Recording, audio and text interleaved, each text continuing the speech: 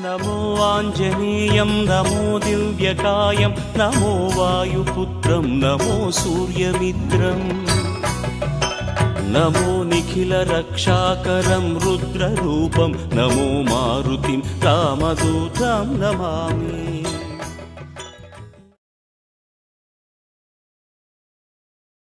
ಗುರುಭ್ಯೋ ನಮಃ.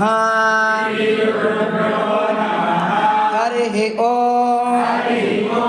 ಶುಕ್ಲಾಂಬರಧರಂ ವಿಷ್ಣುಂ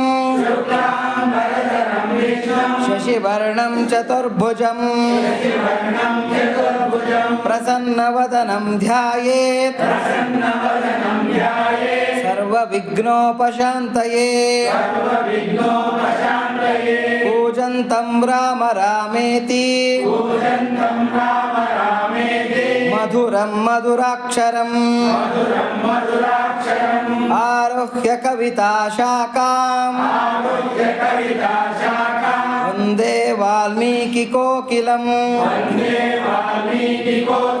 ಶ್ರೀರಾಘವಂ ದಶರಥಾತ್ಮಜಮಪ್ರಮೇಯಂ ಸೀತಾಪತಿಂ ರಘುಕುಲಾನ್ವಯರತ್ನದೀಪಂ ಆಜಾನುಬಾಹುಂ ಅರವಿಂದದಳಾಯತಾಕ್ಷಂ ರಾಮಂ ನಿಶಾಚರ ವಿನಾಶಕರಂ ನಮಾಮಿ. ಪೂರ್ವಂ ರಾಮ ತಪೋವನಾಧಿಗಮನಂ ಹತ್ವಾ ಮೃಗಾಃ ಕಾಂಚನಂ ವೈದೇಹಿ ಹರಣಂ ಸಮುದ್ರತರಣಂ ಲಂಕಾಪುರೀ ದಾಹನಂ ಪಶ್ಚಾದ್ರಾವಣ ಕುಂಭಕರ್ಣ ಹನನಂ ಏತದ್ಧಿ ರಾಮಾಯಣಂ ಬುದ್ಧಿರ್ಬಲಂ ಯಶೋಧೈರ್ಯಂ ನಿರ್ಭಯತ್ವಂ ಅರೋಗತಾಂ ಅಜಾಢ್ಯಂ ವಾಕ್ಪಟುತ್ವಂಚ ಹನುಮತ್ ಸ್ಮರಣಾತ್ ಭವೇತ್. ಮನೋಜವಂ ಮಾರುತತುಲ್ಯ ವೇಗಂ ಜಿತೇಂದ್ರಿಯಂ ಬುದ್ಧಿಮತಾಂ ವರಿಷ್ಠಂ ವಾತಾತ್ಮಜಂ ವಾನರಯೂಥ ಮುಖ್ಯಂ ಶ್ರೀರಾಮದೂತಂ ಶಿರಸಾ ನಮಾಮಿ. ರಾಮ ಲಕ್ಷ್ಮಣ ಜಾನಕಿ ಜೈ ಬೋಲೋ ಹನುಮಾನ್ ಕಿ. ಪೂಜ್ಯರಾದ ಭಗವದ್ ಬಂಧುಗಳೇ, ಶ್ರೀ ಸಿದ್ಧ ಸಮಾಧಿ ಯೋಗದ ಶ್ರೀ ಅಯೋಧ್ಯ ಶ್ರೀರಾಮ ಸತ್ಸಂಗದ ವತಿಯಿಂದ ನಡೆಸ್ಕೊಂಡು ಬರ್ತಾ ಇರತಕ್ಕಂಥ ಸುಂದರಕಾಂಡ ಪ್ರವಚನದಲ್ಲಿ ಹಿಂದಿನ ಒಂದು ಪ್ರವಚನದಲ್ಲಿ 16ನೇ ಸರ್ಗದವರೆಗೂ ಕೂಡ ನಾವು ಅಧ್ಯಯನ ಮಾಡಿಕೊಂಡಿದ್ವಿ. ಇವತ್ತಿನ ಒಂದು ಪ್ರವಚನದಲ್ಲಿ 17ನೇ ಸರ್ಗದಿಂದ ಮುಂದಕ್ಕೆ ನಾವು ಅಧ್ಯಯನ ಮಾಡ್ಕೋಬೇಕಾಗಿದೆ. 17ನೇ ಸರ್ಗ, ಹನುಮಂತನು ಸೀತಾದೇವಿಯನ್ನು ನೋಡಿ ಪ್ರಸನ್ನನಾದದು. ದೊಡ್ಡದಾಗಿರ್ತಕ್ಕಂಥ ಮರಗಳು ಬೆಳೆದಿರ್ತಕ್ಕಂಥ ಅಶೋಕವನ. ಆ ಅಶೋಕವನದಲ್ಲಿ ಸದಾಕಾಲ ವಸಂತ ಅಲ್ಲಿ ನೆಲೆಸಿದಾನೇನೋ ಅನ್ನೋ ಥರದಲ್ಲಿ ನಿತ್ಯ ವಸಂತ. ಆ ಅಶೋಕವನಕ್ಕೆ ನಿತ್ಯ ವಸಂತ. ಬೇರೆ ಮರಗಳಿಗೆಲ್ಲ ಕೂಡ ಎಲೆ ಉದುರ್ತಕ್ಕಂಥದ್ದು, ಚಿಗುರ್ತಕ್ಕಂಥದ್ದು ಇವೆಲ್ಲ ಇರುತ್ತೆ. ಆದರೆ ಅಶೋಕವನದಲ್ಲಿರ್ತಕ್ಕಂಥ ಮರಗಳಿಗೆ ಆ ಒಂದು ಇದೇ ಇಲ್ಲ, ಆ ಒಂದು ಖರೀದಿನೇ ಇಲ್ಲ. ಅದೇನು ಅಂದರೆ ನಿತ್ಯ ಹರಿದ್ವರ್ಣವಾಗಿರ್ತಕ್ಕಂಥ ವನ, ನಿತ್ಯ ವಸಂತ ಅಲ್ಲಿ ನೆಲೆಸಿದಾನೇನೋ ಅನ್ನೋ ಥರ ಸದಾಕಾಲ ಅಲ್ಲಿರ್ತಕ್ಕಂಥ ಮರಗಳೆಲ್ಲ ಕೂಡ ಫಲ ಪುಷ್ಪಗಳಿಂದ ಭರಿತವಾಗಿರ್ತಕ್ಕಂಥ ವನ. ಆ ವನದಲ್ಲಿ ಹನುಮಂತ ಏನು ಮಾಡಿದ್ದಾನೆ, ದೊಡ್ಡದಾಗಿರ್ತಕ್ಕಂಥ ಆ ಒಂದು ಪ್ರಾಕಾರ ಗೋಡೆಗಳನ್ನು ದಾಟ್ಕೊಂಡು ಮರದಿಂದ ಮರಕ್ಕೆ ನೆಕ್ಕೊಂತ ಬರ್ತಾ ಇದ್ದಾನೆ. ಅಲ್ಲಿ ಬರ್ತಾ ಇರಬೇಕಾಗಿದ್ರೆ ಅಲ್ಲಿ ದೊಡ್ಡದಾಗಿರ್ತಕ್ಕಂಥ ಒಂದು ಶಿಂಶುಪ ವೃಕ್ಷ. ಆ ಶಿಂಶುಪ ವೃಕ್ಷ ನಿತ್ಯ ಹರಿದ್ವರ್ಣದಿಂದ, ಚಿಗುರೆಲೆಗಳಿಂದ, ಒಂದು ಬಿಳಿಯದಾಗಿರ್ತಕ್ಕಂಥ ಪುಷ್ಪಗಳಿಂದ ತುಂಬಿ ತುಳುಕಾಡ್ತಾ ಇರತಕ್ಕಂಥ ಆ ಒಂದು ವೃಕ್ಷ. ಆ ವೃಕ್ಷಕ್ಕೆ ವಿಶೇಷವಾಗಿರ್ತಕ್ಕಂಥ ಸಣ್ಣ ಸಣ್ಣ ಗಂಟೆಗಳನ್ನು ಕಟ್ಟಿರ್ತಾರೆ ಎಲ್ಲ ಕಡೆ. ಇವಾಗ ನಾವು ಹೆಂಗೆ ಸೀರಿಯಲ್ ಸೆಟ್ ಬಿಡ್ತೀವಿ, ಮರಕ್ಕೆ. ಆ ಥರ ವಿಶೇಷವಾಗಿ ಆ ಮರಕ್ಕೆಲ್ಲ ಕೂಡ ಸಣ್ಣ ಸಣ್ಣ ಗಂಟೆಗಳನ್ನೆಲ್ಲ ಕಟ್ಟಿರ್ತಾರೆ. ಆ ಗಂಟೆಗಳೆಲ್ಲ ಕಟ್ಟಿರ್ತಕ್ಕಂಥ ವಿಶೇಷವಾಗಿ ಕಾಣ್ತಾ ಇರ್ತಕ್ಕಂಥ ಆ ಶಿಂಶುಪ ವೃಕ್ಷವನ್ನು ನೋಡಿ ಆ ಹನುಮಂತ ಆಕರ್ಷಿತನಾಗ್ತಾನೆ. ಇಲ್ಲೇನೋ ವಿಶೇಷತೆ ಇದೆ. ದೂರದಿಂದ ನೋಡ್ತಾನೆ, ಅದಕ್ಕೆ ದೊಡ್ಡದಾಗಿರ್ತಕ್ಕಂಥ ಒಂದು ಪರಿಧಿ ಅಂದರೆ ವೇದಿಕೆ ನಿರ್ಮಾಣ ಆಗಿರುತ್ತೆ, ಅದಕ್ಕೆ ಸುವರ್ಣಮಯವಾಗಿರ್ತಕ್ಕಂಥ ಮೆಟ್ಟಿಲುಗಳಿರುತ್ತೆ. ಅದನ್ನು ನೋಡಿ ಹನುಮಂತ ತುಂಬ ಆಶ್ಚರ್ಯಚಕಿತನಾಗ್ತಾನೆ. ಆ ಶಿಂಶುಪ ವೃಕ್ಷದ ಮೇಲೆ ಬಂದು ಕೂತ್ಕೊತಾನೆ. ಯಾಕೆ ಅಂತಂದರೆ ಇಲ್ಲಿಗೇನ ಸೀತಾದೇವಿ ಬರ್ತಾಳೇನೋ ಅಂತಕ್ಕಂಥ ಒಂದು ಸಂಶಯದಿಂದ ಅಲ್ಲಿ ಬಂದು ಕೂತ್ಕೊತಾನೆ, ಬರ್ಬೋದು ಅಂತಕ್ಕಂಥ ಒಂದು ಆಸೆಯಿಂದ. ಹಾಗೆ ನೋಡ್ತಾ ನೋಡ್ತಾ ಸುತ್ತಮುತ್ತ ಎಲ್ಲ ಗಮನಿಸ್ತಾ ಇರ್ತಾನೆ. ಅಲ್ಲಿ ಒಂದು ಏನಾಗಿರುತ್ತೆ ಅಂತಂದರೆ ಒಂದು ಪ್ರಾಸಾದ ಆಗಿರುತ್ತೆ. ಪ್ರಾಸಾದ ಅಂತಂದರೆ ಒಂದು ಮಂಟಪ, 1000 ಕಂಬಗಳಿರ್ತಕ್ಕಂಥ ಒಂದು ದೊಡ್ಡದಾಗಿರ್ತಕ್ಕಂಥ ಮಂಟಪ. ಅದು ಈ ಹಾಲಿನ ಕಂಬಗಳಿಂದ ಅಂದರೆ ಒಂದು ಏನಂತಾರೆ ಅದನ್ನು ಅಮೃತ ಶಿಲೆಯಿಂದ ಆ ಮಂಟಪನ ನಿರ್ಮಾಣ ಮಾಡಿರ್ತಾರೆ. ದೂರದಿಂದ ಹನುಮಂತನಿಗೆ ಹೆಂಗೆ ಕಾಣ್ತಾ ಇರುತ್ತೆ ಅಂದರೆ ಚಿಕ್ಕದಾಗಿರ್ತಕ್ಕಂಥ ಯಾವುದೋ ಮುತ್ತು, ಆ ಮುತ್ತಿಗೆ ಆ ಬೆಳದಿಂಗಳು ಬಿದ್ದು ಹೊಳಿತಾ ಇದೆಯೇನೋ ಅನ್ನೋ ಥರದಲ್ಲಿ ಒಂದು ಕಾಣ್ತಾ ಇರುತ್ತೆ. ವಿಶೇಷವಾಗಿ ಆಕರ್ಷಿತನಾಗ್ತಾನೆ ಹನುಮಂತ. ಅಲ್ಲಿ ಬಂದು ಕೂತ್ಕೊಂಡಿರ್ತಾನೆ. ಸುತ್ತಮುತ್ತ ಎಲ್ಲ ಕೆಳಗಡೆ ಎಲ್ಲ ಗಮನಿಸ್ತಾ ಇರ್ತಾನೆ. ಆ ಶಿಂಶುಪ ವೃಕ್ಷಕ್ಕೂ ಮತ್ತು ಆ ಪ್ರಾಸಾದಕ್ಕೂ ಮಧ್ಯದಲ್ಲಿ ಒಂದು ಕಟ್ಟೆ ಇರುತ್ತೆ. ಆ ಕಟ್ಟೆ ಮೇಲೆ ಬರಿಯ ನೆಲದ ಮೇಲೆ ಒಂದು ಏಕವಸ್ತ್ರಧಾರಳಾಗಿ ಅಂದರೆ ಒಂದೇ ವಸ್ತ್ರವನ್ನು ಧರಿಸಿ, ಮಲಿನವಾಗಿರ್ತಕ್ಕಂಥ ವಸ್ತ್ರವನ್ನು ಧರಿಸಿ ನಿಟ್ಟುಸಿರು ಬಿಡ್ತಾ ದುಃಖಿಸ್ತಾ ಇರ್ತಕ್ಕಂಥ ಒಬ್ಬ ಸ್ತ್ರೀಯನ್ನು ನೋಡ್ತಾನೆ. ಆ ಸ್ತ್ರೀ ಬಹಳ ಸುಂದರಳಾಗಿರ್ತಾಳೆ. ಅವಳ ಮುಖ ಹೇಗಿರುತ್ತೆ ಅಂತಂದರೆ ತುಂಬ ಹೆಂಗೆ ಅಂದರೆ ಶರತ್ಕಾಲದ ಚಂದ್ರನ ಒಂದು ಬೆಳದಿಂಗಳಿನಂತೆ ಹೊಳಿತಾ ಇರ್ತಕ್ಕಂಥ ದುಂಡದಾಗಿರ್ತಕ್ಕಂಥ ಮುಖ. ಅದೇ ಶರತ್ಕಾಲ ನಡೀತಾ ಇರುತ್ತೆ. ಹನುಮಂತ ಅಲ್ಲಿ ಸೀತಾನ್ವೇಷಣೆಯನ್ನು ಮಾಡ್ತಾ ಇರಬೇಕಾಗಿದ್ರೆ ಆ ಶರತ್ಕಾಲದ ಚಂದ್ರ ಏನಾಗಿರ್ತಾನೆ, ಗಗನದಲ್ಲಿ ಬೆಳಗ್ತಾ ಇದ್ದಾನೆ. ಅತ್ಲ ಕಡೆ ಆ ಗಗನದಲ್ಲಿ ಬೆಳಗ್ತಾ ಇರ್ತಕ್ಕಂಥ ಹುಣ್ಣಿಮೆಯ ಚಂದ್ರ, ಇತ್ಲ ಕಡೆ ಹುಣ್ಣಿಮೆಯ ಚಂದ್ರನ ಕಾಂತಿಯನ್ನು ನಾಚಿಸ್ತಕ್ಕಂಥ ಅಪಾರವಾಗಿ ಪ್ರಕಾಶಮಾನವಾಗಿರ್ತಕ್ಕಂಥ ದುಂಡಾದ ಮುಖದಿಂದ ಕೂಡಿರ್ತಕ್ಕಂಥ ಒಬ್ಬ ಸ್ತ್ರೀ ಕೃಷಿಸಿದಾಳೆ, ಉಪವಾಸ ವ್ರತದಲ್ಲಿದ್ದಾಳೆ, ದುಃಖಿಸ್ತಾ ಇದ್ದಾಳೆ, ಹೆಬ್ಬಾವಿನಂತೆ ನಿಟ್ಟುಸಿರು ಬಿಡ್ತಾ ಇದ್ದಾಳೆ. ಆಗಾಗ ಅವಳು ಏನಕ್ಕೋ ನಗ್ತಾ ಇದ್ದಾಳೆ, ಏನನ್ನೋ ನೆನೆಸ್ಕೊಂಡು ನಗ್ತಾ ಇದ್ದಾಳೆ. ಅಂದರೆ ಹಿಂದಿನ ಏನೋ ಘಟನೆಗಳನ್ನು ನೆನೆಸ್ಕೊಂಡು ಸಣ್ಣದಾಗಿರ್ತಕ್ಕಂಥ ಒಂದು ಮಂದಸ್ಮಿತಳಾಗಿದ್ದಾಳೆ. ಅವಳ ದಂತಕಾಂತಿ ಹೇಗಿದೆ ಅಂತಂದರೆ ಶಂಖ, ಮುತ್ತು, ಹುಣ್ಣಿಮೆ ಚಂದ್ರ, ಮಲ್ಲಿಗೆ ಮೊಗ್ಗು ಇವೆಲ್ಲ ನಾಚಬೇಕು. ಆ ದಂತಕಾಂತಿಯ ಮುಂದೆ ನಾಚಬೇಕು. ಅಷ್ಟು ಸುಂದರವಾಗಿರತಕ್ಕಂಥ ಒಂದು ಆ ಮಂದಸ್ಮಿತಳಾಗಿ ಆ ಒಂದು ಹಸನ್ಮುಖಿಯಾಗಿ ಇರತಕ್ಕಂಥ ಆ ಸ್ತ್ರೀಯನ್ನು ನೋಡ್ತಾನೆ. ಹಾಗೆ ಗಮನಿಸ್ತಾನೆ. ಆ ಮರಕ್ಕೆ ಕೆಲವು ಒಡವೆಗಳನ್ನು ತಗಲಾಕಿರ್ತಾರೆ. ಆ ಒಂದು ಛಿದ್ರವಾಗಿರತಕ್ಕಂಥ ಒಂದು ಬಟ್ಟೆಯ ವಸ್ತ್ರದಿಂದ. ಅದೇ ವಸ್ತ್ರ ಅಲ್ವಾ ಅಲ್ಲೂ ಸಿಕ್ಕಿದ್ದು ಅಂತಕ್ಕಂಥ ನೆನಪನ್ನು ಹನುಮಂತ ಮಾಡ್ಕೊತಾನೆ. ಆ ವಸ್ತ್ರನ ಮತ್ತು ಆ ಸ್ತ್ರೀ ಹುಟ್ಟಿರತಕ್ಕಂಥ ವಸ್ತ್ರನ ಹೋಲಿಕೆ ಮಾಡಿ ನೋಡ್ಕೊತಾ ಇದ್ದಾನೆ. ಬಂಗಾರದ ವರ್ಣದ ಆ ವಸ್ತ್ರ ಅಂದರೆ ಹಳದಿಯ ವಸ್ತ್ರ, ಕರೆಕ್ಟ್, ಇದೇ ವಸ್ತ್ರದ ಒಂದು ಗಂಟಿನಲ್ಲೇ ತಾನೇ ಆ ಒಡವೆಗಳೆಲ್ಲ ಸಿಕ್ಕಿದ್ದು ಅಂತ. ಸಿಕ್ಕಿರ್ತಕ್ಕಂಥ ಒಡವೆಗಳು ಈ ಸೀತಾಮಾತೆಯ ಮೈ ಮೇಲೆ ಅಂದರೆ ಆ ಸ್ತ್ರೀ ಮೈ ಮೇಲೆ ಏನನ್ನ ಇದೆಯಾ ಅಂತ ಗಮನಿಸ್ತಾನೆ. ಆ ಸ್ತ್ರೀ ಮೈ ಮೇಲೆ ಆ ಒಡವೆಗಳು ಇರೋದ, ಬೇರೆ ಒಡವೆಗಳಿರುತ್ತೆ. ಆಮೇಲೆ ಆ ತಾಟಂಕಗಳನ್ನು ಗಮನಿಸ್ತಾನೆ. ಎಷ್ಟು ಅದ್ಭುತವಾಗಿರ್ತಕ್ಕಂಥ ತಾಟಂಕಗಳು ಅಂದರೆ ಓಲೆಗಳು, ಆ ಕಿವಿಗೆ ಧರಿಸಿರ್ತಕ್ಕಂಥ ಓಲೆಗಳು. ಅದು ಆ್ಯಕ್ಚುಯಲ್ ಆಗಿ ಏನು ಅಂತಂದರೆ ಕೆಲವು ಒಡವೆಗಳು ದಶರಥ ಕೊಟ್ಟಿರ್ತಾನೆ ವನವಾಸಕ್ಕೆ ಬರುವಾಗ, ಕೆಲವು ಒಡವೆಗಳನ್ನು ದತ್ತಾತ್ರೇಯರ ತಾಯಿ ಆಗಿರ್ತಕ್ಕಂಥ ಅನಸೂಯಾದೇವಿ ಕೊಟ್ಟಿರ್ತಾಳೆ, ಅತ್ರಿ ಮಹರ್ಷಿಗಳ ಪತ್ನಿ. ದಿವ್ಯವಾಗಿರ್ತಕ್ಕಂಥ ತಾಟಂಕಗಳು. ಆ ತಾಟಂಕಗಳು ಯಾವ ಥರ ಇರುತ್ತೆ ಅಂತಂದರೆ ಮಧ್ಯದಲ್ಲಿ ಒಂದು ಸುದರ್ಶನ ಚಕ್ರ ಇದ್ದಂಗೆ, ಆ ಸುದರ್ಶನ ಚಕ್ರಕ್ಕೆ ಅರೆಗಳಿದೆ. ಆ ಅರೆಗಳನ್ನು ಕವರ್ ಮಾಡ್ತಾ ಇರ್ತಕ್ಕಂಥ ಒಂದು ರಿಂಗ್, ಆ ಥರದ ಒಂದು ತಾಟಂಕಗಳನ್ನು ಧರಿಸ್ಕೊಂಡಿರ್ತಕ್ಕಂಥವಳಾಗಿದ್ದಾಳೆ ಆ ಸ್ತ್ರೀ.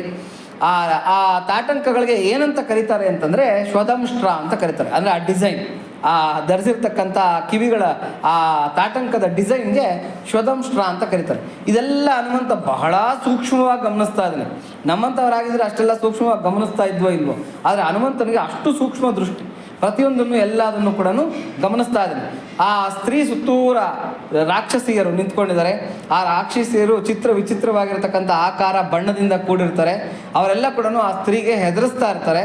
ಆ ಹೆದರಿಸ್ತಾ ಇರ್ತಕ್ಕಂಥ ಆ ರಾಕ್ಷಸರ ಮಧ್ಯದಲ್ಲಿ ಆ ಸ್ತ್ರೀ ಹ್ಯಾಕೆ ಕಾಣ್ತಾ ಇದ್ದಾಳೆ ಅಂತಂದರೆ ಬೇಟೆ ನಾಯಿಗಳ ಮಧ್ಯದಲ್ಲಿ ಸಿಕ್ಕಾಕೊಂಡಿರ್ತಕ್ಕಂಥ ಒಂದು ಜಿಂಕೆ ಮರಿ ಥರ ಹನುಮಂತನಿಗೆ ಕಾಣಿಸ್ತಾ ಇದ್ದಾಳೆ.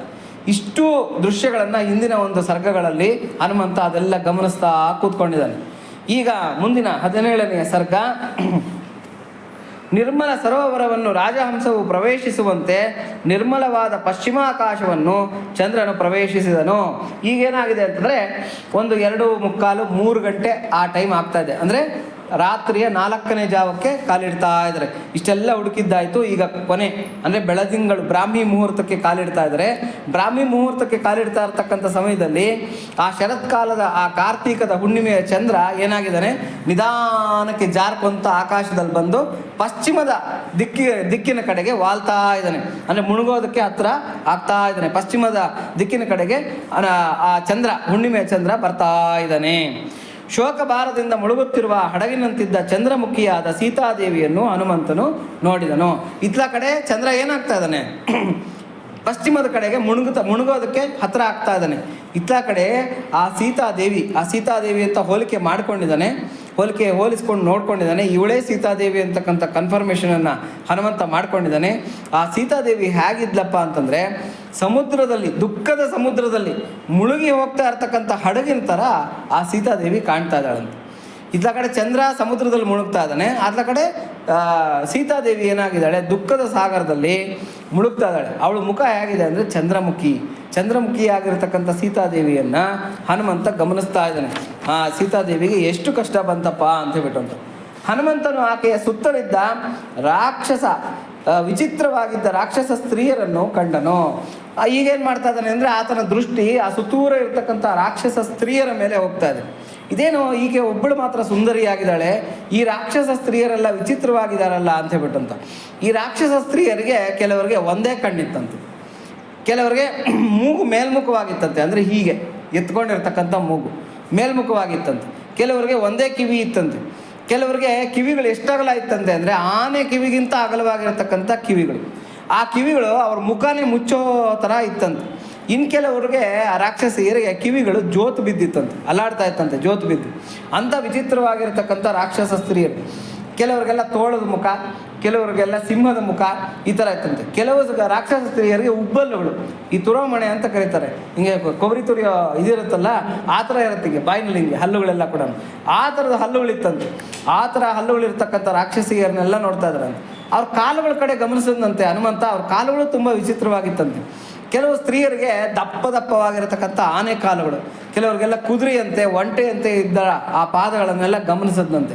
ಆಮೇಲೆ ಕೆಲವರಿಗೆ ಹೊಟ್ಟೆಗಳು, ದೊಡ್ಡ ಹೊಟ್ಟೆಗಳು, ಜೋತು ಬಿದ್ದಿರ್ತಕ್ಕಂಥ ಸ್ತನಗಳು, ಜೋತು ಬಿದ್ದಿರ್ತಕ್ಕಂಥ ಹೊಟ್ಟೆಗಳು, ಈ ಥರ ವಿಚಿತ್ರವಾಗಿರ್ತಕ್ಕಂಥ ರಾಕ್ಷಸ ಸ್ತ್ರೀಯರು ಆ ಸೀತಾಮಾತೆಯ ಸುತ್ತೂರ ನೆರೆದಿರ್ತಕ್ಕಂಥ ಒಂದು ಚಿತ್ರಣವನ್ನು ಹನುಮಂತ ನೋಡ್ತಾ ಇದ್ದಾನೆ. ಕೆಲವು ರಾಕ್ಷಸ ಸ್ತ್ರೀಯರು ಹೇಗಿದ್ರಂತೆ ಅಂತಂದರೆ ನೋಡಿ, ಅವರ ಕಣ್ಣುಗಳ ಮೇಲೆ ಇರ್ತಕ್ಕಂಥ ಈ ಹಣೆಯ ಭಾಗ ಇದೆಯಲ್ಲ ಅದು ಜೋತ್ ಬಿದ್ದಿತ್ತಂತೆ. ಕೆಲವ್ರಿಗೆ ನೋಡಿರ್ತೀರ, ಈ ಏಜ್ ಆಗಿಬಿಟ್ರೆ ಏನಾಗುತ್ತೆ ಅಂದರೆ ಈ ಭಾಗ ಹಿಂಗೆ ಕಣ್ಣಿನ ಮೇಲಕ್ಕೆ ಹಿಂಗೆ ಜೋತ್ ಬೀಳುತ್ತೆ, ಆ ಥರ ಜೋತ್ ಬಿದ್ದಿತ್ತಂತೆ ಕೆಲವರಿಗೆ. ಆಮೇಲೆ ಇನ್ನು ಕೆಲವರು ಕಪ್ಪಗಿದ್ರಂತೆ, ಕೆಲವರು ಕೆಂಪಗಿದ್ರಂತೆ ಕೆಲವರು ರಾಕ್ಷಸಿಯರು. ಆಮೇಲೆ ಗೂನು ಬೆನ್ನಿನಿಂದ ಕೂಡಿದ್ರಂತೆ. ಕೆಲವರು ರಾಕ್ಷಸಿಯರು ಕುಳ್ಳಿಗಿದ್ರಂತೆ, ಕೆಲವರು ಗೂನು ಬೆನ್ನಿನಿಂದ ಕೂಡಿರ್ತಕ್ಕಂಥ ರಾಕ್ಷಸಿಯರು. ಈ ಥರ ಎಲ್ಲ ವಿಚಿತ್ರವಾಗಿರ್ತಕ್ಕಂಥ ರಾಕ್ಷಸ ಸ್ತ್ರೀಯರು ಆ ಸೀತಾಮಾತೆಯನ್ನು ಸುತ್ತುವರೆದು ನಿಂತಿರ್ತಕ್ಕಂಥದ್ದನ್ನು ನೋಡಿದ್ರಂತೆ. ಕೆಲವರಿಗೆ ನೀಳವಾಗಿರ್ತಕ್ಕಂಥ ಮೂಗು, ಎಷ್ಟುದ್ದ ಅಂತಂದರೆ ದೊಡ್ಡ ಮೂಗು, ಉದ್ದಕ್ಕಿರ್ತಕ್ಕಂಥ ಮೂಗು. ಕೆಲವರು ಅಡ್ಡ ಮೂಗು, ಅಂದರೆ ಚಪ್ಪಟೆಯಾಗಿರ್ತಕ್ಕಂಥ ಮೂಗಿನಿಂದ ಕೂಡಿರ್ತಕ್ಕಂಥ ರಾಕ್ಷಸಿಯರು. ಕೆಲವರಿಗೆ ಮೂಗೇ ಇರಲಿಲ್ವಂತೆ, ಅಂದರೆ ಇಲ್ಲಿವರೆಗೂ ಇಷ್ಟೇ, ನೀವು ಊಹಿಸ್ಕೋಬೇಕು ಅದನ್ನು, ಈ ಕಡೆ ಮುಂದಕ್ಕೆ ಮೂಗೇ ಇಲ್ಲ. ಆ ಥರ ರಾಕ್ಷಸಿಯರೆಲ್ಲ ಕೂಡ ಅಲ್ಲಿದ್ದರಂತೆ. ಇಂತಹ ರಾಕ್ಷಸ ಸ್ತ್ರೀಯರೆಲ್ಲ ಮಿತಿಮೀರಿದ ಸ್ತನಗಳಿಂದ ಕೂಡಿರ್ತಕ್ಕಂಥ ರಾಕ್ಷಸಿಯರಿದ್ರಂತೆ. ಅಂದರೆ ಯೋಜನಸ್ತನಿ ಅಂತ ಕರೀತಾರೆ ಅವರನ್ನು. ಯೋಜನಸ್ತನಿ ಅಂದರೆ ಅಳಿಯೋದಕ್ಕೆ ಆಗದೇ ಇರೋವಷ್ಟು ದೊಡ್ಡದಾಗಿರ್ತಕ್ಕಂಥ ಸ್ತನಗಳು, ಹೊಟ್ಟೆಗಳು, ಮತ್ತು ಮುಖ, ನಾಲಿಗೆ. ಕೆಲವರಿಗೆ ನಾಲಿಗೆಗಳು ಎಷ್ಟು ಉದ್ದ ಇದ್ದಂತೆ ಅಂದರೆ ಉದ್ದುದ್ದವಾಗಿರ್ತಕ್ಕಂಥ ನಾಲಿಗೆಗಳು. ಈ ಥರದ ಒಂದು ಇವರೆಲ್ಲ ಕೂಡ. ಆಮೇಲೆ ಮಧುಪಾನ ಮತ್ತರಾಗಿದ್ದಾರಂತೆ. ಎಲ್ಲ ರಾಕ್ಷಸಿಯರು ಕೂಡ ಚೆನ್ನಾಗಿ ಕುಡಿದು ತೂರಾಡ್ತಾ ಇದ್ದಾರಂತೆ. ಅಷ್ಟೇ ಅಲ್ಲ, ಮಾಂಸ ಚೆನ್ನಾಗಿ ತಿಂದು, ಮಾಂಸಾಶಿಗಳಾಗಿರೋದ್ರಿಂದ ಮಾಂಸನೆಲ್ಲ ಚೆನ್ನಾಗಿ ತಿಂದು, ರಕ್ತನೆಲ್ಲ ಕುಡಿದು, ಮೈ ಮೇಲೆಲ್ಲ ಚೆಲ್ಕೊಂಡು, ಬಟ್ಟೆ ಮೇಲೆಲ್ಲ ನೆನೆಸ್ಕೊಂಡು ಬಂದಿದ್ದಾರಂತೆ. ಅಂದರೆ ಎಷ್ಟು ದುರ್ಗಂಧಮಯವಾಗಿದ್ದಾರೆ, ಎಷ್ಟು ಅಸಹ್ಯವಾಗಿ ಅವರು ಕಾಣ್ತಾ ಇದ್ರು, ಅವ್ರ ವಸ್ತ್ರಗಳು ಎಷ್ಟು ಅಸಹ್ಯವಾಗಿತ್ತು ಅನ್ನೋದನ್ನು ಇಲ್ಲಿ ವಾಲ್ಮೀಕಿಗಳು ವರ್ಣಿಸ್ತಾ ಇದ್ದಾರೆ. ಇವರೆಲ್ಲ ಕೂಡ ಅಲ್ಲಿ ಬಂದು ನೆರೆದಿರ್ತಕ್ಕಂಥದ್ದನ್ನು ಶಿಂಶುಪ ವೃಕ್ಷದಲ್ಲಿ ಕುಳಿತಿದ್ದ ಹನುಮಂತ ಇವ್ರನ್ನೆಲ್ಲ ಗಮನಿಸ್ತಾ ಇದ್ದಾರಂತೆ. ಈ ರಾಕ್ಷಸಿಯರು ನರಮಾಂಸ ಭಕ್ಷಕರು ಪ್ಲಸ್ ಮಾಂಸಭಕ್ಷಕರು ಇಬ್ಬರು ಆಗಿದ್ರಂತೆ. ಅಂದರೆ ಕ್ಯಾನಿಬಾಲ್ಸು ಮತ್ತು ಕಾರ್ನಿವೋರಸ್ ಎರಡೂ ಆಗಿದ್ರಂತೆ. ಅಂಥ ವಿಚಿತ್ರವಾಗಿರತಕ್ಕಂಥ ರಾಕ್ಷಸನ್ನೆಲ್ಲ ಕೂಡ ಹನುಮಂತ ಗಮನಿಸ್ತಾ ಇದ್ದಾನೆ. ಶೋಕ ಸಾಗರದಲ್ಲಿ ಮುಳುಗಿದ್ದ ಸೀತಾಮಾತೆಯನ್ನು ಕಂಡು ಮಾರುತಿಯು ಆನಂದಭರಿತನಾದನು. ಆಹಾ, ಶೋಕ ಸಾಗರದಲ್ಲಿ ಅಂದರೆ ಈತನ ಊಹೆ ಹೆಂಗಿತ್ತು, ಸೀತಾಮಾತೆ ಹೇಗಿರ್ತಾಳೆ ಅಂತಕ್ಕಂಥ ಊಹೆ ಮಾಡಿದ್ನೋ ಅದಕ್ಕೆ ತಕ್ಕನಾಗಿರ್ತಕ್ಕಂಥ ಸ್ತ್ರೀ ಅಲ್ಲಿದ್ದಾಳೆ. ಅವಳು ಸೀತಾಮಾತೆ ಅಂತಕ್ಕಂಥ ಎಲ್ಲ ಹೋಲಿಕೆಗಳು ಕೂಡ ಹನುಮಂತನಿಗೆ ತಿಳಿತಾ ಇರೋದ್ರಿಂದ ಹನುಮಂತ ಅತ್ಯಂತ ಸಂತೋಷವನ್ನು ಹೊಂದುತ್ತಾ ಇದ್ದಾನೆ. ಆಹಾ, ಸಿಕ್ಕಿಬಿಟ್ಲಲ್ಲ ಸೀತಾದೇವಿ ಅಂತಕ್ಕಂಥ ಸಂತೋಷವನ್ನು ಹನುಮಂತ ಪಡ್ತಾ ಇದ್ದಾನೆ. ಶ್ರೀರಾಮಚಂದ್ರನಿಗೂ ಲಕ್ಷ್ಮಣ ಸ್ವಾಮಿಗೂ ನಮಸ್ಕರಿಸಿ ಶಿಂಶುಪ ವೃಕ್ಷದಲ್ಲಿಯೇ ಅಡಗಿ ಕುಳಿತನು. ಏನು ಮಾಡಬೇಕು ಅಂತ ಗೊತ್ತಾಗಲ್ಲ. ಈಗ ಸೀತಾಮಾತೆ ಏನೋ ಸಿಕ್ಬಿಟ್ಲು, ಆದರೆ ಮಾತಾಡೋದು ಹೇಗೆ, ಹತ್ರಕ್ಕೆ ಹೋಗೋದು ಹೇಗೆ, ಈ ರಾಕ್ಷಸಿಯರ ಕಣ್ ತಪ್ಪಿಸಿ ನಾನು ಹೆಂಗೆ ಅವ್ರ ಹತ್ರಕ್ಕೆ ಹೋಗಲಿ ಅಂತಕ್ಕಂಥ ಯೋಚನೆಯಲ್ಲಿ ಒಂದು ಕಡೆ ಸಂತೋಷ ಆಗ್ತಾ ಇದೆ, ಒಂದು ಕಡೆ ಸೀತಾಮಾತೆಯ ದುಃಖನ ಕಂಡು ದುಃಖ, ಕ್ರೋಧ, ರಾವಣನ ಮೇಲೆ ಕೋಪ ಎಲ್ಲ ಬರ್ತಾ ಇದೆ. ಏನು ಮಾಡಬೇಕು ಅನ್ನೋದು ಗೊತ್ತಾಗ್ತಾ ಇಲ್ಲ. ಯಾಕೆಂದರೆ ದುಡುಕಿ ಯಾವ ಕಾರ್ಯನೂ ಕೂಡ ನಾವು ಮಾಡಬಾರ್ದು. ನಾವು ಅದಕ್ಕೆ ಆಚಿ ತೂಚಿ ಅಡುಗೆ ಎಲ್ಲ ಅಂತ ಹೇಳ್ತಾರೆ ದೊಡ್ಡವರು. ಯಾವತ್ತೂ ಕೂಡ ಏನನ್ನ ಮಾಡಬೇಕಾಗಿದ್ರೆ 1ಕ್ಕೆ 4 ಸರಿ ನಾವು ಯೋಚನೆ ಮಾಡ್ಕೋಬೇಕು. ಆ ಪರಿಣಾಮಗಳು ತಿಳಿದಿರೋ ನಾವೆಲ್ಲ ದುಡುಕಿ ಏನನ್ನ ಕೆಲಸ ಮಾಡೋದಕ್ಕೆ ಹೋದರೆ ಅದು ಒಂದಾಗೋಕೆ ಹೋಗಿ ಇನ್ನೊಂದಾಗೋಗ್ಬಿಡತ್ತೆ. ಹಾಗಾಗಿ ಆ ಹನುಮಂತ ಏನು ಮಾಡ್ತಾ ಇದ್ದಾನೆ, ಏನು ಮಾಡಬೇಕು ಅನ್ನೋದನ್ನು ತೋರಿಸಿದ್ದೀರಾ, ಸುಮ್ಮನೆ ಸುಪ್ತವಾಗಿ ಏನು ಮಾಡಿದ್ದಾನೆ, ಗುಪ್ತವಾಗಿ ಆ ಶಿಂಶುಪ ವೃಕ್ಷದ ಆ ಎಲೆಗಳ ಮಧ್ಯದಲ್ಲಿ, ಕೊಂಬೆಗಳ ಮಧ್ಯದಲ್ಲಿ ಅಡಗಿ ಕೂತ್ಕೊಂಡು ಹನುಮಂತ ವೆಯ್ಟ್ ಮಾಡ್ತಾ ಇದ್ದಾನೆ. ಏನು ಮಾಡೋದು ಅಂತ, ಯಾಕೆಂದರೆ ಸಮಯಕ್ಕಾಗಿ ವೆಯ್ಟ್ ಮಾಡ್ತಾ ಇದ್ದಾನೆ, ಏನು ಮಾಡಬೇಕು ಅಂತ ಯೋಚನೆ ಮಾಡ್ತಾ ಇದ್ದಾನೆ. ಇಲ್ಲಿಗೆ ಶ್ರೀಮದ್ ವಾಲ್ಮೀಕಿ ರಾಮಾಯಣದಲ್ಲಿ ಶ್ರೀಮದ್ ವಾಲ್ಮೀಕಿ ವಿರಚಿತ ಆದಿಕಾವ್ಯವಾದ ಶ್ರೀಮದ್ ರಾಮಾಯಣದ ಸುಂದರಕಾಂಡದಲ್ಲಿ 17ನೇ ಸರ್ಗವು ಸಂಪನ್ನಗೊಂಡಿತು. 17ನೇ ಸರ್ಗ ಮುಗಿಯುತ್ತೆ. ಈ ಸರ್ಗನ ಯಾರು ಅಧ್ಯಯನ ಮಾಡ್ತಾರೆ, ಯಾರು ಪಠನ ಮಾಡ್ತಾರೆ, ಯಾರು ಮನನ ಮಾಡ್ತಾರೆ, ಅವ್ರಿಗೆ ಜ್ಞಾನ, ವೈರಾಗ್ಯ, ದೃಢ ಭಕ್ತಿಗಳು ಸಿದ್ಧಿಸುತ್ತದೆ.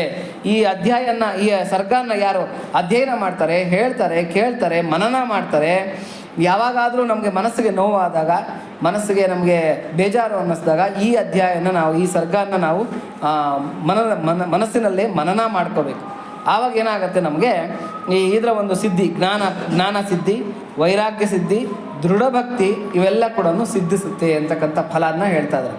ನೋಡಿ, ಜ್ಞಾನ ಬೇರೆ, ಭಕ್ತಿ ಬೇರೆ ಅಂತ ನಾವು ತಿಳ್ಕೋಬಾರ್ದು. ಎರಡೂ ಕೂಡ ಒಂದೇ ನಾಣ್ಯದ ಎರಡು ಮುಖಗಳು. ಒಂದೇ ನಾಣ್ಯದ ಎರಡು ಮುಖಗಳು. ಹಾಗಾಗಿ ಯಾವುದು ಜ್ಞಾನವೋ ಅದೇ ಭಕ್ತಿ, ಯಾವುದು ಭಕ್ತಿಯೋ ಅದೇ ಜ್ಞಾನ. ಇವೆರಡೂ ಕೂಡ ಬೇರೆ ಬೇರೆ ಅಲ್ಲ. ಜ್ಞಾನದ ಪರಾಕಾಷ್ಠೆಗೆ ಯಾರು ಮುಟ್ಟಿರ್ತಾರೆ ಅವರು ಭಕ್ತಿ ಸಿದ್ಧಿಯನ್ನು ಪಡ್ಕೊತಾರೆ. ಭಕ್ತಿ ಸಿದ್ಧಿ ಯಾರಿಗೆ ತಲುಪಿದೆ ಅವರು ಜ್ಞಾನದ ಪರಾಕಾಷ್ಠೆಯನ್ನು ಮುಟ್ಟಿದ್ದಾರೆ ಅಂತ ಹೇಳ್ಬಿಟ್ಟಂತ. ಕೆಲವರು ಜೀವನದಲ್ಲಿ ನೋಡಿ, ಕೆಲವರು ಜ್ಞಾನಕ್ಕಾಗಿ ಹಪಹಪಿಸ್ತಾ ಇರ್ತಾರೆ. ಕೆಲವರು ಜ್ಞಾನ ಎಲ್ಲ ಬೇಡ ಅಂತ ಹೇಳ್ಬಿಟ್ಟು ಆರಾಮಾಗಿ ಭಕ್ತಿಯಿಂದ ಭಗವಂತನನ್ನು ಪ್ರೀತಿ ಮಾಡ್ಕೊಂಡು ಇದ್ಬಿಟ್ಟಿರ್ತಾರೆ. ಯಾರು ಭಗವಂತನನ್ನು ಪ್ರೀತಿ ಮಾಡಬೇಕು ಅಂತಕ್ಕಂಥ ಮನಸ್ಸು ಈ ಜನ್ಮದಲ್ಲಿ ಬಂದಿದೆಯೋ ಅವರು ಹಿಂದಿನ ಜನ್ಮದಲ್ಲಿ ಜ್ಞಾನದ ಸಂಪಾದನೆಯನ್ನು ಮಾಡ್ಕೊಂಡಿರ್ತಕ್ಕಂಥವ್ರು. ಯಾರು ಈ ಜನ್ಮದಲ್ಲಿ ಜ್ಞಾನದ ಸಂಪಾದನೆಯನ್ನು ಮಾಡ್ತಾ ಇದ್ದಾರೋ ಅವರು ಮುಂದಿನ ಜನ್ಮಕ್ಕೆ ಏನಾಗ್ತಾರೆ, ಭಕ್ತಿಯ ಪರಾಕಾಷ್ಠೆಯನ್ನು ಮುಟ್ಟಬೇಕಾಗಿರ್ತಕ್ಕಂಥವ್ರು. ಜ್ಞಾನ ಅಂತಕ್ಕಂಥದ್ದು ಪುಷ್ಪ, ಭಕ್ತಿ ಅಂತಕ್ಕಂಥದ್ದು ಫಲ. ಹಾಗಾಗಿ ಭಕ್ತಿನೇ ನಾವು ಹೊಂದಬೇಕಾಗಿರತಕ್ಕಂಥ ಕಡೆಯ ಗುರಿ, ಅಲ್ಟಿಮೇಟ್ ಗೋಲ್. ಹಾಗಾಗಿ ಜ್ಞಾನದ ಪುಷ್ಪ ಅರಳಿದೆ ಅಂತಂದರೆ ಭಕ್ತಿಯ ಫಲಿಸೋದ್ರಲ್ಲಿ ಇದೆ ಅಂತ ಹೇಳ್ಬಿಟ್ಟು ಅಂತ. ಹಾಗಾಗಿ ಇಲ್ಲಿ ಯಾರು ಈ ಸರ್ಗನ ಅಧ್ಯಯನ ಮಾಡ್ತಾರೆ ಅವ್ರಿಗೆ ಜ್ಞಾನ, ವೈರಾಗ್ಯ, ದೃಢ ಭಕ್ತಿ ಇವೆಲ್ಲ ಕೂಡ ಫಲವಾಗಿ ಹೇಳಿದ್ದಾರೆ. ಹಾಗಾಗಿ ಅದ್ಭುತವಾಗಿರತಕ್ಕಂಥ ಸರ್ಗ. ಮುಂದಿನ ಸರ್ಗ 18ನೆಯ ಸರ್ಗ.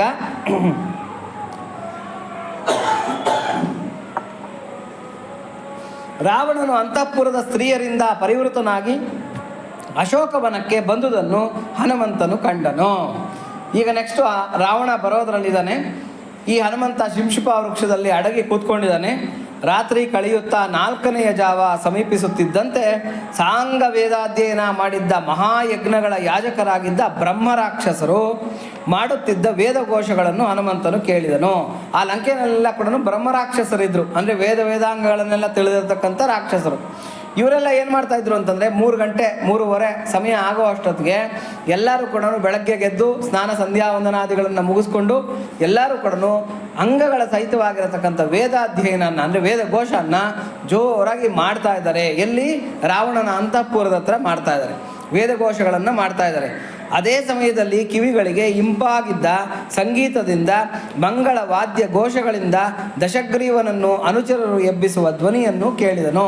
ಸುಪ್ರಭಾತ, ಹೇಗೆ ನಾವು ದೇವತೆಗಳಿಗೆ ಇವತ್ತು ನಾವು ದೇವಸ್ಥಾನಗಳಲ್ಲಿ ಸುಪ್ರಭಾತಗಳನ್ನು ಹಾಡ್ತೀವಿ, ಹಾಗೆ ರಾವಣನಿಗೂ ಕೂಡ ಆ ವಂದಿ ಮಾಗದ್ರೆಲ್ಲ ಹೋಗಿ ಅಂತಃಪುರದ ಹತ್ರ ನೆರೆದು ಮಂಗಳ ವಾದ್ಯಗಳಿಂದ ವಾದ್ಯಘೋಷಗಳನ್ನು ಮಾಡ್ತಾ ಅಲ್ಲೇನು ಮಾಡ್ತಾ ಇದ್ದಾರೆ, ಜೋರಾಗಿ ಆ ಇಂಪಾಗಿರತಕ್ಕಂಥ ಕಂಠದಿಂದ ಆ ರಾವಣನನ್ನು ಹೊಗಳ್ತಾ ಎಬ್ಬಿಸ್ತಾ ಇದ್ದಾರೆ. ಎದ್ದೇಳಪ್ಪ, ಬೆಳಗ್ಗೆ ಆಗಿದೆ, ಸೂರ್ಯ ಇನ್ನೇನು ಮೂಡ್ತಾ ಇದ್ದಾನೆ, ಏಕೆಂದರೆ ಎಲ್ಲ ಕರ್ತವ್ಯಗಳನ್ನು ನೀನು ಮಾಡ್ಕೋಬೇಕು, ಎದ್ದೇಳು ಎದ್ದೇಳು ಅಂತಕ್ಕಂಥ ಆ ಒಂದು ಎಚ್ಚರಿಕೆಯ ಆ ಧ್ವನಿಗಳನ್ನು ಹನುಮಂತ ಆ ಶಿಂಶುಪ ವೃಕ್ಷದಲ್ಲೇ ಕೂತ್ಕೊಂಡು ನಿಧಾನಕ್ಕೆ ಕೇಳಿಸ್ಕೊತಾ ಇದ್ದಾನೆ. ದೂರದಲ್ಲಿ ಕೇಳಿಸ್ತಾ ಇದೆ, ಇವೆಲ್ಲ ದೂರದಲ್ಲಿ ಕೇಳಿಸ್ತಾ ಇರ್ತಕ್ಕಂಥ ಶಬ್ದಗಳು, ಅದನ್ನೆಲ್ಲ ಹನುಮಂತ ಕೇಳಿಸ್ಕೊತಾ ಇದ್ದಾನೆ. ಹನುಮಂತಂಗೆ ಅರ್ಥ ಆಗ್ತಾ ಇದೆ, ಏನು ಅಂದರೆ ಬೆಳಗ್ಗೆ ಆಗ್ತಾ ಇದೆ, ಬ್ರಹ್ಮರಾಕ್ಷಸರೆಲ್ಲ ಎದ್ದಿದ್ದಾರೆ, ಎಲ್ಲ ವೇದಘೋಷಗಳನ್ನು ಮಾಡ್ತಾ ಇದ್ದಾರೆ, ವಂದಿ ಮಾದಕರೆಲ್ಲ ಕೂಡ ರಾವಣನನ್ನು ಎಬ್ಬಿಸ್ತಾ ಇದ್ದಾರೆ. ಇವಾಗ ರಾವಣ ಇನ್ನೇನು ಮಾಡ್ತಾನೆ, ಎದ್ದೇಳ್ತಾನೆ ಅಂತಕ್ಕಂಥ ವಿಷಯ ಗೊತ್ತಾಗ್ತಾ ಇದೆ ಹನುಮಂತನಿಗೆ. ಅಷ್ಟೊತ್ತಿಗೆ ಒಡನೆಯ ಆಭರಣಗಳನ್ನು ತೊಟ್ಟು ಮನೋಹರವಾಗಿ ಸಿಂಗರಿಸಿಕೊಂಡು ಪರಮ ಶ್ರೇಷ್ಠವಾದ ಕಾಂತಿಯಿಂದ ರಾರಾಜಿಸುತ್ತಾ ಫಲ ಪುಷ್ಪ ಭರಿತವಾದ ಅಶೋಕವನವನ್ನು ರಾವಣನು ಪ್ರವೇಶಿಸಿದನು. ರಾವಣ ಏನು ಬೆಳಗ್ಗೆ ಎದ್ದ ತಕ್ಷಣ ಅದೇ ಯೋಚನೆ, ಅದೇನೋ ಹೇಳ್ತಾರಲ್ಲ, ಬೇರೆ ಇನ್ನೇನು ಯೋಚನೆನೇ ಇಲ್ಲ, ಸೀತೆಯದೇ ಸ್ಮರಣೆ ರಾವಣನಿಗೆ. ಬೆಳಗ್ಗೆ ಎದ್ದ ತಕ್ಷಣ ಏನು ಮಾಡ್ದ, ನೀಟಾಗಿ ಸ್ನಾನ ಗಿನ ಮಾಡ್ಕೊಂಡು, ಯಾಕೆಂದರೆ ರಾತ್ರಿ ಎಲ್ಲ ಕುಡಿದು ಮತ್ತನಾಗಿ ಎಲ್ಲ ಮಲ್ಕೊಂಡಿದ್ದ. ಬೆಳಗ್ಗೆ ಎದ್ದು ಸ್ನಾನ ಮಾಡಿ ನೀಟಾಗಿ ಸಿಂಗರಿಸ್ಕೊಂಡು ಚಂದನ ಅಗರು ಈ ಥರದ ಸುಗಂಧ ದ್ರವ್ಯಗಳನ್ನೆಲ್ಲ ಪೂಸ್ಕೊಂಡು ಮೈಗೆ, ಆಮೇಲೆ ಸುಂದರವಾಗಿ ಮುಖವನ್ನು ಚಿತ್ರಿಸ್ಕೊಂಡು ಸಿಂಗರಿಸ್ಕೊಂಡು ಒಳ್ಳೆ ಒಳ್ಳೆ ಉತ್ತಮವಾಗಿರ್ತಕ್ಕಂಥ ರೇಷ್ಮೆ ವಸ್ತ್ರಗಳನ್ನು ಧರಿಸ್ಕೊಂಡು, ಎಂಥ ವಸ್ತ್ರನಂತೆ ಅದು ಶ್ವೇತ ವಸ್ತ್ರ, ಬೆಳ್ಳಗಿತ್ತಂತೆ, ಹಾಲಿನಂತಹ ಶ್ವೇತ ವಸ್ತ್ರ, ಅದಕ್ಕೆ ಬಂಗಾರದ ಜರಿ ಇತ್ತಂತೆ. ಅಂದರೆ ಬಂಗಾರದ ಜರಿ, ನಾವು ಇವತ್ತೆಲ್ಲ ಉಡ್ತೀವಿ ನೋಡಿ, ರಾಮರಾಜು ಅದು ಇದು ಅಂತೆಲ್ಲ ಉಡ್ತೀವಿ, ಆ ಥರದ ವಸ್ತ್ರ, ಬಂಗಾರದ ಜರಿ ಇರ್ತಕ್ಕಂಥ ಶ್ವೇತ ವಸ್ತ್ರವನ್ನು ಉಟ್ಕೊಂಡು ಮೈ ಮೇಲೆಲ್ಲ ಒಡವೆಗಳನ್ನು ಸಿಂಗರಿಸ್ಕೊಂಡು ಅತ್ತರು ಅವುಗಳನ್ನೆಲ್ಲ ಅಗರು ಚಂದನು ಇವುಗಳನ್ನೆಲ್ಲ ಸುಗಂಧ ದ್ರವ್ಯಗಳನ್ನೆಲ್ಲ ಪೂಸ್ಕೊಂಡು ಈ ರಾವಣ ಏನು ಮಾಡಿದ ಅಂದರೆ ಅಶೋಕವನದ ದ್ವಾರ, ಆ ಗೇಟ್ ಇತ್ತಲ್ಲ, ಆ ಗೇಟಿಂದ ಪ್ರವೇಶ ಮಾಡಿ ಅಶೋಕವನದೊಳಗೆ ಬರ್ತಾ ಇದ್ದಾನೆ. ಆ ಬರ್ತಾ ಇರೋವಾಗ ಏನಾಯ್ತಂತೆ ಅಂದರೆ ಈ ಕಂಕಣ, ಈ ಅಂದುಗೆ, ಕಾಲಂದುಗೆ ಇವೆಲ್ಲ ಇರುತ್ತಲ್ಲ, ಇವೆಲ್ಲ ಶಬ್ದ ಮಾಡ್ತಾ ಇದೆ, ಅಂದರೆ ಕಣಕಣ ಟಂಟಣ ಅಂತ ಶಬ್ದ ಮಾಡ್ತಾ ಇದೆ. ತಕ್ಷಣ ಹನುಮಂತನ ಕಿವಿ ಏನಾಯಿತು ಅಂತಂದರೆ ಆ ಶಬ್ದವನ್ನು ಕೇಳಿಸ್ಕೊಂಡು ಆ ಒಂದು ದ್ವಾರದ ಕಡೆಗೆ, ಅಶೋಕವನದ ದ್ವಾರದ ಕಡೆಗೆ ತಿರುಗದಂತೆ ಹನುಮಂತ. ಏನಪ್ಪ ಇದೇನೋ ಶಬ್ದ ಬರ್ತಾ ಇದೆ, ಯಾರೋ ಬರ್ತಾ ಇದ್ದಂಗೆ ಇದೆಯಲ್ಲ ಅಂತ ಬಿಟ್ಟಂತ ನೋಡಿದ್ರೆ ದೂರದಲ್ಲಿ ರಾವಣ ಪ್ರವೇಶ ಮಾಡ್ತಾ ಇರ್ತಕ್ಕಂಥದ್ದನ್ನು ಹನುಮಂತ ನೋಡ್ತಾ ಇದ್ದಾನೆ. ಯಾವುದಕ್ಕೆ? ಅಶೋಕವನಕ್ಕೆ ಬರ್ತಾ ಇದ್ದಾನೆ, ಅಶೋಕವನದೊಳಗೆ ಬರ್ತಾ ಇದ್ದಾನೆ. ನೂರಾರು ಮಂದಿ ಅಂತಃಪುರದ ನಾರಿಯರು ಆ ಪೌಲಸ್ತ್ಯನನ್ನು ಅನುಸರಿಸಿ ಹೋಗುತ್ತಿದ್ದರು. ಆ ಪೌಲಸ್ತ್ಯ ಕುಲ ವಂಶ ಅವ್ರದ್ದು, ರಾವಣಂದು. ಆ ಪೌಲಸ್ತ್ಯ ಬ್ರಹ್ಮ ಅನ್ನೋನು ಒಬ್ಬನು ಪ್ರಜಾಪತಿ.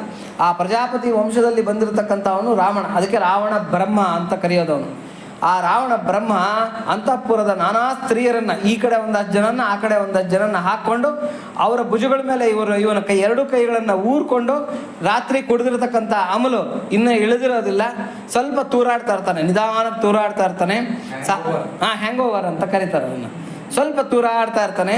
ಆಮೇಲೆ ಅವನ ಮೇಲ್ವಸ್ತ್ರ, ಆ ಮೇಲೆ ಹೊದ್ದಿರ್ತಕ್ಕಂಥ ಉತ್ತರೀಯ ಏನಾಗಿರುತ್ತೆ ಅಂದರೆ ಸ್ವಲ್ಪ ಭುಜದಿಂದ ಜಾರಿ ಆ ಅಂಗದ ಇದಿರುತ್ತೆ, ಏನೋ ಭುಜಕೀರ್ತಿ ಅಂತ ಇರುತ್ತೆ, ಇಲ್ಲಿ ಹಾಕ್ಕೊಂತಾರೆ, ಇಲ್ಲಿ ಭುಜಕೀರ್ತಿಗಳು ಅಂತ.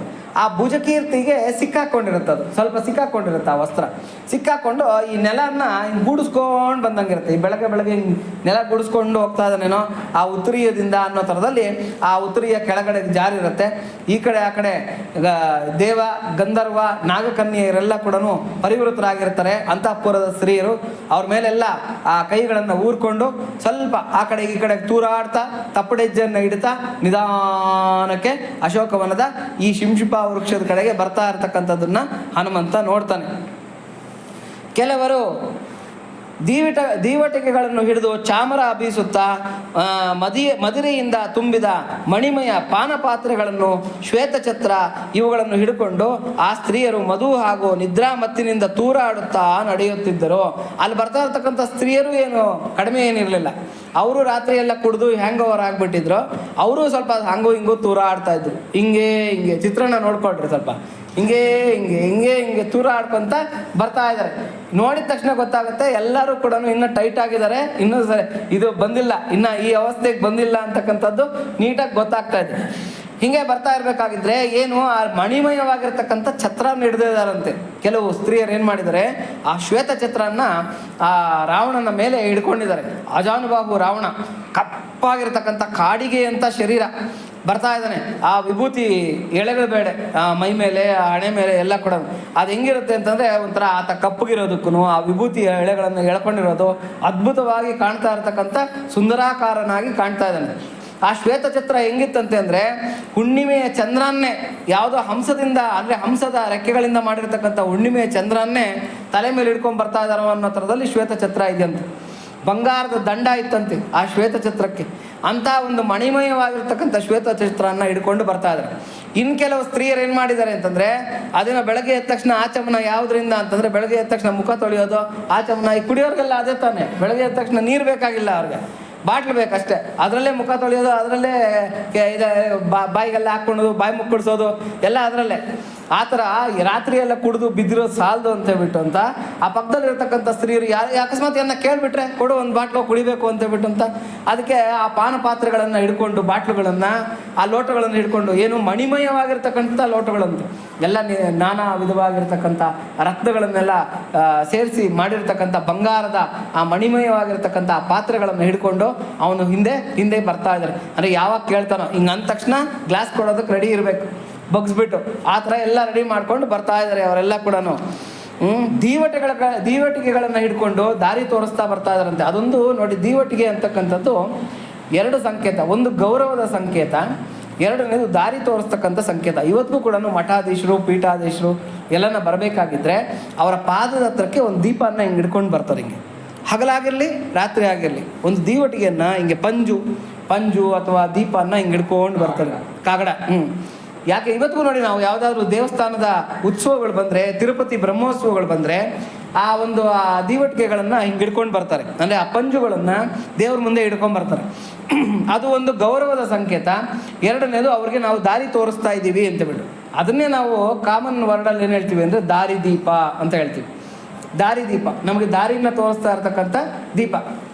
ಅದಕ್ಕೆ ಗುರುಗಳ ವಚನ ನಮಗೆ ದಾರಿದೀಪ ಅಂತ ಹೇಳ್ತೀವಿ. ಅಂದರೆ ದಾರಿದೀಪ ಅಂದರೆ ಅದೇ ದೀವಟಿಗೆಗಳು, ಅದು ದಾರಿನ ತೋರಿಸ್ತಕ್ಕಂಥದ್ದು. ಒಂದು ದಾರಿ ತೋರಿಸುತ್ತೆ, ಎರಡನೇದು ಅದು ರಾಜಲಾಂಛನ ಅಂದರೆ ಗೌರವದ ಸಂಕೇತ. ಅದು ನಡೆಮಡೆ ಹಾಸೋದು ಗೊತ್ತಲ್ಲ, ನಡೆಮಡೆ ಹಾಸೋದು ಅಂದರೆ ವಸ್ತ್ರನ ಹಾಸ್ಕೊಂಡು ಅದ್ರ ಮೇಲೆ ನಡೆಸ್ಕೊಂಡು ಕರ್ಕೊಂಬರ್ತಕ್ಕಂಥದ್ದು, ದೀವಟಿಗೆ ಹಿಡ್ಕೊತಕ್ಕಂಥದ್ದು, ಇವೆಲ್ಲ ಛತ್ರ ಹಿಡಿತಕ್ಕಂಥದ್ದು, ಚಾಮರ ಬೀಸ್ತಕ್ಕಂಥದ್ದು, ಇವೆಲ್ಲ ರಾಜಲಾಂಛನಗಳು ಆಗಿನ ಕಾಲಕ್ಕೆ ಮತ್ತು ಈಗಿನ ಕಾಲಕ್ಕೂ ಕೂಡ.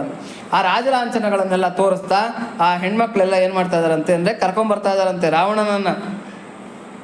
ನಿದ್ರಾಮತ್ತಿನಿಂದ ಎಲ್ಲರೂ ಕೂಡ ಆ ಕಡೆಯಿಂದ ಈ ಕಡೆಗೆ, ಈ ಕಡೆಯಿಂದ ಆ ಕಡೆಗೆ ತೂರಾಡ್ಕೊತ ಆ ಶಿಂಶಿಪ ವೃಕ್ಷದ ಕಡೆಗೆ ಬರ್ತಾ ಇದ್ದಾರೆ. ಅವರ ಕಾಲೊಂದಕ್ಕೆ ಒಡ್ಯಾನಗಳ ಸದ್ದು ಕೇಳಿ ಮಾರುತಿಯು ಅತ್ತ ತಿರುಗಿದನು. ಏನೋ ಶಬ್ದ ಬರ್ತಾ ಇದೆ, ಕಣಕಣ ಅಂತಕ್ಕಂಥ ಶಬ್ದ ಬರ್ತಾ ಇದೆ ಅಂತೇಳ್ಬಿಟ್ಟು ಮಾರುತಿ ಆ ಕಡೆಗೆ ತಿರುಗಿ ನೋಡ್ತಾ ಇದ್ದಾನೆ. ಅಶೋಕವನದ ದ್ವಾರದಿಂದ ರಾವಣನ ಬರುವಿಕೆಯನ್ನು ಮಾರುತಿಯು ಗಮನಿಸಿದನು. ಆ ಅಶೋಕವನದ ಆ ದೊಡ್ಡದಾಗಿರ್ತಕ್ಕಂಥ ಪ್ರಾಕಾರ, ಆ ಪ್ರಾಕಾರಕ್ಕೊಂದು ದ್ವಾರ, ಆ ದ್ವಾರನ ದಾಟಿ ರಾವಣ ಮತ್ತು ಅವನ ಅಂತಃಪುರದ ಸ್ತ್ರೀಯರು ಬರ್ತಾ ಇರ್ತಕ್ಕಂಥ ಸೀನು ಆ ಮಾರುತಿ ಎಲ್ಲಿಂದ ನೋಡ್ತಾ ಇದ್ದಾನೆ? ಶಿಂಶಿಪ ವೃಕ್ಷದಿಂದ ನಿಶ್ಚಿತವಾಗಿ ಗಮನಿಸ್ತಾ ಇದ್ದಾನೆ. ಮಾರುತಿ ಅವರನ್ನ ನೋಡ್ತಾ ಇದ್ದಾನೆ, ಆದರೆ ಅವರು ಮಾರುತಿಯಿಂದ ನೋಡೋದಕ್ಕೆ ಆಗಲ್ಲ. ಇವಾಗ ನಾವೆಲ್ಲ ಕೆಳಗಡೆ ನಡ್ಕೊಂಡು ಹೋಗ್ತಾ ಇರ್ತೀವಿ, ಯಾರೋ ಮನೆ ಮೇಲೆ ಬಾಲ್ಕನಿಯಿಂದ ನಮ್ಮನ್ನು ನೋಡ್ತಾ ಇರ್ತಾರೆ, ನಾವು ತಲೆ ಎತ್ತಿ ಅವ್ರು ನೋಡಿರಲ್ಲ, ಆದರೆ ಅವ್ರು ನಮ್ಮನ್ನು ನೋಡ್ತಾ ಇರ್ತಾರೆ. ಆ ಥರ ಹನುಮಂತ ಏನು ಮಾಡ್ತಾ ಇದ್ದಾನೆ? ಇವರನ್ನೆಲ್ಲ ನಿಶ್ಚಿತವಾಗಿ ಗಮನಿಸ್ತಾ ಇದ್ದಾನೆ. ಕುಸುಮ ಚಾಪ ವರ್ಜಿತನಾಗಿ ಬಂದ ಕಾಮದೇವನೋ ಎಂಬಂತೆ ಕಾಣುತ್ತಿದ್ದನು. ಅವನ ಅಲಂಕಾರ, ಅವನ ವೈಭವ, ಅವನ ಆ ಟಿವಿ, ಅವನ ಶಾರೀರ ಗಾಂಭೀರ್ಯ, ಆಹಾರ್ಯ, ಇವನ್ನೆಲ್ಲ ಹನುಮಂತ ನೋಡಿದ್ರೆ ಹೆಂಗೆ ಕಾಣ್ತಾ ಇದ್ದ ಅಂತಂದರೆ ಆ ಬಿಲ್ಲು ಬಾಣಗಳನ್ನು ಬಿಟ್ಟು ಬಂದಿರತಕ್ಕಂಥ ಮನ್ಮಥನ ಥರ ಕಾಣ್ತಾ ಇದ್ದಾನಂತೆ. ಯಾರು? ರಾವಣ. ಮನ್ಮಥನೇ ಬಿಲ್ಲು ಬಾಣ ಪಕ್ಕಕ್ಕೆ ಇಟ್ಬಿಟ್ಟು ನಡ್ಕೊಂಡು ಬರ್ತಾ ಇದ್ದಾನೋ ಅನ್ನೋ ಥರದಲ್ಲಿ ಕಾಣ್ತಾ ಇದ್ದಂತೆ. ಅದನ್ನು ಹನುಮಂತ ಗಮನಿಸ್ತಾ ಇದ್ದಾನೆ. ಬಿಳುಪಾದ ವಸ್ತ್ರಗಳನ್ನು ಹುಟ್ಟಿದ್ದನು. ಆ ರಾವಣನು ಏನು ಮಾಡಿದ್ದ ಅಂದರೆ ಬಿಳುಪಾದ ವಸ್ತ್ರ ಉಟ್ಕೊಂಡಿದ್ದಾನೆ. ಆ ಬಿಳುಪಾದ ವಸ್ತ್ರಕ್ಕೆ ಬಂಗಾರದ ಝರಿಯಿಂದ ಮಾಡಿರ್ತಕ್ಕಂಥ ಅಂಚುಗಳಿದೆ. ಉತ್ತರಿಯ ಜಾರಿ ಕೇಯೂರಕ್ಕೆ ಸಿಲುಕಿಕೊಂಡು ನೆಲದ ಮೇಲೆ ಜೋಲಾಡಿಸಿಕೊಂಡು ಬರುತ್ತಿದ್ದನು. ಅಂದರೆ ಗೂಡಿಸ್ಕೊಂಡು ಬರ್ತಾ ಇದ್ದಾನೆ ನೆಲನ್ನೆಲ್ಲ, ಅಷ್ಟು ಉದ್ದಕ್ಕೆ ಜೋಲಾಡಿ ಬಿದ್ದುಬಿಟ್ಟಿದೆ. ಮೇಲಕ್ಕೆ ಹಿಂಗೆ ಎತ್ತಾಕೋಬೇಕು ಅಂತಕ್ಕಂಥ ಒಂದು ಪ್ರಜ್ಞೆನೂ ಕೂಡ ಆ ರಾವಣನಿಗೆ ಇಲ್ಲ. ಅಂತಹ ರಾವಣನನ್ನು ಶಿಂಶಿಪ ವೃಕ್ಷದಲ್ಲಿ ಅಡಗಿ ಕುಳಿತ ಮಾರುತಿಯು ಸೂಕ್ಷ್ಮವಾಗಿ ಗಮನಿಸಿದನು. ಕೋನವುಳ್ಳ ಶಂಖಾಕೃತಿಯ ಕುಂಡಲಗಳನ್ನು ಆ ರಾವಣನು ಧರಿಸಿದ್ದನು. ಹತ್ರಕ್ಕೆ ಬರ್ತಾ ಇದ್ದಾನೆ. ರಾವಣನ ಕಿವಿಗಳನ್ನು ಗಮನಿಸ್ತಾನೆ ಹನುಮಂತ. ಹೆಂಗೆ ಅಂತಂದರೆ ಶಂಖ ನೋಡಿದಿರಾ? ಈ ಶಂಖಗಳು ಈ ಸಮುದ್ರ ತೀರದಲ್ಲಿ ಸಿಗುತ್ತೆ. ಎಂಥ ಶಂಖ ಅಂತಂದರೆ ಈ ಥರ ಕೋನ್ ಆಕಾರದಲ್ಲಿರುತ್ತೆ. ಆ ಕೋನ್ ಆಕಾರದಲ್ಲಿರ್ತಕ್ಕಂಥ ಆ ಶಂಖದ ಆಕೃತಿಯ ಕುಂಡಲಗಳನ್ನು ಧರಿಸಿದನಂತೆ. ಅದ್ಭುತವಾಗಿರ್ತಕ್ಕಂಥ ಕುಂಡಲಗಳು. ನನಗೆ ಎಷ್ಟು ಆಶ್ಚರ್ಯ ಆಗುತ್ತೆ ಅಂತಂದರೆ, ಶೋಭನ್ ಬಾಬು ಮಾಡಿರ್ತಕ್ಕಂಥ ಸಂಪೂರ್ಣ ರಾಮಾಯಣ ಅಂತ ಇದೆ. ಆ ಸಂಪೂರ್ಣ ರಾಮಾಯಣದಲ್ಲಿ ಅಶೋಕವನಕ್ಕೆ ಈ ರಾವಣನ ಎಂಟ್ರಿ ಆಗ್ತಕ್ಕಂಥ ಒಂದು ಸೀನನ್ನು ತೊಗೊಂಡಿದ್ದಾರೆ. ಆ ಡೈರೆಕ್ಟ್ರು, ಆ ಪ್ರೊಡ್ಯೂಸರು, ಆ್ಯಕ್ಟರ್ಸು ಅದು ಎಷ್ಟು ತಪಸ್ಸು ಮಾಡಿದ್ರೋ, ಅದೆಷ್ಟು ಕಷ್ಟಪಟ್ಟಿದ್ರೋ, ಅದೆಷ್ಟು ಸಲ ಸುಂದರಕಾಂಡ ಓದ್ಬಿಟ್ಟಿದ್ರೋ ಗೊತ್ತಿಲ್ಲ. ಇದರಲ್ಲಿ ಏನು ವರ್ಣನೆ ಬರುತ್ತೋ ಅದೇ ವರ್ಣನೆ ಆ ಚಿತ್ರದಲ್ಲಿ ತೊಗೊಂಡಿದ್ದಾರೆ. ಆ ರಾವಣನ ಎಂಟ್ರಿ ಸೀನು ಭಾಳ ಅದ್ಭುತವಾಗಿದೆ. ಮತ್ತು ಆ ಡೈಲಾಗ್ಸು ಅದೆಲ್ಲ ಕೂಡ ಇದರಲ್ಲಿ ಇರ್ತಕ್ಕಂಥ ಅದೇ ಮಾತುಗಳನ್ನೇ ಅದನ್ನು ತೊಗೊಂಡು ಮಾಡಿದ್ದಾರೆ. ಅಂದರೆ ಮೂಲ ರಾಮಾಯಣದ ಸುಂದರಕಾಂಡಕ್ಕೆ ಏನೂ ಧಕ್ಕೆ ಬರೆದಿರ ಅಷ್ಟು ಅದ್ಭುತವಾಗಿ ಚಿತ್ರಿಸಿದ್ದಾರೆ ಆ ಒಂದು ಚಿತ್ರಣದ ಆ ಒಂದು ಭಾಗನ, ಘಟ್ಟನ್ನು. ನನಗೆ ಭಾಳ ಆಶ್ಚರ್ಯ ಅನ್ನಿಸ್ತು. ಆ ಕುಂಡಲಗಳನ್ನು ಧರಿಸಿದ್ದಾನೆ. ವಿಶ್ರವಸುವಿನ ಮಗ ರಾವಣ ಅಂದರೆ ಏನು ತಮಾಷೆನೆ? ವಿಶ್ರವಸು ಅಂತಕ್ಕಂಥ ಬ್ರಹ್ಮಜ್ಞಾನಿ, ಅವನು ಬ್ರಹ್ಮರ್ಷಿ, ಅವನ ಮಗ. ಆ ಕೈಕಸಿ ಅಂತಕ್ಕಂಥ ಅವಳು ರಾಕ್ಷಸಿ. ನೋಡಿ, ತಂದೆ ಬ್ರಹ್ಮವಿದ, ತಾತ ಬ್ರಹ್ಮನ ವಂಶಸ್ಥ, ಬ್ರಹ್ಮಮಾನಸ ಪುತ್ರ, ಪೌಲಸ್ತ್ಯ ಬ್ರಹ್ಮ ಅಂತ ಬ್ರಹ್ಮಮಾನಸ ಪುತ್ರ ತಾತ. ತಂದೆ ಬ್ರಹ್ಮವಿದ, ಆದರೆ ತಾಯಿ ಕೈಕಸಿ ಮಗ ಆಗಿರತಕ್ಕಂಥ ರಾವಣ ವಿಶ್ವವಸುವಿನ ಮಗ ಬರ್ತಾ ಇದ್ದಾನೆ. ಪೌಲಸ್ತ್ಯ ಬ್ರಹ್ಮನ ವಂಶಜ ಪೌತ್ರನಾಗಿದ್ದಾನೆ, ಅಂದರೆ ಮೊಮ್ಮಗ ಆಗಿದ್ದಾನೆ. ಅಂತಹ ರಾವಣನನ್ನು ಆ ಮಾರುತಿ ದೂರದಿಂದಾನೆ ನೋಡ್ತಾ ಇದ್ದಾನೆ. ಓಹೋ, ಮಹಾ ತೇಜಸ್ ಸಂಪನ್ನನು, ಈ ಹಿಂದೆ ನಾನು ಕಂಡಿದ್ದ ಅಂತಃಪುರದಲ್ಲಿ ಮಲಗಿದ್ದ ಆ ಪುರುಷನು ಆದ ರಾವಣೇಶ್ವರನು ಇವನೇ ಅಲ್ಲವೋ ಎಂದು ಕಪೀಶ್ವರನಾದ ಹನುಮಂತನು ನಿಶ್ಚಯ ಮಾಡಿಕೊಂಡನು. ಅಂದರೆ ಹೋಲಿಕೆ ಮಾಡ್ಕೊತಾ ಇದ್ದಾನೆ. ಓ, ಇವನೇ ಅಲ್ವಾ ಅಲ್ಲಿ ಮಲಗಿದ್ದಿದ್ದು ಅಂತಃಪುರದಲ್ಲಿ, ಹಾಗಾದ್ರೆ ಇವನೇ ರಾವಣನೇ ಬರ್ತಾ ಇರ್ತಕ್ಕಂಥ, ಇವನು ಬೇರೆಯವರಲ್ಲ, ರಾವಣನೇ ಬರ್ತಾ ಇದ್ದಾನೆ. ಯಾಕೆಂದ್ರೆ ಇವನೇ ಅಲ್ಲಿ ಅಂತಃಪುರದಲ್ಲಿ ಮಲಗಿದ್ದಿದ್ದು, ಇವನನ್ನೇ ನಾನು ಅಲ್ಲಿ ನೋಡಿದ್ದು ಮಲಗಿರ್ತಕ್ಕಂಥವನನ್ನು ಅಂತಕ್ಕಂಥ ಹೋಲಿಕೆಯನ್ನು ಹನುಮಂತ ಮಾಡ್ಕೊತಾ ಇದ್ದಾನೆ. ತಾನು ಕುಳಿತಿದ್ದ ಕೊಂಬೆಯಿಂದ ಕೆಳಗಿನ ಕೊಂಬೆಗೆ ಇಳಿದನು. ಯಾಕೆಂದ್ರೆ ಅವನನ್ನು ಇನ್ನಷ್ಟು ನಿಶ್ಚಿತವಾಗಿ ಗಮನಿಸಬೇಕು, ಅಲ್ಲೇನು ನಡೆಯುತ್ತೆ ಅನ್ನೋದನ್ನು ನೋಡಬೇಕು, ಮತ್ತು ಆ ಕಾನ್ವರ್ಸೇಷನ್, ಆ ಮಾತುಕತೆಯನ್ನು ಕ್ಲೀನಾಗಿ ಕೇಳಿಸ್ಕೋಬೇಕು ಅಂತಂದರೆ ನಾವೇನು ಮಾಡ್ತೀವಿ? ಇವಾಗ ಇಲ್ಲಿ ಕೂತಿರ್ತೀವಿ, ಏನೋ ಇಂಪಾರ್ಟೆಂಟ್ ವಿಷಯ ಬರೋ ಅಷ್ಟೊತ್ತಿಗೆ ಇಲ್ಲಿದ್ದ ಚೇರನ್ನ ಅಲ್ಲಿಗೆ ಹಾಕ್ಕೊಂತೀವಿ ಮುಂದಕ್ಕೆ. ಏನು ಮಾತಾಡ್ತಾರೋ ಏನೋ ಎತ್ತೋ ಅಂತ ಹೇಳ್ಬಿಟ್ಟು ಅದು ಕುತೂಹಲ ಅಂತ ಕರೀತಾರೆ. ಹನುಮಂತನಿಗೂ ಅದೇ ಕುತೂಹಲ. ಯಾಕೆಂದರೆ ಸೀತಾ ಮಾತೆ ಹತ್ತಿರಕ್ಕೆ ರಾವಣ ಬರ್ತಾ ಇದ್ದಾನೆ, ಏನು ಮಾತಾಡ್ತಾನೋ ಏನು ನಡೆಯುತ್ತೋ ನೋಡಬೇಕು ಅಂತೇಳ್ಬಿಟ್ಟು ಮೇಲಿನ ಕೊಂಬೆನಲ್ಲಿ ಕೂತಿರ್ತಕ್ಕಂಥ ಹನುಮಂತ ನಿಧಾನಕ್ಕೆ ಇಳಿದು ಕೆಳಗಿನ ಕೊಂಬೆಗೆ ಬಂದು ಕೂತ್ಕೊಂಡು ಅಡಗಿ ಕೂತ್ಕೊಂಡು ನೋಡ್ತಾ ಇದ್ದಾನಂತಂದರೆ ಏನು ಮಾತಾಡ್ತಾನೋ ನೋಡೋಣ ಅಂತೇಳ್ಬಿಟ್ಟು ಅಂತ. ಈಗ ಹನುಮಂತನಿಗೂ ಮತ್ತು ರಾವಣನಿಗೂ ಜಾಸ್ತಿ ಡಿಸ್ಟೆನ್ಸ್ ಇಲ್ಲ. ರಾವಣ ಇಲ್ಲಿ ನಿಂತಿದ್ದಾನೆ, ಮೇಲ್ಗಡೆ ಕೊಂಬೆನಲ್ಲೇ ಹನುಮಂತ ಕೂತ್ಕೊಂಡಿದ್ದಾನೆ. ಏನು ನಡೀತಾ ಇದೆ ಅನ್ನೋದನ್ನು ಹತ್ತಿರದಿಂದ ನೋಡ್ತಾ ಇದ್ದಾನೆ. ಇಲ್ಲಿಗೆ ಮಹರ್ಷಿ ವಾಲ್ಮೀಕಿ ವಿರಚಿತ ಆದಿಕಾವ್ಯವಾದ ಶ್ರೀಮದ್ ರಾಮಾಯಣದ ಸುಂದರಕಾಂಡದಲ್ಲಿ 18ನೇ ಸರ್ಗವು ಸಂಪನ್ನಗೊಂಡಿತು. ಈ ಸರ್ಗನ ಯಾರು ಅಧ್ಯಯನ ಮಾಡ್ತಾರೆ, ಯಾರು ಪಠನ ಮಾಡ್ತಾರೆ, ಯಾರು ಶ್ರವಣ ಮಾಡ್ತಾರೆ, ಯಾರು ಮನನ ಮಾಡೋದು ತುಂಬ ಇಂಪಾರ್ಟೆಂಟು. ಅವ್ರಿಗೆ ದಿವ್ಯ ತಪಸ್ಸಂಪನ್ನನಾಗುವನು. ಯಾರು ಅದನ್ನು ಮಾಡ್ತಾರೆ ಅವನು ದಿವ್ಯ ತಪಸ್ಸಂಪನ್ನ ಆಗ್ತಾನೆ, ಕಾಂತಿವಂತನಾಗ್ತಾನೆ ಅಂತಕ್ಕಂಥ ಫಲಶ್ರುತಿಯನ್ನು ಇಲ್ಲಿ ಹೇಳ್ತಾ ಇದ್ದಾರೆ. ನೋಡಿ, ನಾವು ಹೊರಗೆ ಮಾಡ್ತಾ ಇರ್ತಕ್ಕಂಥ ಪೂಜೆಗಿಂತ ಒಳಗೆ ಮಾಡ್ತಾ ಇರ್ತಕ್ಕಂಥ ಪೂಜೆ ತುಂಬ ದಿವ್ಯವಾದಂತೆ. ಒಂದ್ಸಲಿ ಏನಾಗುತ್ತೆ ಅಂತಂದರೆ, ತೊಂಡಮಂಡಲನ್ನು ಆಳ್ತಾ ಇರ್ತಕ್ಕಂಥ ಚೋಳ ಚಕ್ರವರ್ತಿ ಇರ್ತಾನೆ. ಆ ಚೋಳ ಚಕ್ರವರ್ತಿ ಏನು ಮಾಡ್ತಾನೆ ಅಂತಂದರೆ, ದೊಡ್ಡದಾಗಿರ್ತಕ್ಕಂಥ ಶಿವಾಲಯವನ್ನು ಕಟ್ಟಿಸ್ತಾನೆ. ಆತನ ಹೆಸರು ಏನು ಅಂತಂದರೆ ರಾಜರಾಜ ಚೋಳ ಅಂತ ಹೇಳ್ಬಿಟ್ಟು ಅಂತ, ಬೃಹದೇಶ್ವರ ಟೆಂಪಲ್ ಅಂತ ಹೇಳ್ಬಿಟ್ಟು ಅಂತ. ಅವನ ಕೀರ್ತಿ, ಅವನ ಒಂದು ಇದನ್ನೆಲ್ಲ ಸಾರ್ಕೋಬೇಕು ಅಂತ ಹೇಳ್ಬಿಟ್ಟು ದಿವ್ಯವಾಗಿರ್ತಕ್ಕಂಥ ಟೆಂಪಲನ್ನು ಕಟ್ತಾನೆ. ತಮಿಳ್ನಾಡಿನಲ್ಲಿ ಇವತ್ತಿಗೂ ಇದೆ ಆ ತಂಜಾವೂರು ಅಂತ ಹೇಳ್ಬಿಟ್ಟು ಅಂತ. ಆ ತಂಜಾವೂರಲ್ಲಿ ರಾಜರಾಜ ಚೋಳ ಕಟ್ಟಿಸಿರ್ತಕ್ಕಂಥ ಬೃಹದೇಶ್ವರ ಟೆಂಪಲ್ ಇದೆ. ಆತ ಶಿಲ್ಪಿಗಳಿಗೆ ಹೇಳಿದಂತೆ, ನಾನು ಕಟ್ತಕ್ಕಂಥ ದೇವಸ್ಥಾನ ಎಷ್ಟು ಅದ್ಭುತವಾಗಿರಬೇಕು ಅಂತಂದರೆ, ಇದುವರೆಗೂ ಯಾರು ನ ಭೂತೋ ನ ಭವಿಷ್ಯತಿ ಅಂತ, ಕಾಲಕ್ಕೆ ಇದು ಉಳಿದೋಗ್ಬಿಡಬೇಕು ಶಾಶ್ವತವಾಗಿ, ಆಮೇಲೆ ದಿವ್ಯವಾಗಿರಬೇಕು, ಆಮೇಲೆ ಇದು ಆಶ್ಚರ್ಯಕರವಾಗಿರತಕ್ಕಂಥ ದೇವಸ್ಥಾನ ಆಗಬೇಕು ಅಂತ ಹೇಳ್ಬಿಟ್ಟು ಅಂತ. ಹಾಗಾಗಿ ಶಿಲ್ಪಿಗಳು ಏನು ಮಾಡಿದ್ರಂತೆ ಅಂತಂದರೆ, ಅದ್ಭುತವಾಗಿರ್ತಕ್ಕಂಥ ಒಂದು ಕೆಂಪು ಗ್ರಾನೈಟ್ ಶಿಲೆಯನ್ನು ತಂದು, ಆ ಕೆಂಪು ಗ್ರಾನೈಟ್ ಶಿಲೆಯಿಂದ ಟನ್ನುಗಳ ಕೊದ್ದಿ ಶಿಲೆ ಉಪಯೋಗಿಸಿ ಅದ್ಭುತವಾಗಿರ್ತಕ್ಕಂಥ ಆ ಶಿವಾಲಯವನ್ನು ಕಟ್ಟಿಸ್ತಾರೆ. ಆ ಶಿವಾಲಯದ ಒಂದು ವಿಶೇಷತೆ ಏನು ಅಂದರೆ, ಅದಕ್ಕೆ ಇವತ್ತಿಗೂ ಕೂಡ ಪಾಯ ಇಲ್ಲ, ಅಂದರೆ ಅಡಿಪಾಯ ಇಲ್ದಿರ ಬರೀ ನೆಲದ ಮೇಲೆ ಮಾಮೂಲಿ ಸದರ ಮಾಡಿಬಿಟ್ಟು ಅದ್ರ ಮೇಲೆ ಕಟ್ಕೊಂಡ್ಬಂದಿರತಕ್ಕಂಥ ದೇವಸ್ಥಾನ. ಇಷ್ಟು ಭೂಕಂಪಗಳಾಗಿದೆ ಆ ತಮಿಳುನಾಡಿನಲ್ಲಿ, ಇವತ್ತಿಗೂ ಕೂಡ ಅಲ್ಲಿ ಆಗಿರ್ತಕ್ಕ ಆ ಭೂಕಂಪಗಳ ಎಫೆಕ್ಟು ಆ ದೇವಸ್ಥಾನದ ಮೇಲೆ ಆಗಿಲ್ಲ. ಸಾವಿರಾರು ವರ್ಷಗಳು ಕಳೆದ, ಅಂದರೆ 1000 ವರ್ಷದ ಮೇಲ್ಪಟ್ಟು ಕಳೆದಿದೆ, ಇವತ್ತಿಗೂ ಅಲ್ಲಿ ಒಂದು ಕ್ರಾಕ್ ಬಂದಿಲ್ಲ. ಅದ್ಭುತವಾಗಿರ್ತಕ್ಕಂಥ ದೇವಸ್ಥಾನ. ಆಮೇಲೆ ಆ ದೇವಸ್ಥಾನದ ನೆರಳು, ಎಲ್ಲಿ ಕೂಡ ಬೀಳೋದಿಲ್ಲ. ಎಂಥ ಟೈಮ್ನಲ್ಲಿ ನೋಡಿದ್ರು ಕೂಡ, ಬೆಳಗ್ಗಿನಿಂದ ಸಂಜೆವರೆಗೂ ನೋಡಿದ್ರು ಕೂಡ ಆ ದೇವಸ್ಥಾನದ ಗೋಪುರದ ನೆರಳು ಎಲ್ಲೂ ಕಾಣಿಸ್ಕೊಳೋದಿಲ್ಲ. ಅಂಥ ಅದ್ಭುತವಾಗಿರ್ತಕ್ಕಂಥ ದೇವಸ್ಥಾನವನ್ನು ನಿರ್ಮಿಸ್ತಾನೆ ರಾಜರಾಜ ಚೋಳ. ಯಾಕೆ? Interlocking system. ಮರಳಾಗಲಿ ಸಿಮೆಂಟ್ ಆಗಲಿ ಮಣ್ಣಾಗಲಿ ಉಪಯೋಗಿಸಿಲ್ಲ. ಕೇವಲ ಕಲ್ಲಿಂದ ಕಟ್ಟಿರ್ತಕ್ಕಂಥ, ನಿರ್ಮಾಣ ಮಾಡಿರ್ತಕ್ಕಂಥ ಆ ದೇವಸ್ಥಾನ. ಆ ರಾಜರಾಜೇಶ್ವರ ಅಂತ ಹೇಳ್ಬಿಟ್ಟು ಅಂತ, ಆ ಬೃಹದೇಶ್ವರ, ರಾಜರಾಜೇಶ್ವರ ಅಂತೆಲ್ಲ ಕರೀತಾರೆ ಮೂಲ ದೇವ್ರನ್ನ. 108 ಅಡಿ ಎತ್ತರದ ಶಿವಲಿಂಗ ಆ ದೇವಸ್ಥಾನದ ಗರ್ಭಗುಡಿನಲ್ಲಿ. ಆ ನಂದಿನೂ ಅಷ್ಟೇ ಜೋರಾಗಿದೆ. ಅಂಥ ಅದ್ಭುತವಾಗಿರತಕ್ಕಂಥ ದೇವಸ್ಥಾನ ಎಲ್ಲ ಕಟ್ಟದ್ನಂತೆ.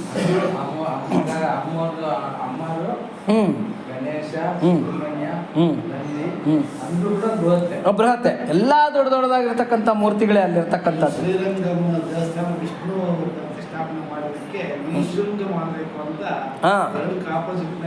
ಮಾಡ್ತಾರೆ. ಎಷ್ಟು ಕಷ್ಟಪಟ್ಟು ಕಟ್ಟಿಸ್ತಾನೆ ಅಂತಂದರೆ ಸುಮಾರು 12 ವರ್ಷ ಏನೋ ತೊಗೊತಾರೆ ಶಿಲ್ಪಿಗಳು ಅದನ್ನೆಲ್ಲ ಕಟ್ಟೋದಕ್ಕೆ. ಕಡೆಗೆಲ್ಲ ದೇವಸ್ಥಾನ ಎಲ್ಲ ನಿರ್ಮಾಣ ಆಗುತ್ತೆ. ಇಡೀ ತೊಂಡಮಂಡಲ ಎಲ್ಲ ಕೂಡ ಅಂದರೆ ದ್ರಾವಿಡ ದೇಶ ಎಲ್ಲ ಕೂಡ ಹೊಗಳ್ತಾ ಇರುತ್ತೆ, ಅಪ್ಪ ನಿನ್ನ ಸಮಾನ ಇಲ್ಲ, ಶಿವನಿಗೆ ಎಂಥ ಅದ್ಭುತವಾಗಿರ್ತಕ್ಕಂಥ ಒಂದು ದೇವಸ್ಥಾನನ ಕಟ್ಟಿದೀಯಾ ಅಂತೇಳ್ಬಿಟ್ಟಂತ. ಕಡೆಗೆ ಪುರೋಹಿತರನ್ನೆಲ್ಲ ಕರೆದ್ಬಿಟ್ಟು ಆ ಕುಂಭಾಭಿಷೇಕಕ್ಕೆ ಮೇಲ್ಗಡೆ ಕುಂಭಾಭಿಷೇಕ ಮಾಡಬೇಕು ತಾನೆ. ಆ ಕುಂಭಾಭಿಷೇಕಕ್ಕೆ ಇರತಕ್ಕಂಥ ಶಿಲೆ ಸುಮಾರು 1000 ಟನ್ನು ತೂಕದ ಒಂದೇ ಒಂದು ಏಕಶಿಲೆ. ಆ ಏಕಶಿಲೆನಲ್ಲಿ ಮಾಡಿರ್ತಕ್ಕಂಥ ಕಳಶಾನ ಇಟ್ಟಿರ್ತಾನೆ ಆ ಕುಂಭಾಭಿಷೇಕಕ್ಕೆ ಮೇಲ್ಗಡೆಗೆ. ಅದು ಹೆಂಗೆ ತೊಗೊಂಡೋದ್ರೋ, ಅದು ಹೆಂಗೆ ಎತ್ತಿದ್ರೋ ಇವತ್ತಿಗೂ ಕೂಡ ವಿಜ್ಞಾನಿಗಳಿಗೆ ಆ ಅಚ್ಚರಿಯ ಸಂಗತಿ. ಅದು ಅಷ್ಟು ಮೇಲಕ್ಕೆ ತೊಗೊಂಡೋಗಿರ್ತಕ್ಕಂಥದ್ದು ನಿಜವಾಗ್ಲೂ ಅಚ್ಚರಿ.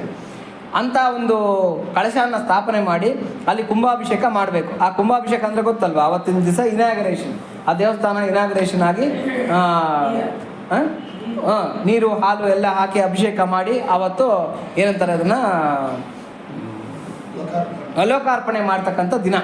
ಆ ದಿನಕ್ಕೆ ಏನು ಒಳ್ಳೆ ಮುಹೂರ್ತ ಅಂತ ಹೇಳ್ಬಿಟ್ಟು ದೊಡ್ಡ ಪುರೋಹಿತರುಗಳನ್ನೆಲ್ಲ ಕರೆಸಿ ಆ ಪುರೋಹಿತರ ಕೈಯಲ್ಲೆಲ್ಲ ಕೂಡ ಒಂದು ಮುಹೂರ್ತನ ಫಿಕ್ಸ್ ಮಾಡಿ, ಒಂದು ಫೈನ್ ಡೇ ಇಂಥ ದಿವಸ ಇದನ್ನು ಮಾಡಬೇಕು ಅಂತ ಹೇಳ್ಬಿಟ್ಟು ಫಿಕ್ಸ್ ಮಾಡಿ ಇಟ್ಕೊಂಡಿದ್ದಂತೆ ಆ ರಾಜ.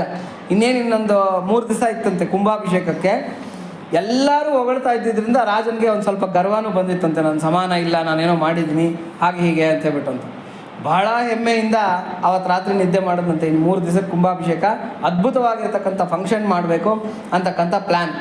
ಆವತ್ತು ರಾತ್ರಿ ಅವನ ಕನಸಿನಲ್ಲಿ ಆ ರಾಜರಾಜೇಶ್ವರ, ಯಾರು ಬೃಹದೇಶ್ವರ, ಸಾಕ್ಷಾತ್ ಈಶ್ವರ ಕನಸಿನಲ್ಲಿ ಕಾಣಿಸ್ಕೊಂಡಂತೆ. ಪರಮೇಶ್ವರ ಕಾಣಿಸ್ಕೊಂಡು ಹೇಳದಂತೆ, ಅಪ್ಪ ನೀನೇನೋ ನನ್ನನ್ನು ಕೇಳ್ದಿರ ಫಿಕ್ಸ್ ಮಾಡ್ಕೊಂಬಿಟ್ಟಿದ್ದೀಯಾ, ದೊಡ್ಡ ಫಂಕ್ಷನ್ ಫಿಕ್ಸ್ ಮಾಡ್ಕೊಂಬಿಟ್ಟಿದ್ಯಾ, ದೊಡ್ಡ ದೇವಸ್ಥಾನ ಕಟ್ಬಿಟ್ಟಿದ್ಯಾ, ಕುಂಭಾಭಿಷೇಕ ಮಾಡ್ತಾ ಇದೆಯಾ, ನನಗೇನೋ ಸಂತೋಷನೇ. ಆದರೆ ನಿನ್ನ ದೇವಸ್ಥಾನಕ್ಕೆ 10 ಪಟ್ಟು ದೊಡ್ಡದಾಗಿರ್ತಕ್ಕಂಥ ದೇವಸ್ಥಾನನ ಇನ್ನೊಬ್ಬ ಪಾಪ ಯಾರೋ ಭಕ್ತ ಕಟ್ಟಿಬಿಟ್ಟಿದ್ದಾನೆ. ಅವನ ಕುಂಭಾಭಿಷೇಕನೂ ಆವತ್ತೇ ಅದೇ ಮುಹೂರ್ತಕ್ಕೆ ಫಿಕ್ಸ್ ಮಾಡ್ಕೊಂಡಿದ್ದಾನೆ. ಹಾಗಾಗಿ ನಾನು ಅವನಿಗೆ ಬರ್ತೀನಿ ಅಂತ ಮಾತು ಕೊಟ್ಬಿಟ್ಟಿದ್ದೀನಿ. ಅವನು ಬಂದು ನನ್ನನ್ನು ಕೇಳ್ಕೊಂಡ, ಬರಲೇಬೇಕು ನೀನು ನನ್ನ ದೇವಸ್ಥಾನಕ್ಕೆ ಅಂತ ಹೇಳ್ಬಿಟ್ಟು ಅಂತ. ಹಾಗಾಗಿ ಬರ್ತೀನಿ ಅಂತ ಮಾತು ಕೊಟ್ಬಿಟ್ಟಿದ್ದೀನಿ.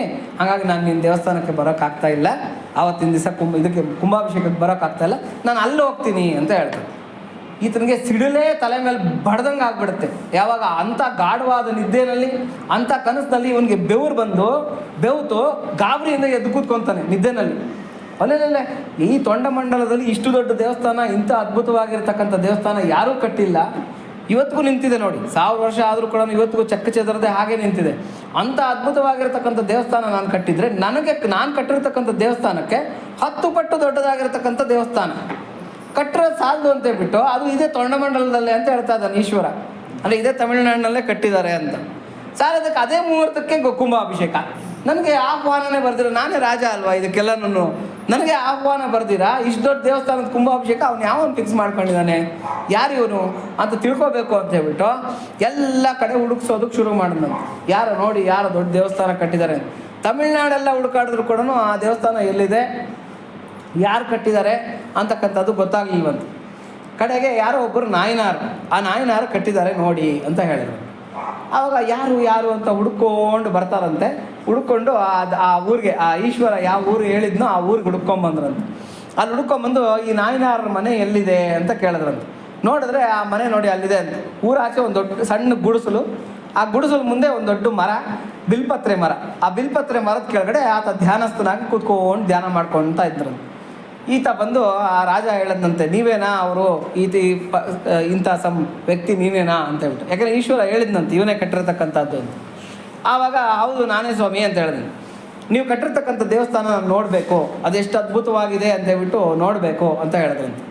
ಅಯ್ಯೋ ಸ್ವಾಮಿ ಏನಂತ ಹೇಳಿ, ನಾನು ಊರವ್ರನ್ನೆಲ್ಲ ಕೇಳ್ಕೊಂಡೆ, ಬನ್ರಪ್ಪ ನಾನು ದೇವಸ್ಥಾನ ಕಟ್ಟಬೇಕು, ಚಂದ ಎಲ್ಲ ಕೊಡ್ಬನ್ರಿ, ಎಲ್ಲರೂ ಸೇರಿ ಕಟ್ಟೋಣ, ಶಿವನಿಗೆ ಒಂದು ಒಳ್ಳೆ ಆಲಯ ಕಟ್ಟೋಣ ಅಂತೇಳ್ಬಿಟ್ಟು ಕೇಳಿದ್ರೆ ಯಾರು ನನಗೆ ಚಂದನೂ ಕೊಡಲಿಲ್ಲ, ನನಗೆ ಸಹಕಾರನೂ ಮಾಡಲಿಲ್ಲ.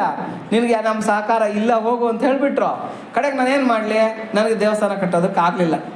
ಆದರೆ ದೇವಸ್ಥಾನ ಕಟ್ಟಬೇಕು ಅಂತಕ್ಕಂಥ ಆಸೆ ನನಗೆ ಬಿಡಲಿಲ್ಲ. ಹಂಗಾಗಿ ಏನೆಲ್ಲ ಮಾಡಿ ಏನು ಮಾಡೋದು, ದೇವಸ್ಥಾನ ಕಟ್ಟಬೇಕು, ಯಾರೂ ಸಹಕಾರ ಊರಲ್ಲಿ ಯಾರು ಎಲ್ಲರೇ ಹೋಗಲೇ ನೀನೇನು ದೇವಸ್ಥಾನ ಕಟ್ಟೋದು ಅಂತೇಳ್ಬಿಟ್ಟು ಎಲ್ಲರೂ ನನ್ನನ್ನು ಹುಚ್ಚಿನ ಥರ ನೋಡಿದ್ರು. ಹಂಗಾಗಿ ನಾನು ಏನು ಮಾಡಬೇಕು ಗೊತ್ತಾಗಲಿಲ್ಲ. ಕಡೆಗೆ ನಾನೇನು ಮಾಡಿದೆ, ಶಿವನ ಹತ್ರಕ್ಕೆ ಹೋಗಿ ಕೇಳ್ಕೊಂಡೆ, ಅಪ್ಪ ನಾನು ಒಳ್ಳೆ ದೇವಸ್ಥಾನ ಕಟ್ಟಬೇಕು ನಿನಗೆ, ಹಾಗಾಗಿ ನನಗೆ ಸಹಕಾರ ನೀಡು ಅಂತೇಳಿ. ಶಿವ ಹೇಳ್ದೆ, ಆಯ್ತಪ್ಪ ನಿನ್ಗೆ ಎಂಥ ಶಿಲ್ಪಿಗಳು ಬೇಕೋ ಹೇಳು ಕರೆಸ್ತೀನಿ, ಎಂಥ ಶಿಲೆಗಳು ಬೇಕೋ ಹೇಳು ಕೊಡಿಸ್ತೀನಿ, ಎಂಥ ದೇವಸ್ಥಾನ ಕಟ್ಟಬೇಕೋ ನೀನೇ ಮುತುವರ್ಜಿಯಿಂದ ನೀನೇ ನಿಂತ್ಕೊಂಡು ಕಟ್ಸು ಅಂತ ಹೇಳ್ದ ಈಶ್ವರ. ಹಾಗಾಗಿ ನಾನೇನು ಮಾಡಿದೆ, ಪ್ರತಿದಿನ ಸ್ನಾನ ಮಾಡೋದು, ಈ ಬಿಲ್ಪತ್ರೆ ಮರದ ಕೆಳಗೆ ಕೂತ್ಕೊಳೋದು, ಕಣ್ಣು ಮುಚ್ಕೊಂಡು ಕೂತ್ಕೊಳೋದು, ಶಿಲ್ಪಿಗಳನ್ನು ಧ್ಯಾನಿಸೋದು. ಊರಲ್ಲಿ ಯಾರ್ಯಾರಿದ್ದಾರೆ ಒಳ್ಳೆ ಶಿಲ್ಪಿಗಳು ನೀವರೇ ಹುಡ್ಕೊಂಡು ಹೋಗೋದು, ಎಲ್ಲಿ ಮನಸ್ಸಿನಲ್ಲಿ ಹುಡ್ಕೊಂಡು ಹೋಗೋದು, ಒಳ್ಳೆ ಶಿಲ್ಪಿಗಳನ್ನು ಕರ್ಕೊಂಬರೋದು. ಅಪ್ಪ ನೋಡಪ್ಪ ನಾನು ದೇವಸ್ಥಾನ ಕಟ್ಟಬೇಕು ನೋಡಿ, ನನಗೆ ಇಷ್ಟು ಜಾಗ ಇದೆ, ನೀನು ಇದನ್ನು ಕಟ್ಕೊಡ್ಬೇಕು ಅಂತೇಳ್ಬಿಟ್ಟು ಶಿಲ್ಪಿಗಳನ್ನೆಲ್ಲ ಕೇಳ್ಕೊಂಡೆ. ದೇಶದಲ್ಲಿರ್ತಕ್ಕಂಥ ಉತ್ತಮವಾಗಿರ್ತಕ್ಕಂಥ ಶಿಲ್ಪಿಗಳೆಲ್ಲ ಬಂದರು. ರಾಜ ಬೆಬ್ಬರು ಬಿದ್ದು ಅಚ್ಚರಿಯಿಂದ ಕೇಳ್ತಾ ಇದ್ನಂತ, ಇದೇನು ಇಂತ ಹೇಳ್ತಾ ಇರ್ತಕ್ಕಂಥದ್ದು, ನಂಗೆ ಅರ್ಥನೇ ಆಗ್ತಾ ಇಲ್ಲ ಅಂತೇಳ್ಬಿಟ್ಟು. ಆಮೇಲೆ ದೇಶದಲ್ಲಿರ್ತಕ್ಕಂಥ ಅದ್ಭುತವಾಗಿರ್ತಕ್ಕಂಥ ಶಿಲೆಗಳನ್ನೆಲ್ಲ ತರಿಸ್ದೆ. ಆ ಶಿಲ್ಪಿಗಳು ಕೆತ್ತಿದ್ರು. ನಾನು ಸುಮಾರು 18 ವರ್ಷದಿಂದ ಈ ದೇವಸ್ಥಾನ ಕಟ್ತಾ ಇದ್ದೀನಿ ಸ್ವಾಮಿ. 18 ವರ್ಷದಿಂದ ನಮಗೆ ಪ್ರತಿದಿನ ಬೆಳಗ್ಗಿನ ಸಾಯಂಕಾಲದವರೆಗೂ ಇದೇ ಕೆಲಸ. ಹಗಲು ರಾತ್ರಿ ಕಷ್ಟಪಟ್ಟು ಶಿಲ್ಪಿಗಳು ಕೆತ್ತಾ ಇದ್ದಾರೆ. ಅದ್ಭುತವಾಗಿರ್ತಕ್ಕಂಥ ಶಿಲ್ಪಕಲೆ, ಅದ್ಭುತವಾಗಿರ್ತಕ್ಕಂಥ ದೇವಸ್ಥಾನ, ಅದ್ಭುತವಾಗಿರ್ತಕ್ಕಂಥ ಏನಂತಾರೆ ಆ ಕನ್ಸ್ಟ್ರಕ್ಷನ್ ಅದ್ಭುತವಾಗಿ ಕಟ್ಕೊತ ಬಂದರು. ಕಡೆಗೆ 18 ವರ್ಷದಿಂದ ಕಟ್ಟಿ ಕಷ್ಟಪಟ್ಟಿದ್ದಕ್ಕೆ ಮೊನ್ನೆ ರೀಸೆಂಟಾಗಿ ಅದು ಕಂಪ್ಲೀಟ್ ಆಯಿತು ದೇವಸ್ಥಾನ. ಹಾಗಾಗಿ ಮತ್ತೆ ಕೈಲಾಸಕ್ಕೆ ಹೋಗ್ಬಿಟ್ಟು ಶಿವನನ್ನು ಕೇಳಿದೆ, ಅಪ್ಪ ದೇವಸ್ಥಾನ ಎಲ್ಲ ನಿರ್ಮಾಣ ಆಗಿದೆ ನಿನ್ನ ದಯದಿಂದ, ಇದಕ್ಕೆ ಕುಂಭಾಭಿಷೇಕ ಮಾಡಬೇಕು, ನೀನೇ ಮುಖ್ಯ ಅತಿಥಿ, ನೀನೇ ಬಂದು ಇದಕ್ಕೆ ಕುಂಭಾಭಿಷೇಕ ಮಾಡಿಕೊಡ್ಬೇಕು, ಯಾವತ್ತು ಬರ್ತೀಯಾ ಅಂತ ಕೇಳಿದೆ. ಅವನು ಈ ಬರೋ ಶುಕ್ರವಾರ ಇಂಥ ಮುಹೂರ್ತದಲ್ಲಿ ನಾನು ಬಂದು ಕುಂಭಾಭಿಷೇಕ ಮಾಡಿಕೊಡ್ತೀನಿ ಆ ದೇವಸ್ಥಾನಕ್ಕೆ, ಸಾಲದಕ್ಕೆ ನೀನು ಕಟ್ಟಿರ್ತಕ್ಕಂಥ ದೇವಸ್ಥಾನದಲ್ಲಿ ಶಾಶ್ವತವಾಗಿ ನಾನು ಅಲ್ಲಿ ನೆಲೆ ನಿಲ್ತೀನಿ, ನೀನೇನು ಯೋಚನೆ ಮಾಡಬೇಡ ಅಂತ ಹೇಳಿದ್ದಾನೆ. ಹಾಗಾಗಿ ರಾಜ ಅವತ್ತು ಶುಕ್ರವಾರ ಈ ಮುಹೂರ್ತದಲ್ಲಿ ನಾವು ಕುಂಭಾಭಿಷೇಕ ಇಟ್ಕೊಂಡಿದ್ದೀವಿ, ನೀನು ಬರಬೇಕು. ಎಂತೂ ಬಂದಿದ್ದೀಯ ನನ್ನ ಮಾತಾಡ್ಸೋದಕ್ಕೆ, ನಾನು ಬಂದು ಕರೆಯೋದಕ್ಕೆ ಆಗಲಿಲ್ಲ ನಿನ್ನನ್ನು, ನೀನೇ ಹುಡ್ಕೊಂಡು ಬಂದಿರೋದ್ರಿಂದ ಆ ದೇವಸ್ಥಾನದ ಬಗ್ಗೆ ಕೇಳ್ತಾ ಇರೋದ್ರಿಂದ ನೀನು ಪುಣ್ಯಾತ್ಮನೇ, ಶಿವನ ಭಕ್ತನೇ, ಹಾಗಾಗಿ ನೀನು ಅವತ್ತು ಕುಂಭಾಭಿಷೇಕಕ್ಕೆ ಬರಬೇಕು ಅಂತ ಹೇಳಿದ್ವಿ. ಆತನಿಗೆ ಏನು ಮಾತಾಡಬೇಕು ಅಂತಲೇ ಅರ್ಥ ಆಗಲಿಲ್ವಂತೆ. ಯಾರಿಗೆ? ರಾಜರಾಜ ಚೋಳನಿಗೆ. ಮೂಕ ವಿಸ್ಮಿತ ಆಗ್ಬಿಟ್ನಂತೆ, ಇದೇನಪ್ಪ ಹೀಗೂ ದೇವಸ್ಥಾನ ಕಟ್ತಾರ ಅಂತೇಳ್ಬಿಟ್ಟು ಅಂತ. ಅಂದರೆ ಭೌತಿಕವಾಗಿ ಕಟ್ತಕ್ಕಂಥ ದೇವಸ್ಥಾನ ಕ್ಷುಲ್ಲಕ, ಅದಕ್ಕೆ ನಾವು ಮಾನಸಿಕವಾಗಿರ್ತಕ್ಕಂಥ ಪೂಜೆ, ಮಾನಸಿಕವಾಗಿರ್ತಕ್ಕಂಥ ದೇವಸ್ಥಾನ ಇವೆಲ್ಲ ಕೂಡ ತುಂಬ. ನಾನು ಆಲ್ರೆಡಿ ಒಂದು ಕತೆ ಹೇಳಿದ್ದೆ ನಿಮಗೆ. ಯಾರೋ ಭಕ್ತ ಭಗವಂತನಿಗೆ ಪಾಯಸನ ನೈವೇದ್ಯ ಮಾಡ್ತಾ ಇದ್ದಂತೆ, ಮಾನಸ ಪೂಜೆ ಮಾಡ್ತಾ ಇದ್ದಂತೆ. ಮಾನಸ ಪೂಜೆ ಮಾಡ್ತಾ ಮಾನಸ ಪೂಜೆನಲ್ಲಿ ಏನು ಮಾಡಿದ್ದಾನೆ, ಏನೇನೋ ಪುಷ್ಪಗಳನ್ನು ತಂದು ಹಾಕಿದ್ದಾನೆ, ಏನೇನೋ ಮಾಡಿದ್ದಾನೆ. ಕಡೆಗೆ ಅವತ್ತಿನ ದಿವಸ ಅವನಿಗೇನು ಆಸೆ ಆಗಿದೆ ಅಂದರೆ ಭಗವಂತನಿಗೆ ಪಾಯಸನ ನೈವೇದ್ಯ ಮಾಡಬೇಕು ಅಂತ ಆಸೆ ಆಗಿದೆ. ಕಡೆಗೆ ಏನಾಗುತ್ತೆ, ಪಾಯಸ ತಾನೇ ತಯಾರು ಮಾಡ್ತಾನೆ, ಗೋಡಂಬಿ ದ್ರಾಕ್ಷಿ ಎಲ್ಲ ಹಾಕಿ ಪಾಯಸನ ತಾನೇ ಮಾನಸಿಕವಾಗಿ ತಯಾರು ಮಾಡ್ತಾನೆ, ಹಾಲು ಕೀರು ಎಲ್ಲ ಹಾಕಿ ತಯಾರು ಮಾಡ್ತಾನೆ. ಎಲ್ಲ ತಯಾರು ಮಾಡಿ ದೇವ್ರ ಮುಂದೆ ಇಡ್ತಾನೆ. ಇನ್ನೇನು ನೈವೇದ್ಯ ಮಾಡಬೇಕು, ನೈವೇದ್ಯ ಮಾಡೋ ಟೈಮ್ಗೆ ಆತನಿಗೆ ಡೌಟ್ ಬರುತ್ತೆ, ಅಯ್ಯೋ ಅಕಸ್ಮಾತ್ ಏನ ಪಾಯಸ ಬಿಸಿ ಇದ್ದರೆ, ಭಗವಂತ ಗೊತ್ತಿಲ್ಲದಿರೋ ತಿನ್ಬಿಟ್ರೆ ಅವ್ನು ಬಾಯಿ ಸುಡುತ್ತಲ್ವ, ಹಂಗಾಗಿ ನೋಡೋಣ ಅಂತೇಳ್ಬಿಟ್ಟು ಆ ಪಾಯಸ ಅನ್ನೋದಲ್ಲಿ ಕೈ ಇಡ್ತಾನೆ. ಇದೆಲ್ಲ ನಡೀತಾ ಇರೋದು ಎಲ್ಲಿ? ಮಾನಸಿಕವಾಗಿ ನಡೀತಾ ಇರ್ತಕ್ಕಂಥದ್ದು. ಆ ಪಾಯಸ ಅನ್ನೋದಲ್ಲಿ ಕೈ ಇಡ್ತಾನೆ, ಅಯ್ಯೋ ಬಿಸಿ ಇದೆಯೋ ಏನೋ ನೋಡೋಣ ಅಂತೇಳ್ಬಿಟ್ಟು. ಕೈ ಇಡೋ ಅಷ್ಟೊತ್ತಿಗೆ ಚುರ್ರ ಅಂತ ಕೈ ಸುಟ್ಬಿಡುತ್ತೆ. ಅಬಬಬಬಬಬಬಬ ಅಂತೇಳಿ ಕಣ್ಣು ಮುಚ್ಕೊಂಡಿದ್ದವನು ಕಣ್ಣು ತೆಗಿತಾನೆ. ತೆಗೆದು ನೋಡಿದ್ರೆ ಎಲ್ಲ ಬೊಬ್ಬೆಗಳು ಬಂದುಬಿಟ್ಟಿರುತ್ತೆ ಬೆರಳಲ್ಲೆಲ್ಲ. ಅದೇ ಇದೆಲ್ಲ ನಡೆದಿರೋದು ಎಲ್ಲಿ? ಇವನು ಕೈಗೆ ಯಾಕೆ ಬೊಬ್ಬೆ ಬರಬೇಕಾಗಿತ್ತು ಅಂದರೆ ಇದರ ಅರ್ಥ ಏನು ಅಂತಂದರೆ ಅದಕ್ಕೆ ಹೇಳೋದು ಅಂತರ್ಮುಖ ಸಮಾರಾಧ್ಯ ಬಹಿರ್ಮುಖ ಸುದುರ್ಲಭ ಭಾವನಾ ಮಾತ್ರ ಸಂತುಷ್ಟ ಹೃದಯಾಯಿ ನಮೋ ನಮಃ. ನೀವು ಕಷ್ಟಪಡಬೇಕಾದ್ದಿಲ್ಲ. ಎಲ್ಲೂ ಹೂವಿನ ರೇಟೆಲ್ಲ ಜಾಸ್ತಿ 360-500 ರೂಪಾಯಿ ಆಗೋಗ್ಬಿಟ್ಟಿದೆ, ಹೆಂಗೆ ನಾವು ಹೂ ತರೋದು ಕಷ್ಟ ಆಗುತ್ತಲ್ಲ ಅಂತ ನೀವು ಬಾಧೆ ಬೀಳಬೇಕಾದ್ದಿಲ್ಲ. ಆಮೇಲೆ ಎಲ್ಲೂ ಹುಡ್ಕೊಂಡು ಹೋಗ್ಬೇಕಾದ್ದಿಲ್ಲ, ಯಾವ ಪರಿಕರಗಳನ್ನು ನೀವು ಹುಡುಕ್ಬೇಕಾದ್ದಿಲ್ಲ. ಕಣ್ಣು ಮುಚ್ಕೊಂಡು ಕೂತ್ಕೊಂಡು ಮಾನಸ ಪೂಜೆಯನ್ನು ಮಾಡ್ತಾಯಿದ್ರೆ ಆ ಮನೋಮಯ ಮೂರ್ತಿಗೆ ನೀವು ಏನೇನು ಉಪಚಾರಗಳನ್ನು ಮಾಡ್ತೀರಾ, ಎಂಥ ದಿವ್ಯ. ಇವಾಗ ಯಾವುದೋ ನೀಲಿ ಕಮಲ ಅಂತ ಹೇಳ್ತಾರೆ, ನಮಗೆಲ್ಲ ಸಿಗುತ್ತಾ? ಮೊದಲಿಗೆಲ್ಲ ಇತ್ತಂತೆ, ಇವಾಗೆಲ್ಲ ಹಿಮಾಲಯ ಆ ಪ್ರಾಂತದಲ್ಲಿ ಬೆಳೆಯುತ್ತೆ ಅಂತ ಹೇಳ್ತಾರೆ. ನೀಲೋತ್ಪಲ ಅಂತ ಕರೀತಾರೆ.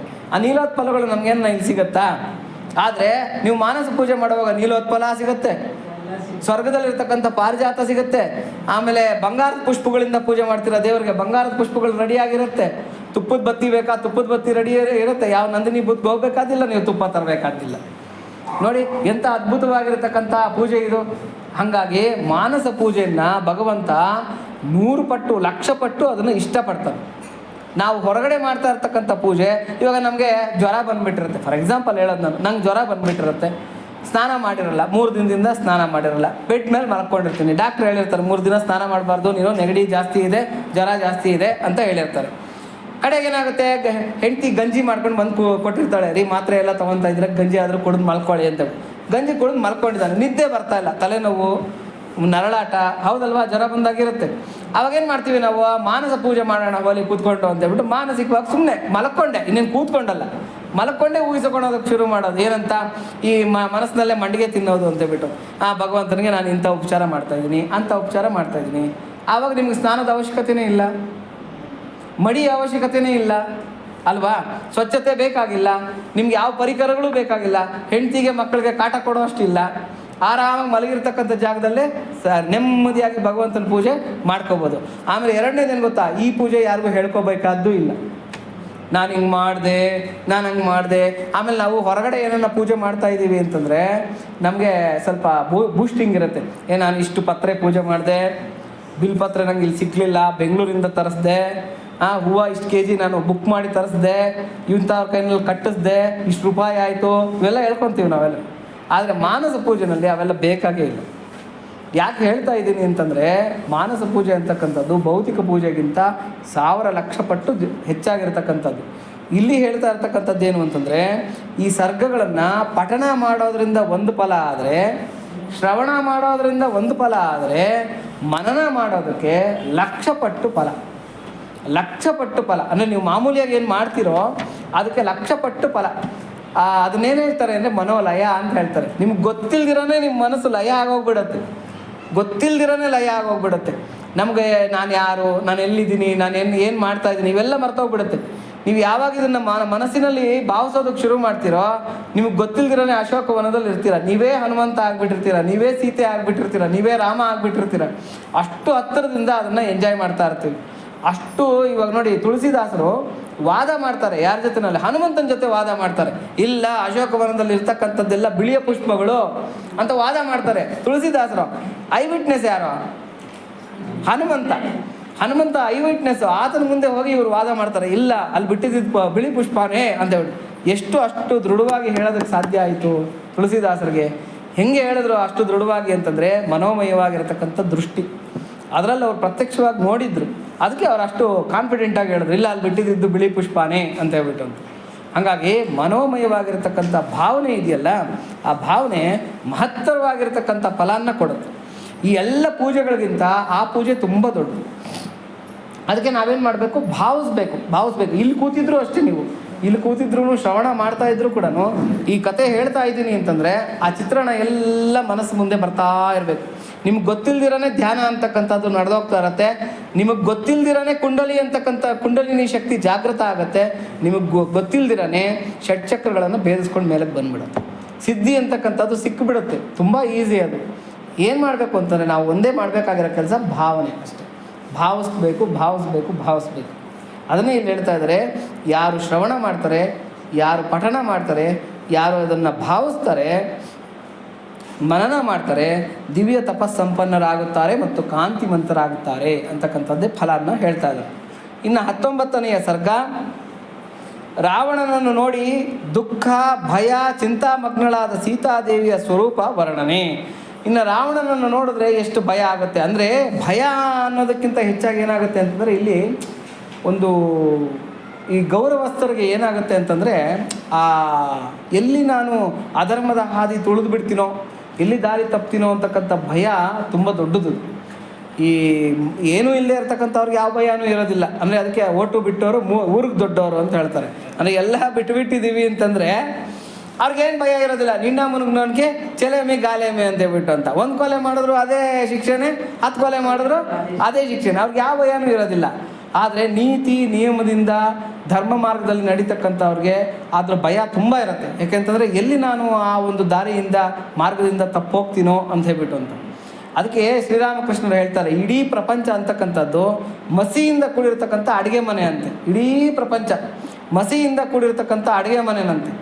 ನಾವು ಧರ್ಮಮಯರಾಗಿದ್ದೀವಿ ಅಂತಂದರೆ ಬಿಳಿ ವಸ್ತ್ರ ಹಾಕ್ಕೊಂಡಿದ್ದೀವಿ ಅಂತ ಅರ್ಥ. ಧರ್ಮಮಯರಾಗಿದ್ದೀವಿ ಅಂದರೆ ನಾವು ಬಿಳಿ ವಸ್ತ್ರ ಹಾಕ್ಕೊಂಡಿದ್ದೀವಿ ಅಂತ ಅರ್ಥ. ಎಷ್ಟು ಹುಷಾರಾಗಿ ಓಡಾಡಿದ್ರೆ ಅಷ್ಟು ಒಳ್ಳೆಯದು. ಈ ಪ್ರಪಂಚದಲ್ಲಿ ಅಷ್ಟು ಹುಷಾರಾಗಿ ಓಡಾಡಿದ್ರು ಕೂಡ ನಮ್ಗೆ ಗೊತ್ತಿಲ್ದಿರೋನೇ ಎಲ್ಲೋ ಒಂದು ಗೀಚು ಹಿಂಗೆ ಬಿದ್ದೋಗ್ಬಿಟ್ಟಿರುತ್ತೆ ಬಟ್ಟೆ ಮೇಲೆ. ಅದಕ್ಕೆ ನಾವು ಎಷ್ಟು ಹುಷಾರಾಗಿದ್ದರೆ ಅಷ್ಟು ಒಳ್ಳೆಯದು. ಈ ಮಕ್ಕಳಿಗೆ ಪರೀಕ್ಷೆ ಮಾಡಬೇಕು ಅಂತ ಬಿಟ್ಟು ಟೀಚರ್ ಏನು ಮಾಡಿದ್ರಂತೆ ಅಂದರೆ, ಎಲ್ಲರನ್ನೂ ಕೂಡಿಸಿದ್ರಂತೆ. ನಿಮ್ಮ ಒಂದು ಸ್ತರಗಳು ಹೆಂಗಿದೆ ಅಂದರೆ, ಬುದ್ಧಿಮಟ್ಟದ ಸ್ತರಗಳು ಹೆಂಗಿದೆ ಅಂತ ಹೇಳ್ಬಿಟ್ಟು ಎಲ್ಲರಿಗೂ ಕೂಡ ಕ್ವಶನ್ ಪೇಪರ್ ಕೊಟ್ರಂತೆ. ನೋಡಪ್ಪ, ನಿಮಗೆಲ್ಲ ಕ್ವಶನ್ ಪೇಪರ್ ಕೊಡ್ತಾ ಇದ್ದೀನಿ, ಕರೆಕ್ಟಾಗಿ ಆನ್ಸರ್ ಮಾಡಿರಿ ನೀವೆಲ್ಲ ಅಂತ ಹೇಳ್ಬಿಟ್ಟು ಎಲ್ಲರಿಗೂ ಕ್ವಶನ್ ಪೇಪರ್ಗಳು ಕೊಟ್ರಂತೆ ಟೀಚರ್. ಒಂದು 10 ನಿಮಿಷ ಬಿಟ್ಟು ಎಲ್ಲರನ್ನೂ ಪ್ರಶ್ನೆ ಮಾಡಿದ್ರಂತೆ ಟೀಚರ್. ನಿಮಗೆ ಕೊಟ್ಟಿರ್ತಕ್ಕಂಥ ಈ ಕ್ವಶನ್ ಪೇಪರಲ್ಲಿ ನಿಮ್ಗೇನು ಕಾಣ್ತಾ ಇದೆ ಅಂತ ಕೇಳಿದ್ರು. ಎಲ್ಲರೂ ಒಂದೇ ಆನ್ಸರ್ ಹೇಳಿದ್ರಂತೆ, ಮೇಡಮ್ ನೀವು ವೈಟ್ ಪೇಪರ್ ಕೊಟ್ಟಿದ್ದೀರಾ, ಮಧ್ಯದಲ್ಲಿ ಒಂದು ಕಪ್ಪು ಚುಕ್ಕೆ ಇದೆ, ನೋಡ್ಕೊಳ್ಳಿ ಬೇಕಾದ್ರೆ ಅಂತ ಹೇಳಿದ್ರು. ವೈಟ್ ಪೇಪರ್ ಕೊಟ್ಟಿದ್ದೀರಾ, ಮಧ್ಯದಲ್ಲಿ ಕಪ್ಪು ಚುಕ್ಕೆ ಇದೆ ಅಂತ ಹೇಳ್ಬಿಟ್ಟು. ಇದು ಬಿಟ್ಟು ನಿಮ್ಗೆ ಇನ್ನೇನನ್ನ ಕಾಣ್ತಾ ಇದೆಯಾ ಅಂತ ಹೇಳ್ಬಿಟ್ಟು ಸಾಕಷ್ಟು ಸಲ ಪ್ರಶ್ನೆ ಮಾಡಿದ್ರಂತೆ. ಯಾರು? ಟೀಚರ್. ಆದರೆ ಎಲ್ಲರೂ ಹೇಳಿದ್ರಂತೆ, ನಮ್ಗೆ ಇದು ಬಿಟ್ಟರೆ ಇನ್ನೇನು ಕಾಣ್ತಾ ಇಲ್ಲ, ವೈಟ್ ಪೇಪರ್ ಕಾಣ್ತದೆ, ವೈಟ್ ಪೇಪರ್ ಮಧ್ಯದಲ್ಲಿ ಒಂದು ಕಪ್ಪು ಚುಕ್ಕೆ ಕಾಣ್ತಾ ಇದೆ. ಆವಾಗ ಟೀಚರ್ ಹೇಳಿದ್ರಂತೆ, ಇದೇ ಸಮಾಜ ಅಂತಂದರೆ, ಅಂದರೆ ಇಡೀ ಪೇಪರ್ ವೈಟ್ ಆಗಿರ್ತಕ್ಕಂಥದ್ದು ನಿಮಗೆ ಹೆಚ್ಚಾಗಿ ಅದು ಗೋಚರಿಸಲಿಲ್ಲ, ಆದರೆ ಅದರ ಮಧ್ಯದಲ್ಲಿ ಕಾಣ್ತಾ ಇರ್ತಕ್ಕಂಥ ಆ ಚುಕ್ಕೆ ಮಾತ್ರ ನಿಮಗೆ ಹೈಲೈಟ್ ಆಗಿ ಕಾಣ್ತಾ ಇದೆ ಅಲ್ವಾ. ಹಾಗೇನೆ ಒಬ್ಬ ಮನುಷ್ಯ 100ಕ್ಕೆ 99 ಭಾಗ ಸರಿ ಮಾಡಿರಲಿ, ಸರಿಯಾಗಿರ್ತಕ್ಕಂಥ ದಾರಿನಲ್ಲಿ ನಡ್ಕೊಂಡಿರಲಿ, ಸಮಾಜ ಅದಕ್ಕೆ ಗಮನ ಕೊಡಲ್ಲ. ಬಿಡೋ ಅದೇನದು ಅಂತ ದೊಡ್ಡ ವಿಷಯ ಅಲ್ಲ. ಆದರೆ ಅವನೇನೋ ಗೊತ್ತಿದ್ದೋ ಗೊತ್ತಿಲ್ಲದಿರೋ ಸಣ್ಣ ತಪ್ಪು ಮಾಡಿಬಿಡ್ಲಿ, ನಾನು ಮಾಡಿದ್ನಂತ ನಿಂಗೆ ಗೊತ್ತಾ ವಿಷಯ, ಕೆಲಸ ಕೆಟ್ಕೊಂಡು ಮನೆಗೆ ತಿರುಗ್ತಾರೆ. ಬೇಕಾದ್ರೆ ನಿಮ್ಗಿದು ಗೊತ್ತಾಯ್ತಾ ವಿಚಾರ, ನಿಮ್ಗಿದು ಗೊತ್ತಾಯ್ತಾ, ಫೋನ್ ಮಾಡೋದು ಎಲ್ರಿಗೂ, ಕೆಲಸ ಕೆಟ್ಕೊಂಡು ಫೋನ್ ಮಾಡೋದು, ಲೈನಾಗೆ ಕಾಂಟ್ಯಾಕ್ಟ್ ತೆಗೆದುಬಿಟ್ಟು ಇವನಿಗೆ ಮಾಡಿದೆ, ಇವ್ನಿಗೆ ಹೇಳಿದೆ, ನಿಂಗೆ ವಿಷಯ ಗೊತ್ತಾಯ್ತಾ, ಅವ್ನು ನೋಡಿ ಇಂಥ ತಪ್ಪು ಮಾಡಿಬಿಟ್ನಂತೆ ಅಂತ. ಅಂದರೆ ಇದರ ಅರ್ಥ ಏನು ಅಂದರೆ, ಸಮಾಜ ಇರೋದೇ ಹೀಗೆ ಅಂತ. ಅವ್ರಿಗೆ ಎಷ್ಟು ಭಯ ಅಂತಕ್ಕಂಥದ್ದು ಇರುತ್ತೆ. ಸೀತಾದೇವಿಯನ್ನು ಕೂಡ ನೋಡಿ, ಇವಾಗ ಐ ವಿಟ್ನೆಸ್ ಯಾರೂ ಇಲ್ಲ. ಸೀತಾದೇವಿ ಏನು ಮಾಡ್ತಾ ಇದ್ದಾಳೆ, ಏನು ನಡ್ಕೊತಾ ಇದ್ದಾಳೆ, ಏನು ಮಾತಾಡ್ತಾ ಇದ್ದಾಳೆ ಅಂತ ರಾಮನಿಗೆ ಹೇಳೋದಕ್ಕೆ ಯಾವ ಐ ವಿಟ್ನೆಸ್ಸು ಇಲ್ಲ. ಆಕೆ ಎಂಥ ಪಾತಿವ್ರತ್ಯವನ್ನು ಇಲ್ಲಿ ಮೆರೀತಾ ಇದ್ದಾಳೆ ಅಂತಕ್ಕಂಥದ್ದು ಸೀತಾದೇವಿಗೆ ಅಷ್ಟೇ ಗೊತ್ತು. ಆದರೆ ಅಂತಹ ಸೀತಾದೇವಿನೂ ಕೂಡ ರಾಮ ಏನು ಸುಮ್ಮನೆ ಬಿಟ್ನ, ಅಗ್ನಿ ಪರೀಕ್ಷೆ ಮಾಡ್ದ. ಹಾಗಾಗಿ ನಮ್ಮ ಮೈಯೆಲ್ಲ ಕೂಡ ಕಣ್ಣಾಗಿ ಈ ಸಮಾಜದಲ್ಲಿ ವ್ಯವಹಾರ ಮಾಡಬೇಕು ಅಂತಕ್ಕಂಥದ್ದು ಇದರ ನೀತಿ. ರೂಪ ಯೌವನ ಸಂಪನ್ನನಾದ ರಾಕ್ಷಸಾಧಿಪತಿಯಾದ ರಾವಣನನ್ನು ಕಂಡು ಸೀತಾದೇವಿಯು ಸೌಶೀಲ್ಯದಿಂದ ಬಿರುಗಾಳಿಗೆ ಸಿಕ್ಕಿದ ಬಾಳೆಯ ಮರದಂತೆ ನಡುಗತೊಡಗಿದಳು. ರೂಪ ಯೌವನ ಸಂಪನ್ನನಾಗಿರ್ತಕ್ಕಂಥ ರಾವಣ ಸಾಲದ್ದಕ್ಕೆ ಒಳ್ಳೆಯ ಅಧಿಕಾರ ಸ್ಥಾನದಲ್ಲಿದ್ದಾನೆ. ಅಂದರೆ ಏನು, ಅವನು ರಾಕ್ಷಸಾಧಿಪತಿ ಅಂತ ಒಂದು ಸ್ಥಾನದಲ್ಲಿರ್ತಕ್ಕಂಥ ರಾವಣ. ಆಮೇಲೆ ಕಣ್ಣು ಸನ್ನೆಯಲ್ಲಿ ದೇವತೆಗಳನ್ನು ಕೂಡ ಶಾಸಿಸ್ತಕ್ಕಂಥ ಒಂದು ಇದಿರ್ತಕ್ಕಂಥ ಅವನು, ದರ್ಪ ಇರ್ತಕ್ಕಂಥ ಅವನು. ಅಂಥ ರಾವಣ ಬಂದು ಎದುರುಗ ನಿಂತ್ಕೊಂಡಿದ್ದಾನೆ ಸೌಶೀಲ್ಯದಿಂದ. ಅಂದರೆ ಅವಳ ಒಂದು ಚಾರಿತ್ರ್ಯಕ್ಕೆ ಅಂಜಿ ಆ ಸೀತಾದೇವಿ ಏನು ಮಾಡ್ತಿದ್ದಾಳೆ ಅಂತಂದರೆ, ತನ್ನ 2 ಕೈಗಳಿಂದ ತನ್ನ ಎದೆಯ ಭಾಗನ ಹೀಗೆ ಮುಚ್ಚಿಟ್ಕೊತಿದ್ದಾಳೆ. 2 ಮೊಣಕಾಲುಗಳನ್ನು ಮಡಚ್ಕೊಂಡು ತನ್ನ ಉದರ ಭಾಗನ ಮುಚ್ಚಿಟ್ಕೊತಿದ್ದಾಳೆ. ಆ ಕಡೆಗೆ ತಿರ್ಕೊತಿದ್ದಾಳೆ, ಅಂದರೆ ಬೆನ್ನು ತೋರಿಸ್ತಿದ್ದಾಳೆ. ರಾವಣನಿಗೆ ಮುಖ ತೋರಿಸ್ತಾ ಇಲ್ಲ, ಬೆನ್ನು ತೋರಿಸ್ಕೊಂಡು ಹಿಂದಕ್ಕೆ ತಿರ್ಕೊಂಡು ಕೂತ್ಕೊತಾ ಇದ್ದಾಳೆ. ಗಡ ಗಡ ಗಡ ಗಡ ಗಡ ನಡುಗ್ತಾ ಇದ್ದಾಳೆ ಸೀತೆ ಆ ರಾವಣನನ್ನು ನೋಡಿ. ಯಾಕೆಂತಂದರೆ ಎಲ್ಲಿ ಇವನು ಏನು ಮಾಡ್ತಾನೋ ಅಂತಕ್ಕಂಥ ಭಯ. ಆಮೇಲೆ ಯಾವ ಥರ ನಡುಗ್ತಾ ಇದ್ದಾಳೆ ಅಂತಂದರೆ, ಬಿರುಗಾಳಿಗೆ ಸಿಕ್ಕಿರ್ತಕ್ಕಂಥ ಬಾಳೆ ಎಲೆ ಥರ, ಅಂದರೆ ಬಾಳೆ ಮರ ಇರುತ್ತಲ್ಲ ಅದು ಈ ಕಡೆ ಆ ಕಡೆ ಎಲ್ಲ ಛಿದ್ರ ವಿಚ್ಛಿದ್ರ ಆಗೋಗ್ತಾ ಇರುತ್ತೆ. ಅಷ್ಟು ಒಂದು ಮಾನಸಿಕವಾಗಿರತಕ್ಕಂಥ ವೇದನೆಯಿಂದ ಆ ಸೀತಾದೇವಿ ನರಳ್ತಾ ಇದ್ದಾಳೆ. ತೊಡೆಗಳಿಂದ ಹೊಟ್ಟೆಯನ್ನು, ತೋಳುಗಳಿಂದ ವಕ್ಷಸ್ಥಳವನ್ನು ಮರೆಮಾಚಿ ಮುದುಡಿ ಕುಳಿತುಕೊಂಡಿದ್ದಾಳೆ. ಮುದುರ್ಕೊಂಡು ಹಿಂಗೆ ಕೂತ್ಕೊಂಡಿದ್ದಾಳೆ. ನೀವು ಬೇಕಾದ್ರೆ ಅಶೋಕವನದಲ್ಲಿರ್ತಕ್ಕಂಥ ಸೀತಾದೇವಿ ಚಿತ್ರಣವನ್ನು ನೋಡಿ, ಫೋಟೋದಲ್ಲಿ ನೋಡ್ರಿ, ಮುದುರಿ ಕೂತ್ಕೊಂಡಿರ್ತಕ್ಕಂಥ ಸೀತಾದೇವಿ ಮುದುರಿ ಕೂತ್ಕೊಂಡಿರ್ತಕ್ಕಂಥ ಒಂದು ಚಿತ್ರಣವನ್ನು ನಾವು ನೋಡ್ಬೋದು. ದುಃಖಾರ್ಥಳಾಗಿದ್ದ ಸೀತೆಯನ್ನು ರಾವಣನು ಕಂಡನು. ರಾವಣ ಬಂದು ನೋಡ್ತಾನೆ. ರಾವಣನಿಗೆ ಏನು ಅಂದರೆ ಪ್ರತಿದಿನ ಆಸೆ ಏನು ಅಂದರೆ ಹೋಗೋ ಅಷ್ಟೊತ್ತಿಗೆ ಸೀತಾದೇವಿ ಮನಸ್ಸು ಚೇಂಜ್ ಮಾಡ್ಕೊಂಡಿರ್ತಾಳೆ, ನನ್ನನ್ನು ಒಲಿತಾಳೆ, ನನಗೆ ತಕ್ಕಂತೆ ಮಾತಾಡ್ತಾಳೆ, ನಗುತ್ತಾ ಇರ್ತಾಳೆ ಅಂತಕ್ಕಂಥ ಊಹೆ ರಾವಣನಿಗೆ. ಆದರೆ ಬಂದು ನೋಡ್ತಾನೆ, ಪ್ರತಿದಿನ ಇದೇ ಕೆಲಸ ಆಯ್ತು ಟೈಮ್ ಟೇಬಲ್ನಲ್ಲಿ ಬಂದು ಸೀತಾದೇವಿನ ಮಾತಾಡ್ಸೋದು. ಆದರೆ ಸೀತಾದೇವಿ ಹತ್ರ ಬಂದು ನೋಡಿದಾಗ ಸೀತಾದೇವಿ ದುಃಖಿತಳಾಗಿದ್ದಾಳೆ, ಅಳ್ತಾ ಇದ್ದಾಳೆ. ಅಂಥ ಒಂದು ಸೀತಾದೇವಿಯನ್ನು ನೋಡ್ತಾ ಇದ್ದಾನೆ. ಯಾವುದೇ ಆಸನವಿಲ್ಲದೆ ಬರಿಯ ನೆಲದ ಮೇಲೆ ಕುಳಿತಿದ್ದಳು. ಯಾಕೆಂದರೆ ಅವಳು ವನವಾಸಿನಿ, ವನವಾಸದಲ್ಲಿರ್ತಕ್ಕಂಥ ಅವಳು. ಹಾಗಾಗಿ ಅವಳು ಬರಿಯ ನೆಲದ ಮೇಲೆ ಕೂತ್ಕೊಂಡಿದ್ದಾಳೆ. ಶರೀರವು ಧೂಳಿ ದೂಷಿತವಾಗಿದ್ದರೂ ಆಭರಣಾದಿಗಳನ್ನು ಧರಿಸದಿದ್ದರೂ ಪ್ರಕಾಶಿಸುತ್ತಿದ್ದಾಳೆ. ನೆಲದ ಮೇಲೆ ಕೂತ್ಕೊಂಡಿದ್ದಾಳೆ. ರಾವಣ ಹೊತ್ಕೊಂಬಂದು 10 ತಿಂಗಳಾಗಿದೆ. 10 ತಿಂಗಳಿಂದ ಕೂಡ ಸ್ನಾನ ಇಲ್ಲ. ಒಂದೇ ವಸ್ತ್ರನ ಧರಿಸಿದಾಳೆ. ಆವತ್ತಿಂದನೂ ಕೂಡ ವಸ್ತ್ರ ಎಲ್ಲ ಕೂಡ ಧೂಳು, ಕೆಸರು ಇವುಗಳಿಂದ ಮಲಿನ ಆಗಿಬಿಟ್ಟಿದೆ. ಅಂತಹ ಒಂದು ವಸ್ತ್ರನ ಉಟ್ಕೊಂಡು ಕೂತಿದ್ದಾಳೆ. ಆ ರಾವಣನ ಅಂತಃಪುರಕ್ಕೆ ರಾವಣ ಕರ್ಕೊಂಬಂದಾಗಲಿಂದ ಬಾಯಿನಲ್ಲಿ ಒಂದು ತೊಟ್ಟು ನೀರು ಹಾಕಿಲ್ಲ, ಆಹಾರ ತಿಂದಿಲ್ಲ. ಯಾಕೆ ಅಂತಂದರೆ ಅನ್ನದ ಋಣ ಅಂತ ಕರೀತಾರೆ. ಒಂದ್ಸಲಿ ನಾವೇನು ತಿಂದುಬಿಟ್ವಿ ಅಂತಂದರೆ ಅವರ ಅನ್ನದ ಋಣಕ್ಕೆ ಬಿಟ್ಬಿಡ್ತೀವಿ. ಅಂತಹ ಪಾಪಿಷ್ಟನ ಅನ್ನ ನಮಗೇನಕ್ಕೆ ಬೇಕು ಅಂತ ಹೇಳ್ಬಿಟ್ಟು ಅಂತ ನೋಡಿ, ಕೆಲವರು ಅನ್ನವನ್ನು ನಾವು ತಿನ್ನಬಾರ್ದು ಅಂತ ಹೇಳ್ಬಿಟ್ಟು ಶಾಸ್ತ್ರಗಳು ಹೇಳುತ್ತೆ. ಹೆಂಗೆ ಅಂತಂದರೆ ಈ ನ್ಯಾಯ ಕೊಡ್ತಾನಲ್ಲ, ಅಂದರೆ ಇಂಥವ್ರಿಗೆ ಹೀಗೆ ಹೀಗೆ ಅಂತ ನ್ಯಾಯ ಹೇಳ್ತಾನಲ್ಲ, ಅಂಥವ್ರ ಮನೆ ಅನ್ನ ತಿನ್ನಬಾರ್ದಂತೆ. ನಮ್ಮನ್ನು ದ್ವೇಷಿಸ್ತಕ್ಕಂಥ ಅವರ ಮನೆ ಅನ್ನ ತಿನ್ನಬಾರ್ದಂತೆ. ಆಮೇಲೆ ಪುರೋಹಿತರ ಮನೆ ಅನ್ನ ತಿನ್ನಬಾರ್ದಂತೆ. ಆಮೇಲೆ ಪಾಪಿಷ್ಟ್ರ ಮನೆ ಅನ್ನ ತಿನ್ನಬಾರ್ದಂತೆ. ಈ ಥರ ಎಲ್ಲ ಕೆಲವು ಶಾಸ್ತ್ರಗಳಲ್ಲಿ ಹೇಳ್ತಕ್ಕಂಥದ್ದು. ಯಾಕೆ ಅಂತಂದರೆ ಅದರಲ್ಲೆಲ್ಲ ಕೆಲವು ದೋಷಗಳಿರುತ್ತೆ ಅಂತ ಹೇಳ್ಬಿಟ್ಟು ಅಂತ.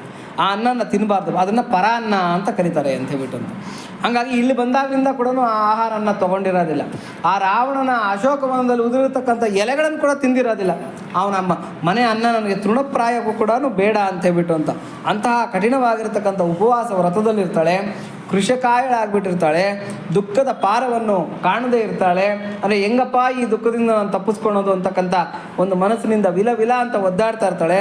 ಶ್ರೀರಾಮನಲ್ಲೇ ನೆಟ್ಟ ಮನಸ್ಸಿನವಳಾದ ಸೀತೆಯನ್ನು ರಾವಣನು ಕಂಡನು.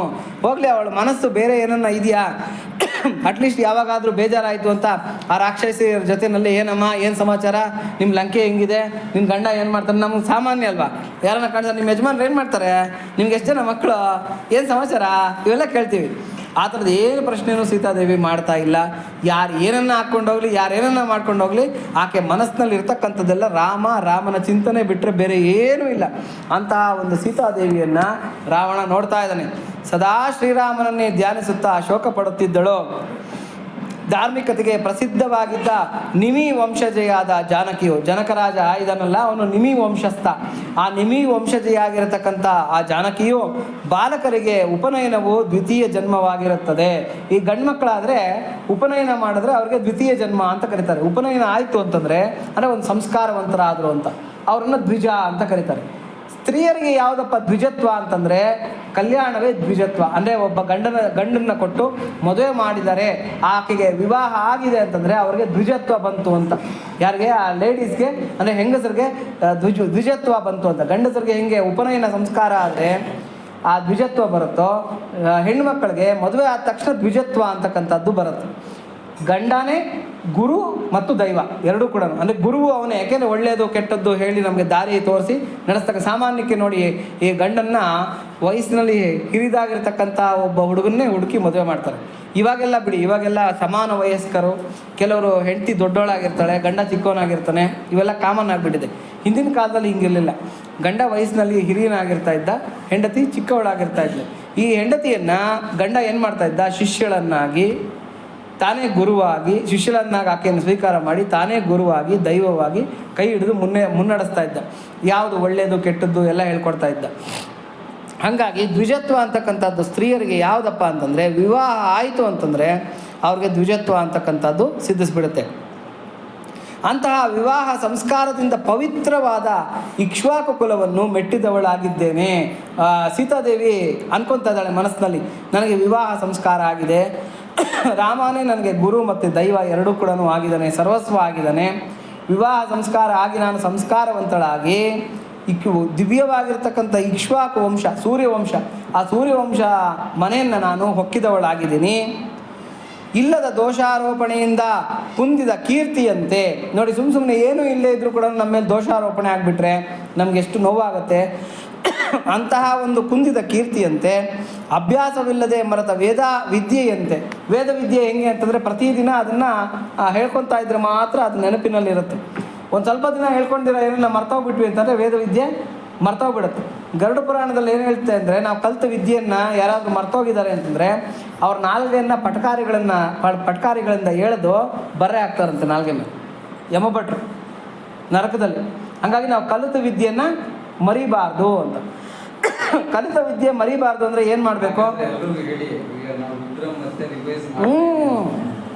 ಪದೇ ಪದೇ ಪಠಣ ಮಾಡ್ತಾ ಇರಬೇಕು. ರುದ್ರ, ನಾವು ಕಲ್ತಿರ್ತಕ್ಕಂಥ ಸ್ತೋತ್ರಗಳಾಗಿರ್ಬೋದು, ಶ್ಲೋಕಗಳಾಗಿರ್ಬೋದು, ಭಗವದ್ಗೀತೆ ಆಗಿರ್ಬೋದು, ಮತ್ತೆ ಮತ್ತೆ ಮತ್ತೆ ಮತ್ತೆ ಪಠಣ ಮಾಡ್ತಾ ಇರಬೇಕು. ಬರೆಯೋದಕ್ಕೆ ಅವಕಾಶ ಕೊಡಬಾರ್ದು. ಬೆಳಿಬೇಕೇ ಹೊರತಾಗಿ ವಿದ್ಯೆ ಹಿಂದಕ್ಕೆ ಹೋಗಬಾರ್ದು. ಯಾರು ಕಲಿತ ವಿದ್ಯೆಯನ್ನು ಮರೀತಾರೆ, ಗರುಡ ಪುರಾಣದಲ್ಲಿ ಹೇಳ್ತಾ ಇರ್ತಕ್ಕಂಥ ಮಾತು ಅಂತ, ಅವ್ರನ್ನ ಯಮಭಟ್ರು ಪಟಕಾರಿಗಳು ಹಾಕಿ ನಾಲ್ಗೆನ್ನ ಆಚೆಗಳಿಗೆ ಎಳೆದು ಯಾತನಾಮಯ ಶರೀರ ಅಂತ. ಅದು ಪ್ರಾಣ ಹೋಗ್ತಕ್ಕಂಥ ಶರೀರ ಅಲ್ಲ, ಅದು ಪ್ರಾಣ ಹೋಗದೇ ಇರತಕ್ಕಂಥ ಯಾತನಾಮಯ ಶರೀರ ಅಂತ. ಒಂದು ಅಂಗೈ ಉದ್ದದ ಮಾತ್ರ ಇರುತ್ತೆ ಅದು ಶರೀರ. ಆ ಶರೀರದಲ್ಲಿರ್ತಕ್ಕಂಥ ನಾಲ್ಗೆಯನ್ನು ಹೊರಗಡೆಗೆ ಎಳೆದು ಅದ್ರ ಮೇಲೆ ಬರ್ರೆಗಳಾಗ್ತಾರಂತೆ, ಕಾದ ಸಲಾಕೆಗಳಿಂದ ಬರೆಗಳನ್ನು ಹಾಕ್ತಾರಂತೆ ನಾಲ್ಗೆ ಮೇಲೆ. ಹಾಗಾಗಿ ಕಲಿತ ವಿದ್ಯೆ ಮರಿಬಾರ್ದು ಅಂತ. ಅದಕ್ಕೆ ದೊಡ್ಡವರು ಏನು ಮಾಡಿದ್ದಾರೆ ಅಂದರೆ, ಕಲಿತ ವಿದ್ಯೆ ಮರಿಬಾರ್ದು ಅಂತಂದರೆ ಅದಕ್ಕೆ ಎರಡು ಮಾರ್ಗ ಇದೆ. ಒಂದೇನು ಅಂದರೆ ಪದೇ ಪದೇ ಪದೇ ಪದೇ ಪದೇ ಪದೇ ಅದನ್ನು ರಿಪೀಟ್ ಮಾಡೋದು. ಅದಕ್ಕೆ ಏನಂತಾರೆ ಅಂತಂದರೆ ಅನುಸಂಧಾನನೂ ಏನೋ ಅಂತಾರೆ. ಅದನ್ನು ಮತ್ತೆ ಮತ್ತೆ ರಿಪೀಟ್ ಮಾಡ್ತಾ ಇರೋದು, ಅಂದರೆ ಹೇಳ್ತಾ ಇರೋದು ಅದನ್ನು ನಾವು ಮರೆಯೋದಕ್ಕೆ ಅವಕಾಶ ಇಲ್ಲ. ಎರಡನೇ ಮಾರ್ಗ ಏನು ಅಂತಂದರೆ, ಕಲಿತ ವಿದ್ಯೆಯನ್ನು ಇನ್ನೊಬ್ರಿಗೆ ಹೇಳೋದು, ಬೋಧಿಸೋದು. ದೊಂಗಲ చేతికి దొరకనిది దానము చేసిన తరగనిది పదుగురిలోన పరువును పెంచి పేరును తెచ్చే పెన్నిದది. ಯಾವುದೇ ವಿದ್ಯಾ. ಅದಕ್ಕೋಸ್ಕರ ಏನು ಮಾಡಬೇಕು ಅಂತಂದರೆ, ನಾವು ಕಲ್ತಿರ್ತಕ್ಕಂಥದ್ದನ್ನು 4 ಜನಕ್ಕೆ ಹೇಳ್ತಾ ಹೋಗ್ಬೇಕು. ಕೆಲವ್ರು ಹೆಂಗೆ ಅಂತಂದರೆ ವಿದ್ಯೆ ಕಲ್ತ್ಬಿಡ್ತಾರೆ, ಅವ್ನಿಗೆ ಹೇಳ್ಕೊಟ್ಬಿಟ್ರೆ ಅವ್ನು ನನಗೆ ಏನೋ ಗುರುವಿನ ಮುಂಚಿನ ಶಿಷ್ಯರಾಗ್ಬಿಟ್ರೆ ಹಂಗಾಗಿ ಬೇಡಪ್ಪ, ಅವ್ರಿಗೆ ಹೇಳ್ಕೊಡೋದು ಬೇಡ, ಇವ್ರಿಗೆ ಹೇಳ್ಕೊಡೋದು ಬೇಡ ಅಂತ ಬಿಡಂತ ಕಲಿತಾರೆ ವಿದ್ಯೆಯನ್ನು. ಆದರೆ ಬೇರೆಯವ್ರಿಗೆ ದಾನ ಮಾಡೋದಕ್ಕೆ ಹೋಗೋದಿಲ್ಲ. ನೋಡಿ, ದುಡ್ಡು ಕೊಟ್ಟಷ್ಟು ಖಾಲಿಯಾಗಿ ಹೋಗುತ್ತೆ, ಕೂತ್ಕೊಂಡು ತಿಂದರೆ ಕುಡಿಕೆ ಹಣ ಸಾಕಾಗೋದಿಲ್ಲ ಅಂತ. ದಾನ ಧರ್ಮ ಮಾಡ್ತೀನಿ ಅಂತ ಬಿಟ್ಟು ಇರೋ ಐಶ್ವರ್ಯನೆಲ್ಲ ದಾನ ಮಾಡ್ತಾ ಹೋದ್ರೆ ಏನಾಗ್ತಾರೆ? ಕುಚೇಲ ಆಗೋಗ್ತಾನೆ. ಕುಬೇರ ಆಗಿರ್ತಕ್ಕಂಥವ್ನು ನಾಳೆ ಕುಚೇಲ ಆಗೋಗ್ಬಿಡ್ತಾನೆ. ಆದರೆ ವಿದ್ಯೆ ಅಂತಕ್ಕಂಥದ್ದು ಹೆಂಗೆ ಅಂದರೆ, ಹಂಚಿದಷ್ಟು ಇವನು ಬೆಳೀತಾ ಇರುತ್ತೆ ಹೊರತಾಗಿ ಇವನಿಗೆ ವಿದ್ಯೆ ಅಳಿಸ್ತು ಅಂತಕ್ಕಂಥ ಇದೇ ಇಲ್ಲ. ಹಂಗಾಗಿ ಪೂರ್ಣಮಿದಂ ಪೂರ್ಣಾತ್ ಪೂರ್ಣಮುದಚ್ಯತೆ ಪೂರ್ಣಸ್ಯ ಪೂರ್ಣಮಾದಾಯ ಪೂರ್ಣಮೇವ ವಿಶಿಷ್ಯತೆ. ದೀಪದಿಂದ ದೀಪವ ಹಚ್ಚಬೇಕು ಮಾನವ. ಒಂದು ದೀಪದಿಂದ ಇನ್ನೊಂದು ದೀಪನ ಹಚ್ಚಿದಾಗ ಹಚ್ಚಿರ್ತಕ್ಕಂಥ ದೀಪಕ್ಕೆ ಇನ್ನೇನನ್ನ ಕುಂದಾಗತ್ತಾ? ಏನಿಲ್ಲ. ಆ ದೀಪ ಹಾಗೇ ಇರುತ್ತೆ, 10 ದೀಪಗಳನ್ನು ಬೆಳಗಿಸ್ತಾ ಹೋಗುತ್ತೆ. ಹಾಗೇನೆ ನಮಗೆ ಗೊತ್ತಿರ್ತಕ್ಕಂಥ ಒಳ್ಳೆಯ ವಿದ್ಯೆ, ಒಳ್ಳೆ ಮಾತು, ಒಳ್ಳೆ ಅನುಭವ ಹೇಳ್ತಾ ಹೋಗ್ಬೇಕು. ಕೆಲವ್ರು ನೋಡಿ, ಹಿರಿಯರ ಹತ್ರ ಮಾತಾಡಬೇಕು ಅಂತ ಹೇಳ್ತಾರೆ. ದೊಡ್ಡವ್ರು ಏನು ಹೇಳ್ತಾರೆ ಅಂತಂದರೆ, ಹುಡುಗರ ಹತ್ರ ಆಟ ಆಡಬೇಕಂತೆ. ಚಿಕ್ಕ ವಯಸ್ಸಿರ್ತಾರಲ್ಲ ಮಕ್ಕಳು, ಅಂತ ಅವ್ರ ಹತ್ರ ಆಟ ಆಡಬೇಕಂತೆ. ಯಾಕೆ ಅಂತಂದರೆ, ಹುಡುಗರ ಹತ್ರ ದ್ವೇಷ ಆಗಲಿ, ನಾನು ಅನ್ನೋ ಅಹಂ ಆಗಲಿ ಇರೋದಿಲ್ಲ. ಚಿಕ್ಕ ಮಕ್ಕಳ ಹತ್ರ ಆಟ ಆಡಿದಷ್ಟು ಕೂಡ ಸರಳ ಸಜ್ಜನಿಕೆ ಅಂತಕ್ಕಂಥದ್ದು ಬೆಳೆಯುತ್ತೆ. ಮಕ್ಕಳ ಹತ್ರ ಆಟ ಆಡಬೇಕಂತ. ಹಿರಿಯರ ಹತ್ರ ಪ್ರತಿದಿನ 10 ನಿಮಿಷ ಆದರೂ ಕಳಿಬೇಕಂತ. ವಯಸ್ಸಾಗಿರ್ತಕ್ಕಂಥವರು, ಹಿರಿಯರು, ಯಾರನ್ನ ವೃದ್ಧರು, ಮನೆಯಲ್ಲಿ ಗೌರವ ಅಂದರೆ ಏಜ್ ಆಗಿರ್ತಕ್ಕಂಥವ್ರು ಇದ್ದರೆ ಒಂದು 10 ನಿಮಿಷ ಆದರೂ ಅವ್ರ ಹತ್ರ ಕಳಿಬೇಕಂತೆ. ಅವ್ರು ಏನೇ ನಾನು ಕೆಲಸಕ್ಕೆ ಬಾರದ ಮಾತಾಡಿದೆ, ಏನೇ ನಾನು ಅದು ಮಾತಾಡಿದೆ ಅಂದರೂ ಕೂಡ ನಮಗೆ ಮಾರ್ಗದರ್ಶನ ಅದರಲ್ಲಿ ಸಿಕ್ಕಿರುತ್ತೆ. ಏನೋ ಒಂದು ಅವ್ರ ಅನುಭವ ಹೇಳ್ತಾರೆ, ನನ್ನ ಜೀವನದಲ್ಲಿ ಹಂಗಾಗಿತ್ತು, ನನ್ನ ಜೀವನದಲ್ಲಿ ಹಿಂಗಾಗಿತ್ತು, ನಾನು ಇಂಥವ್ರನ್ನ ಭೇಟಿ ಮಾಡಿದ್ದೆ, ಇಲ್ಲೆಲ್ಲೋ ಹೋದೆ, ಅಲ್ಲಿ ಯಾರನ್ನೋ ಮಾತಾಡಿದೆ, ನಾನು ಇನ್ಯಾರ ಹತ್ರನೋ ಹಿಂಗೆ ಏಟ್ ತಿಂದೆ, ಇವೆಲ್ಲ ಹೇಳ್ತಾರೆ. ಇವೆಲ್ಲ ನಮ್ಮ ಜೀವನಕ್ಕೆ ಪಾಠಗಳು. ಮುಳ್ಳು ತುಳಿದು ನೋವು ತಿನ್ನೋದು ಹೆಂಗಿದೆ, ಮುಳ್ಳಿರೋ ಕಡೆಗೆ ಹೋಗಬೇಡ ಅಂತಕ್ಕಂಥ ಮಾತು ಕೇಳೋದು ಹೆಂಗಿರುತ್ತೆ. ದೊಡ್ಡವ್ರು ಯಾರೋ ಹೇಳಿದ್ರಂತ, ಆ ಕಡೆ ಹೋಗ್ಬೇಡಪ್ಪ, ಮುಳ್ಳುಗಳಿದೆ, ಬರೀ ಕಾಲಲ್ಲಿ ಹೋಗ್ತಾ ಇದೆಯಾ, ಕಷ್ಟಪಡ್ತೀಯಾ ಅಂದರು. ಅದೇನಾಗುತ್ತೋ ನೋಡ್ತೀನಿ ಅಂತ ಹೋದ್ನಂತೆ. ಕಾಲುಗಳೆಲ್ಲ ಮುಳ್ಳು ಚುಚ್ಕೊಂಡಂತೆ. ಅಂದರೆ ಮುಳ್ಳು ಚುಚ್ಚಿ ಆ ನೋವು ತಿನ್ನೋದು ಹೆಂಗಿರುತ್ತೆ, ಮುಳ್ಳು ಚುಚ್ಚಿರ್ತಕ್ಕಂಥ ಅವರು ಹೇಳ್ತಕ್ಕಂಥ ಮಾತು ಕೇಳೋದು ಹೆಂಗಿರುತ್ತೆ. ನಾವು ಜೀವನದ ಕೆಲವು ಪಾಠಗಳನ್ನು ಅನುಭವಿಸೇ ಕಲಿಬೇಕು ಅಂತೇನಿಲ್ಲ, ಅನುಭವಸ್ಥರಿಂದ ಕೇಳಬೇಕಾದ್ರೂ ನಾವು ನಮ್ಮ ಜೀವನದ ಪಾಠಗಳನ್ನು ಕೇಳಿ ತಿದ್ಕೋಬೋದು. ಹಾಗಾಗಿ ಅದ್ಭುತವಾಗಿರ್ತಕ್ಕಂಥ ಇದು ಕೆಲವು ಸಣ್ಣ ಸಣ್ಣ ವಿಚಾರಗಳೇ ನಮಗೆ ಗೊತ್ತಿರೋದಿಲ್ಲ. ಸುಮ್ಮನೆ ತಮಾಷೆಗೆ ಹೇಳ್ತೀನಿ, ಹಲಸಿನ ತೊಳೆ ತಿನ್ನೋದು ನನಗೆ ಗೊತ್ತಿರಲಿಲ್ಲ. ನೀವು ಇದು ನಗ್ತಿರೋ ಏನು ಹಿಂಗೆ ಅಂತ ಹೇಳ್ಬಿಟ್ಟು ಅಂತ. ಹಲಸಿನ ತೊಳೆ ಹೆಂಗೆ ತಿನ್ನಬೇಕು ಅನ್ನೋದು ನಂಗೆ ಗೊತ್ತಿರಲಿಲ್ಲ. ನಾನು ಅಂಥ ಒಂದು ಪರಿಸ್ಥಿತಿನಲ್ಲಿದ್ದೆ, ನನಗೆ ಸುಮಾರು ಏಜ್ ಆಗಿಬಿಟ್ಟಿತ್ತು. ಹಲಸಿನ ತೊಳೆ ತಿನ್ನೋದು ಹೆಂಗೆ ಅಂತ ಗೊತ್ತಿರಲಿಲ್ಲ. ನನಗೇನು ಮಾಮೂಲಿಯಾಗಿ ಹಲಸಿನ ತೊಳೆ ಕೊಡ್ತಾರೆ, ತಿನ್ನಬೇಕು ಅಷ್ಟೇ ಗೊತ್ತಿತ್ತು ನಿಮಗೆ. ಒಂದ್ಸಲ ಹಿಂಗೆ ತಿಂತಾ ಇದ್ದೆ, ಪಕ್ಕದಲ್ಲಿ ಯಾರೋ ಹಿರಿಯರು ನಿಂತಿದ್ರು. ಅವ್ರೇನು ಹೇಳಿದ್ರು ಅಂತಂದರೆ, ಹಲಸಿನ ತೊಳೆ ನೋಡ್ರಿ, ಈ ಕಡೆ ಒಂದು ತುದಿ ಇರುತ್ತೆ, ಈ ಕಡೆ ಒಂದು ಹಚ್ಚಿರ್ತಕ್ಕಂಥ ಜಾಗ ಇರುತ್ತೆ. ಅವ್ರೇನು ಹೇಳಿದ್ರು ಅಂದರೆ ಹಚ್ಚಿರೋ ಜಾಗಕ್ಕೆ ಕಚ್ಚಿ ಫಸ್ಟು ಅಂತ ಹೇಳಿದ್ರು. ಹಿಂಗಿಸ್ಕಿದ್ರೆ ಇದು ಬೀಜ ಬಂದ್ಬಿಡುತ್ತೆ ಆಚೆ ಕಡೆಗೆ. ಆಮೇಲೆ ನಾವು ಹಲಸಿನ ತೊಳೆ ನೀಟಾಗಿ ತಿನ್ಕೋಬೋದು, ಮೇಲ್ಗಡೆ ನೀವು ಕಚ್ಚಿದ್ದೀರಾ ಅಂದರೆ ಬೀಜ ಬರೋದಿಲ್ಲ. ಹಾಗಾಗಿ ಈ ಥರ ಕಚ್ಚಬೇಕು ಅಂತ ನನಗೆ ಆವಾಗ ಅನ್ನಿಸ್ತು. ಇಂಥ ಸಿಂಪಲ್ ವಿಚಾರ ನಂಗೆ ಗೊತ್ತಾಗಲಿಲ್ವಾ ಜೀವನದಲ್ಲಿ ಅಂತೇಳ್ಬಿಟ್ಟಂದು. ಅಂದರೆ ಹಿರಿಯರಿಂದ ಕಲಿತಕ್ಕಂಥದ್ದು ಸಣ್ಣ ಪುಟ್ಟದ್ದು ನಾವು ಹಿರಿಯರಿಂದ ಕಲಿಬೋದು. ನಾನು ಆಮೇಲೆ ಏನು ಗೊತ್ತಾ, ಅದು ಹಂಗೆ ಬರುತ್ತಾ ಆ ಥರ ನೋಡಬೇಕಾದ್ರೆ ಸುಮಾರು ಹಲಸಿನ ತೊಳೆ ತೊಗೊಂಡು ತಿಂದೆ. ಈಗ ಆಮೇಲೆ ನಂಗೆ ಅನುಭವ ಆಯಿತು, ಈಗ ತಿಂದರೆ ಚೆನ್ನಾಗಿರುತ್ತೆ ಅಂತ ಹೇಳ್ಬಿಟ್ಟು. ಅಂದರೆ ಆ ತಿನ್ನೋದಕ್ಕೂ ಒಂದು ಪದ್ಧತಿ ಅನ್ನೋದು ಇರುತ್ತೆ ಅಂತ ಹೇಳ್ಬಿಟ್ಟು ದೊಡ್ಡವ್ರು ನಮಗೆ ಹೇಳ್ಕೊಡ್ತಾರೆ ಪ್ರತಿಯೊಂದನ್ನು ಕೂಡ. ಆಮೇಲೆ ನನಗೆ ಹೆಂಗೆ ಅಂದರೆ, ಈ ಫೈಲ್ಗೆ ಒಂದು ಟ್ಯಾಗ್ ಕಟ್ತೀವಿ ನಾವು, ಹೆಂಗೆ ಆ ಟ್ಯಾಗ್ ಕಟ್ಟೋದು ಹೆಂಗೆ ಅಂತ ಗೊತ್ತಿರಲಿಲ್ಲ ನನಗೆ. ಎಲ್ಲರೂ ಗಂಟು ಹಾಕೋದು ನೋಡ್ತಾ ಇದ್ದೆ, ಹೆಂಗೆ ಗಂಟು ಹಾಕ್ತಾರೆ ಇದನ್ನು ಅಂತ ಹೇಳ್ಬಿಟ್ಟು ಅಂತ. ಹಿಂಗೆ ತಿರುಗಿಸಿ ಹಂಗೆ ತಿರುಗಿಸಿ ಹಿಂಗೆ ಮಾಡಿ ಹೆಂಗೆಂಗೋ ತಾಳಿ ಕಟ್ಟಿದಂಗೆ ಅದನ್ನು 3 ಗಂಟೆ ಹಾಕೋದಕ್ಕೆ, ಜಾರು ಗಂಟೆ ಹಾಕ್ಬೇಕು ಅದಕ್ಕೆ. ನೆಕ್ಸ್ಟ್ ಬಿಚ್ಚಬೇಕಾಗಿದ್ರೆ ಆ ಫೈಲಲ್ಲಿ ಇರ್ತಕ್ಕಂಥ ದಾರ ಬಿಚ್ಚಬೇಕಾಗಿದ್ರೆ ಸುಮ್ಮನೆ ಹಿಂಗೆ ಹೇಳಿದ್ರೆ ಬಂದ್ಬಿಡ್ಬೇಕು ಅಂತ ಜಾರು ಗಂಟೆ ಹಾಕಬೇಕು. ನಾನು ಏನೇನೋ ಪ್ರಯತ್ನ ಪಟ್ಟು ಅದನ್ನು ಹಿಂಗೆ ಸುತ್ತಿ ಹಂಗಂಗೆ ಸುತ್ತಿ ಎಲ್ಲ ಕಷ್ಟಪಡ್ತಾ ಇದ್ದೆ. ಆವಾಗ ಒಬ್ಬರು ಹಿರಿಯರು ಹೇಳ್ಕೊಟ್ರು, ಏನಿಲ್ಲ ಸುಮ್ಮನೆ ಬೆರಳು ಹಿಂಗೆ ಹಾಕಿ ಹಿಂಗೆ ಹೇಳಿದ್ರೆ ಅದು ಜಾರು ಗಂಟೆ ಬೀಳುತ್ತೆ ಅಂತ. ಎಷ್ಟು ಸಿಂಪಲ್ಲು ಅಂತಂದರೆ, ಅಲ್ಲ ಎಕ್ಸಾಂಪಲ್ಗೆ ಹೇಳ್ತಾ ಇದ್ದೀನಿ ನಾನು. ಸಣ್ಣ ಸಣ್ಣ ವಿಚಾರಗಳು ಕೂಡ ಹಿರಿಯರಿಂದ ಕಲಿತಕ್ಕಂಥದ್ದು ಎಷ್ಟೋ ಇರುತ್ತೆ. ಅದಕ್ಕೆ ದೊಡ್ಡವ್ರು ಹೇಳ್ತಕ್ಕಂಥದ್ದು ಏನು ಅಂದರೆ, ಪ್ರತಿದಿನ 10 ನಿಮಿಷ ಆದರೂ ಕೂಡ ಅನುಭವಸ್ಥರ ಹತ್ರ ಕೂತ್ಕೋಬೇಕಂತ, ಅನುಭವಸ್ಥರ ಹತ್ರ ಮಾತಾಡಬೇಕು. ಆಮೇಲೆ ಅನುಭವಸ್ಥರ ಹೇಳೋದೆಲ್ಲ ನಮಗೆ ಬೋರ್ ಅನಿಸುತ್ತೆ, ಯಾಕೆಂದರೆ ಎಲ್ಲ ಬರೀ ಅವ್ರ ಜೀವನದ್ದೇ ಹೇಳ್ತಾ ಇರ್ತಾರೆ. I am in 16, I am in 18 ಅಂತ ಶುರು ಮಾಡ್ತಾರೆ. ಆದರೆ ನಾವು ಅದಕ್ಕೆ ಬೇಜಾರು ಮಾಡ್ಕೋಬಾರ್ದು. ಯಾಕೆ ಅಂತಂದರೆ ಅವರ ಅನುಭವನೇ ನಮಗೆ ಪಾಠಗಳು, ಅವರ ಅನುಭವನೇ ನಮಗೆ ಪಾಠಗಳು. ನೋಡಿ, ಒಬ್ಬರು ಗೋಲ್ಡ್ ಮೆಡಲ್ ಸಂಪಾದನೆ ಮಾಡ್ಬೋದಂತೆ, ಡಿಸ್ಟಿಂಕ್ಷನ್ ಪಡ್ಕೋಬೋದಂತೆ, ಆದರೆ ಒಂದು ದಿವಸದ ಅನುಭವನ ನಾವು ಪಡ್ಕೊಳೋದಕ್ಕಾಗೋದಿಲ್ಲ. ನಾನು ದೊಡ್ಡ ಗೋಲ್ಡ್ ಮೆಡಲಿಸ್ಟು ಅಂತಂದರೂ ಕೂಡ ಒಂದು 10 ವರ್ಷ ಅನುಭವ ಆಗಿರ್ತಕ್ಕಂಥ ಅನುಭವಸ್ಥರ ಮುಂದೆ ನಾವು ಚಿಕ್ಕೋರೆ. ಹಾಗಾಗಿ ಅನುಭವಸ್ಥರ ಹತ್ರ ಕೂತ್ಕೊಂಡು ಒಳ್ಳೆಯದು ಕೆಟ್ಟದ್ದು ಕಲಿಬೇಕಂತ. ಅದನ್ನೇ ಇಲ್ಲಿ ಹೇಳ್ತಾ ಇದ್ದಾರೆ. ಸದಾ ಶ್ರೀರಾಮನನ್ನೇ ಧ್ಯಾನಿಸುತ್ತಾ ಶೋಕ ಪಡುತ್ತಿದ್ದಳು. ಧಾರ್ಮಿಕತೆಗೆ ಪ್ರಸಿದ್ಧವಾಗಿದ್ದ ನಿಮಿ ವಂಶಜೆಯಾದ ಜಾನಕಿಯು ಬಾಲಕರಿಗೆ ಉಪನಯನವು ದ್ವಿತೀಯ ಜನ್ಮವಾದರೆ ಕುಮಾರಿಯರಿಗೆ ವಿವಾಹವು ದ್ವಿತೀಯ ಜನ್ಮವಾಗಿರುತ್ತದೆ. ಹೆಂಗಸರಿಗೆ ಮದುವೆ ಆಯಿತು ಅಂತಂದರೆ 2ನೇ ಜನ್ಮವನ್ನು ಪಡ್ಕೊಂಡಂಗೆ. ಅವರು ದ್ವಿಜ ಅಂತ ಕರಿಬೇಕು ಅವ್ರನ್ನ, ದ್ವಿಜಯರು. ನಾವು ಗಂಡಸರಾದರೆ ದ್ವಿಜರು, ಹೆಣ್ಮಕ್ಳಾದರೆ ದ್ವಿಜಯರು. ಅವ್ರಿಗೆ ಮದುವೆ ಆಯಿತು ಅಂತಂದರೆ ಅವರು ದ್ವಿಜರು, ಅಂದರೆ 2ನೇ ಜನ್ಮವನ್ನು ಸಂಸ್ಕಾರವನ್ನು ಪಡ್ಕೊಂಡಿರ್ತಾರೆ. ಆವಾಗ ನಿಮ್ಮ ಗುರು ಯಾರು ಅಂತಂದರೆ ಗಂಡನೇ ಗುರು ಆಗಿರೋದ್ರಿಂದ, ದೈವ ಆಗಿರೋದ್ರಿಂದ, ಮಾರ್ಗದರ್ಶಕ ಆಗಿರೋದ್ರಿಂದ ಅವರನ್ನು ಸೇವಿಸಬೇಕಾಗಿರತಕ್ಕಂಥದ್ದು ಇವರ ಪ್ರಥಮ ಕರ್ತವ್ಯ ಆಗಿರುತ್ತೆ ಅಲ್ವಾ. ಗುರು ಶುಶ್ರೂಷೆ ಮಾಡಿದಾಗಲೇ ನಮಗೇನನ್ನ ಕೂಡ ಒಳ್ಳೆಯದಾಗಬೇಕಾಗಿದ್ದರೆ. ಅಂತಹ ಇಕ್ಷ್ವಾಕು ವಂಶವನ್ನು ಮೆಟ್ಟಿದವಳಾಗಿರುತ್ತೇನೆ.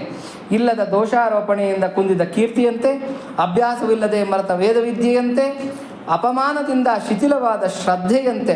ನೋಡಿ, ಯಾರಿಗೋ ಒಬ್ರಿಗೆ ಒಳ್ಳೆ ಶ್ರದ್ಧೆ ಇರುತ್ತೆ.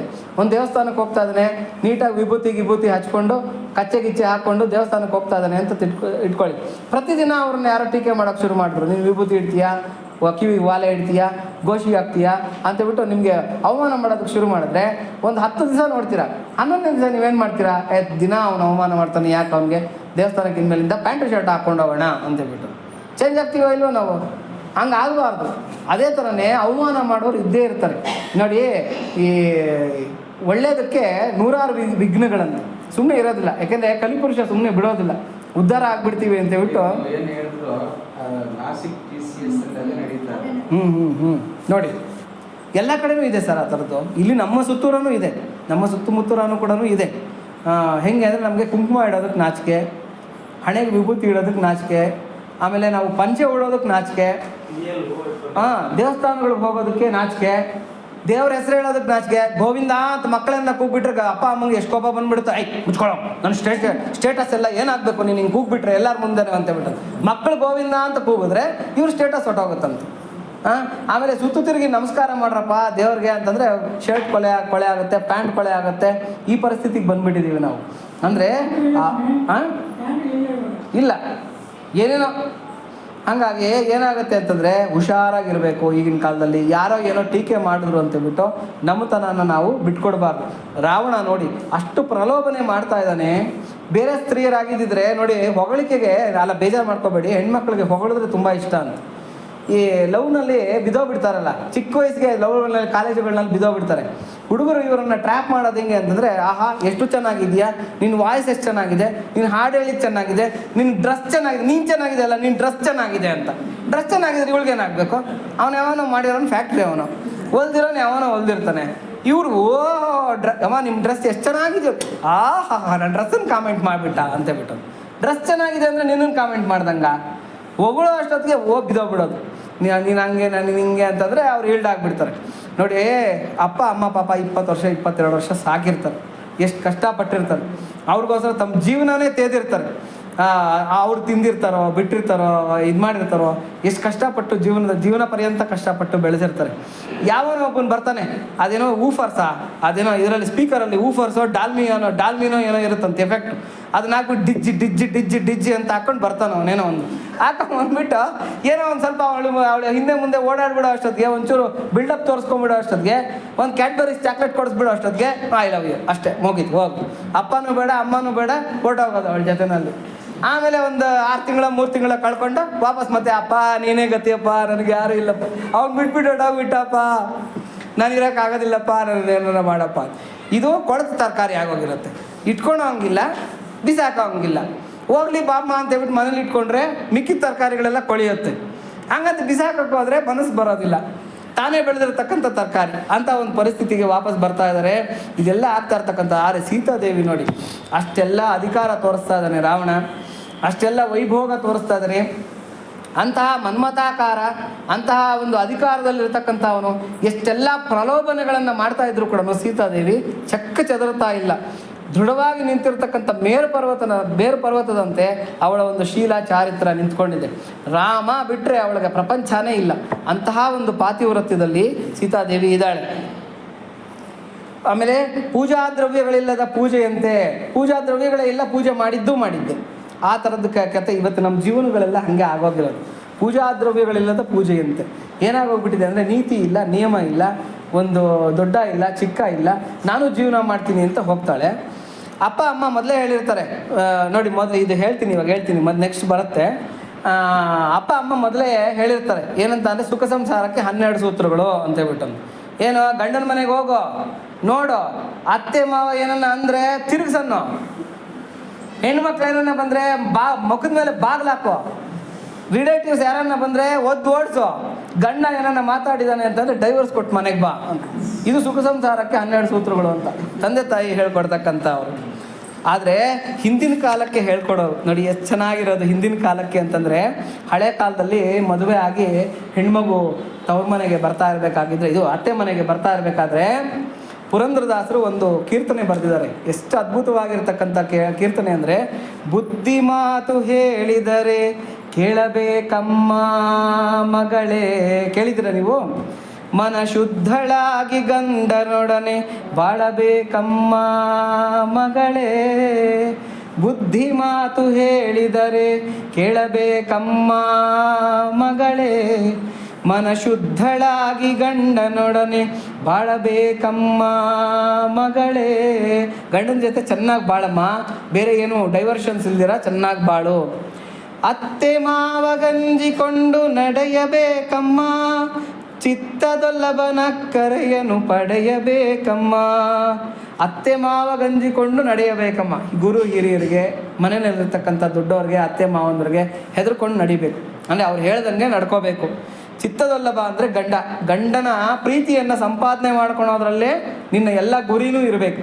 ಏನಕ್ಕೇನ ಪ್ರಕಾರೇಣ ನೀವು ಗಂಡನ ಪ್ರೀತಿಯನ್ನು ಸಂಪಾದನೆ ಮಾಡ್ಕೋಬೇಕು. ತಾಯಾರಮ್ಮ ಬಂಗಾರಯ್ಯ ಅಂತ ಒಂದು ಫಿಲಮ್ ಇದೆ ತೆಲುಗುನಲ್ಲಿ, ನೋಡ್ರಿ, ತುಂಬ ಅದ್ಭುತವಾಗಿದೆ. ಕೈಕಾಲ್ ಸತ್ಯನಾರಾಯಣ ಮತ್ತು ಶಾವುಕಾರ್ ಜಾನಕಿ ಇಬ್ಬರು ಮಾಡಿರತಕ್ಕಂಥದ್ದು ತಾಯಾರಮ್ಮ ಬಂಗಾರಯ್ಯ ಅಂತ.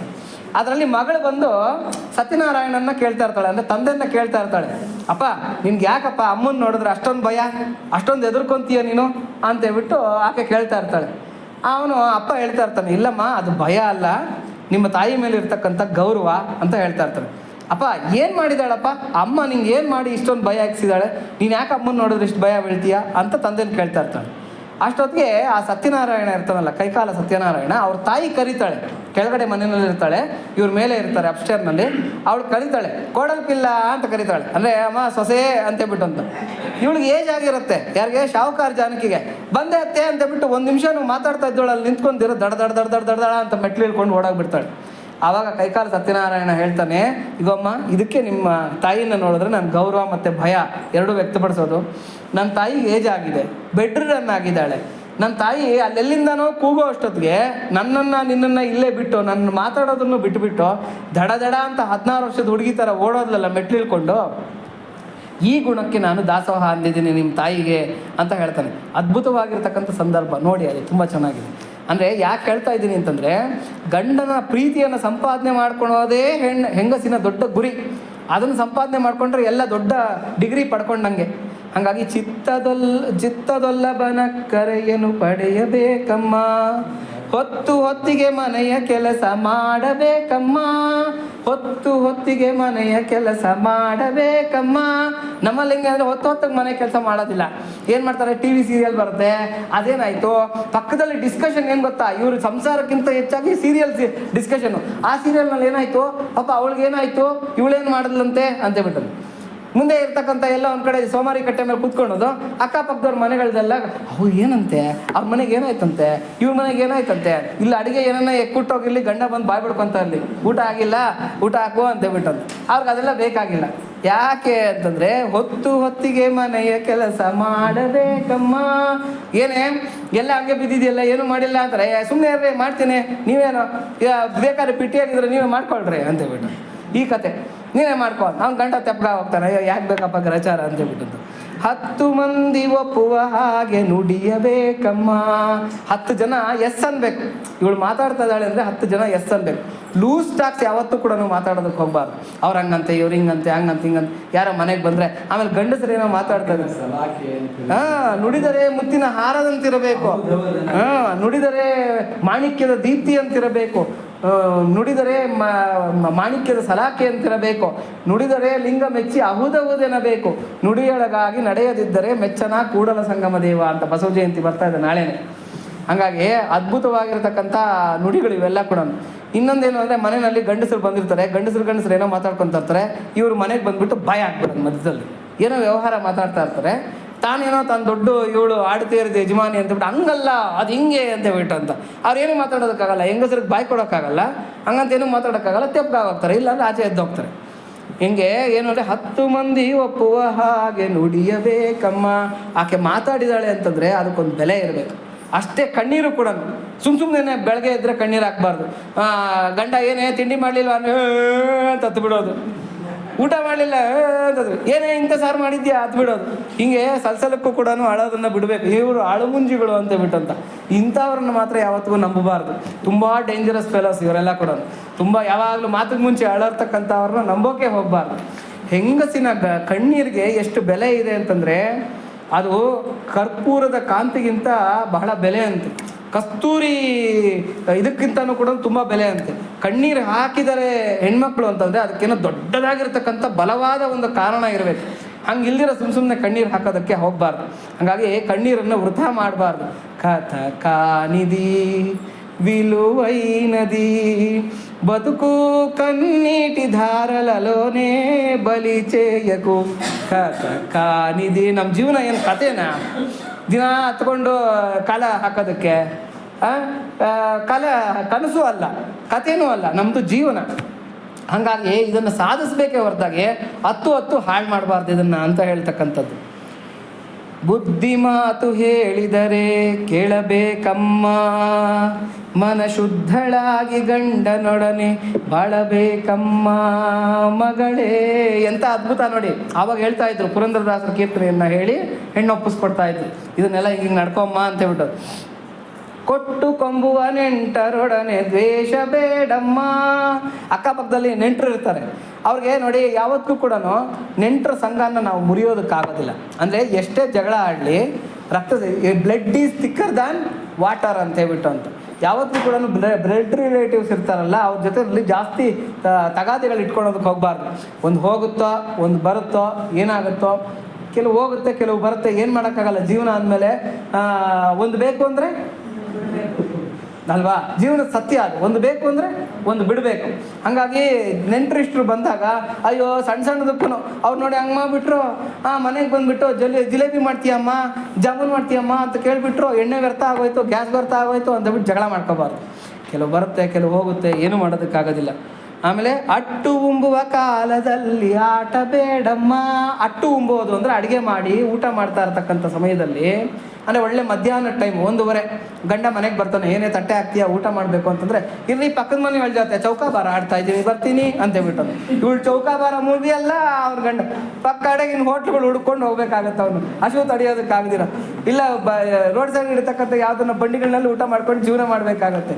ಇಂಥ ಪರಿಸ್ಥಿತಿ ಬಂದ್ಬಿಡುತ್ತೆ. ಹಾಗಾಗಿ ಇಲ್ಲಿ ಪುರಂದರದಾಸರು ಏನು ಹೇಳ್ತಾ ಇದ್ದಾರೆ, ಅಟ್ಟು ಉಂಬುವ ಕಾಲದಲ್ಲಿ ಆಟ ಬೇಡಮ್ಮ. ಆಟ ಆಡಬೇಡಮ್ಮ ಆ ಟೈಮ್ನಲ್ಲಿ. ಹಟ್ಟಿ ಬಾಗಿಲಲ್ಲಿ ಬಂದು ನಿಲ್ಲಬೇಡಮ್ಮ. ಹಟ್ಟಿ ಬಾಗಿಲು ಅಂತಂದರೆ ಮನೆ ಬಾಗಿಲು. ಮನೆ ಬಾಗಿಲಿನಲ್ಲಿ ಗಂಡ ಒಳಗಡೆ ಇದ್ದರೆ ಹೆಂಡತಿ ಎಲ್ಲಿರಬೇಕು? ಒಳಗಡೆನೇ ಇರಬೇಕು. ಗಂಡ ಅಕಸ್ಮಾತ್ ಬರ್ತಾನೆ ಅನ್ನೋ ಟೈಮ್ನಲ್ಲಿ ಅವಳು ಮನೆ ಬಾಗಿಲಿಗೆ ಬಂದು ನಿಂತ್ಕೋಬೇಕು. ಗಂಡ ಮನೆ ಒಳಗಡೆಗೆ ಬಂದ ಅಂದರೆ ಏನು ಮಾಡಬೇಕು? ಎದ್ದು ಒಳಗೆ ಬರ್ತಾ ಇರಬೇಕು. ಇನ್ನೂ ನಿಂತಿದ್ದಾಳೆ ಆಚೆ ಅಂತಂದರೆ ಗಂಡನಿಗೋಸ್ಕರ ಅಲ್ಲ ಅವಳು ಕಾಯ್ತಾ ಇರೋದು, ಇನ್ನೇನಕ್ಕ ಕಾಯ್ತಾ ನಿಂತಿದ್ದಾಳೆ ಅಂತ ಆಗ್ಬಿಡುತ್ತೆ. ಹಾಗಾಗಿ ಹಟ್ಟಿ ಬಾಗಿಲಲ್ಲಿ ಬಂದು ನಿಲ್ಲಬೇಡಮ್ಮ. ಸುಮ್ಮನೆ ಬಂದು ಬಾಗಿಲಲ್ಲಿ ನಿಂತ್ಕೊಂಡಿರೋದು ಯಾವಾಗಲೂ ಹಂಗೆ ಮಾಡಬೇಡ. ಕಟ್ಟಿ ಆಡುವ ಗಂಡನೊಡನೆ ಸಿಟ್ಟು ಬೇಡಮ್ಮ. ಈ ಸಿಟ್ಟು ತೋರಿಸೋದಕ್ಕೆ ಎಲ್ಲಿ ಕರೆಕ್ಟಾಗಿರ್ತಕ್ಕಂಥ ವೇದಿಕೆ ಅಂದರೆ ಗಂಡನೇ. ಯಾಕೆ ಅಂತಂದರೆ ಪಾಪ ಅಮಾಯಕ ಪ್ರಾಣಿ, ಅವನಂತ ಅಮಾಯಕ ಪ್ರಾಣಿ ಯಾರೂ ಇಲ್ಲ.